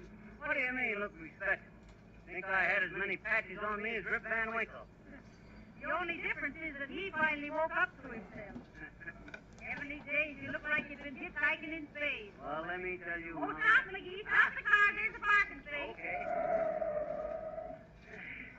Gotta get them brakes fixed. Now, if I can only back in here. Oh, I'm sorry, McGee. We can't park there. It's the fire club. What day, Molly? I say no parking. It's the fire club. I can't hear you. Where do I park? Now, what was you saying, Molly? I couldn't hear you for the motor. Oh, dear. What a man. I'll say so.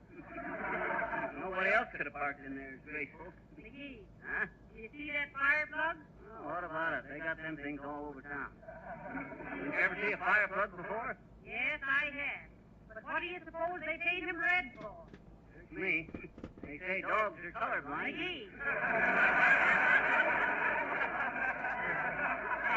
What is this? Don't you know it's against the law to park against the fire plug? Molly, this is the only parking space for 4 blocks. And look, we're right in front of the Bon Ton, too. Besides, the chief police is a friend of mine. Come on, Molly. Right time you got yourself some clothes. You look like a tramp. Oh, admit I need some new clothes. I don't think I look like a tramp. Go on, McGee. The back of your pants is so tight that if you saw you'd have 7 years bad luck. And it opens since Come on. What are you waiting for? Oh, just a minute. Huh? Look at that little $25 So that's the first hat. year they made the... Isn't it a dear? You're right. $25 is a whole herd of deer. Oh, well, come on. We better get started. The very Watch the last revolving two. door. And You don't put be it a up, parasite. Push.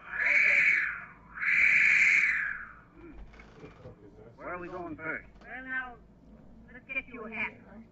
I wonder where the hat... Excuse me, sir. Where are the men's hats? Where are what man's hats, Chico? Oh, excuse me. I thought you were a floor walker. Sure, I am floor walker. Every night I'm walking the floor with my cabin. He's a cute kid, too, nearly 1 year old. Here's a side shoot of him. Now, isn't that... Oh, that's a cute snapshot, all right. Only 1 year old. He's kind of bald-headed for a year old, ain't he, bud? Gee, Huh? you're holding the picture upside down. Oh. Well, you'll excuse me for mistaking you for a floor walker, but you weren't wearing a hat, so I thought you were. Don't mention it, Babushka. I am not wearing hats because I am Collegian. You're about to be a butcher. Heavenly days, a communist. You a communist, bud? Sure. I am believing in taking everybody's properties and giving them to me. What are you anymore? like waving a red rag in front of a Bolshevik. Well, come on, here's the hat department. Oh, excuse me, please. Can you wait on us? Well, I certainly can. Well, my husband needs a new hat. You're telling me? Hey, easy there, bud, or I'll slap you down and keep the wet. Now, please, no violence. How about a nice pork pie? We're cold, not hungry. Oh, heavens, you don't understand. I need a pork pie hat. They're all made now. They're just a native green, really. Haven't you seen magazines in hand? How'd you ever get a hold of one? Heavens. I need magazines like Esquire. Oh, our dentist doesn't take Esquire. I have it. How about a nice cap? Oh, you got one of them new Cap Calloway, bud? Cap Calloway. What's it like? Got a colored band. You get it, Molly? I says, Ain't funny. okay, I'll take it. How would you like a nice welt on the brim? How would you like a nice kick in the teeth? Even the hat would fit that? Yes. Now, here's one, for instance. Oh, this is a lovely French import. French will pass the hat on too often. There's a sweet hat over there. Right on. All right. Oh, it's too tight for me. You try it on, Molly. I want to see how it looks on somebody else. All right. Gosh, that's simply devastating. Does look pretty good on you, Molly. It's beauty. How much is it, missus? Only $10. We'll take it. Hey, I don't want that thing. No, but I do. I'm buying it for myself. I thought we'd come in here to buy me a outfit. Oh, I'm sorry, but we happen to have small enough to use it. Huh? You be in the store a while. I'll look you up a little bit later if I can find something. Meanwhile, I'll go look in the junior department. Well, we'll be around for a while, young man. Yeah. Let us know who find the hat. Certainly. Will you take this to Miss Adam? No, send it out to Mrs. Silver McGee, 79 Wisconsin, USA. Okay. Now, if you don't mind my saying, son Adam, I think a very appropriate hat for your husband would be a coonskin cap. He's the backwoods, the pioneer type. You know what I mean? Oh, thanks. But I always thought so myself. You know, my Uncle Clem had a coonskin cap once, with the tail hanging down the back of his neck. How'd you like it, Molly? Oh, he was just sick to death with it. Well, now, don't forget, I'll look you up if I find something for you. Here's another customer. Oh, that's very cool. Really? Sure he is, bud. He likes to sing, too. Matter of fact, he'll sing at the drop of a hat. The drop of a hat, bud. All righty. My kingdom of riches, I gladly give you. My kingdom just for this from you. A million skies of blue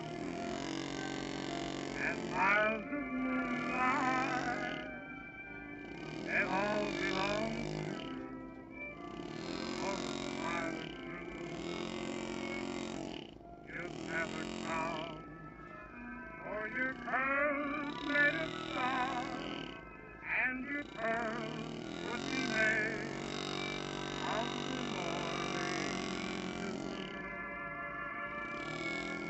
And I be more than my heart surrenders, the kingdom for the kiss is from you.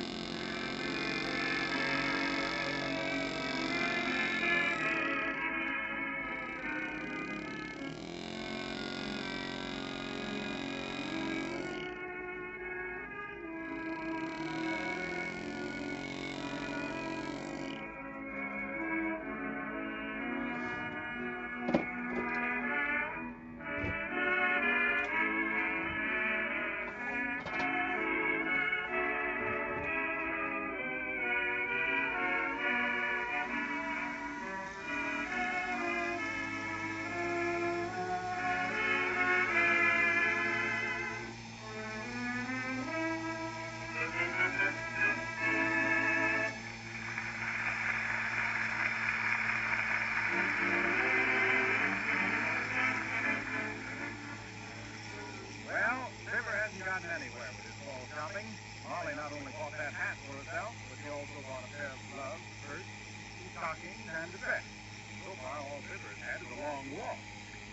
Well, here we find them on the fourth floor of the Bronza.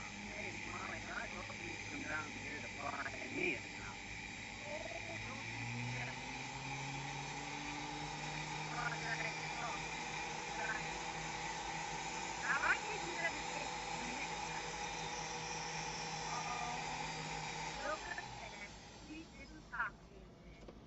Cocktail there, huh? Does look a little tight. Hey, them kind of cute little wax models they make nowadays. Them wax models, ain't they cute, Molly? Looks like they got genuine hair, don't they? How do you think they keep the hair on? Good? Let's see. Ah! Look what you're doing there, Skippy. Pulled my hair. Oh, excuse me, Grandma. I thought you was one of the dummies. Or the other dummies. I'm sorry. I should think you would be. Getting so girl can't go anywhere these days without some man after her. You work here, Grandma? I sure do, Skippy. I'm a model in the debutante department. You a debutante? Yes. I came out in 1863. I was a war bride. A war bride? Oh, I get it. The shotgun lady. I bet you was a pretty curvy-looking debutante back in 1863, Grandma. Yes, that's what they tell me, son. But then I was always an outdoor girl. I used to plow and pick hay, drive the oxen. I even made bones like snake whip. Honest? How do you make a black snake whip, Grandma? Oh, just step on his tail, Shorty. I'm ready here. I got 3 done. I think I'm going to try to do the listings tomorrow so that the other things don't end on Monday because tomorrow's Sunday. Johnson's loco decided to walk on in just 20 minutes after you apply. Oh, and then do them for 5 days. Monday, Tuesday, Wednesday, Thursday. So I'll end on Friday. I might just start doing on Monday then. So far, she's got the outfit and I took the ball. Pretty well easy. You working here, Harpo? Yes, I'm the store detective. Well, you certainly make a ducky dick. That whole room may be flooded. And it felt like he was going in there and looking because it was shutting down. Oh, there you are, my kitchen. I just looked all over for you. That's it. What's on your mind, bud? Oh, say, I found just the right hat for you. Good. So, isn't it marvelous? And Mark lay down, too. Heavenly day. You don't want a straw hat in October. Well, it would be very distinctive. Don't want it, bud. A straw hat in October. Well, don't you winter at Miami? Oh, but I'm liable to spring at your throat. Now, go away and try again. Well, all right, I'm just terribly, terribly disappointed. I thought sure I found it. Oh, well. He was at least trying. Not only that, he gets more trying every time I see him. Oh, here's the next one. Was there something for you, sir? There hasn't been yet, sis, but I'm still hoping. Oh, here's nice foreign hands, Molly. Not very well made. Who made your foreign hands, dearie? And who made your bow?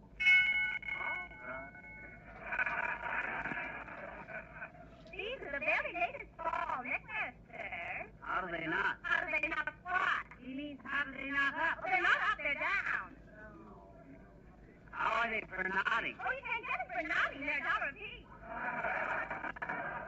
No. We mean do they not good? What do you mean they're not good? No, not are they not good. Well, I could say not. You should say not Not what? good. I mean, not good. Let's forget the whole thing. Oh, looky here, McGee. A narrow black tie. Just what I've been looking for. That thing say I wouldn't wear that thing. I don't mean for you, for me. Just right to wear with me gray blouse.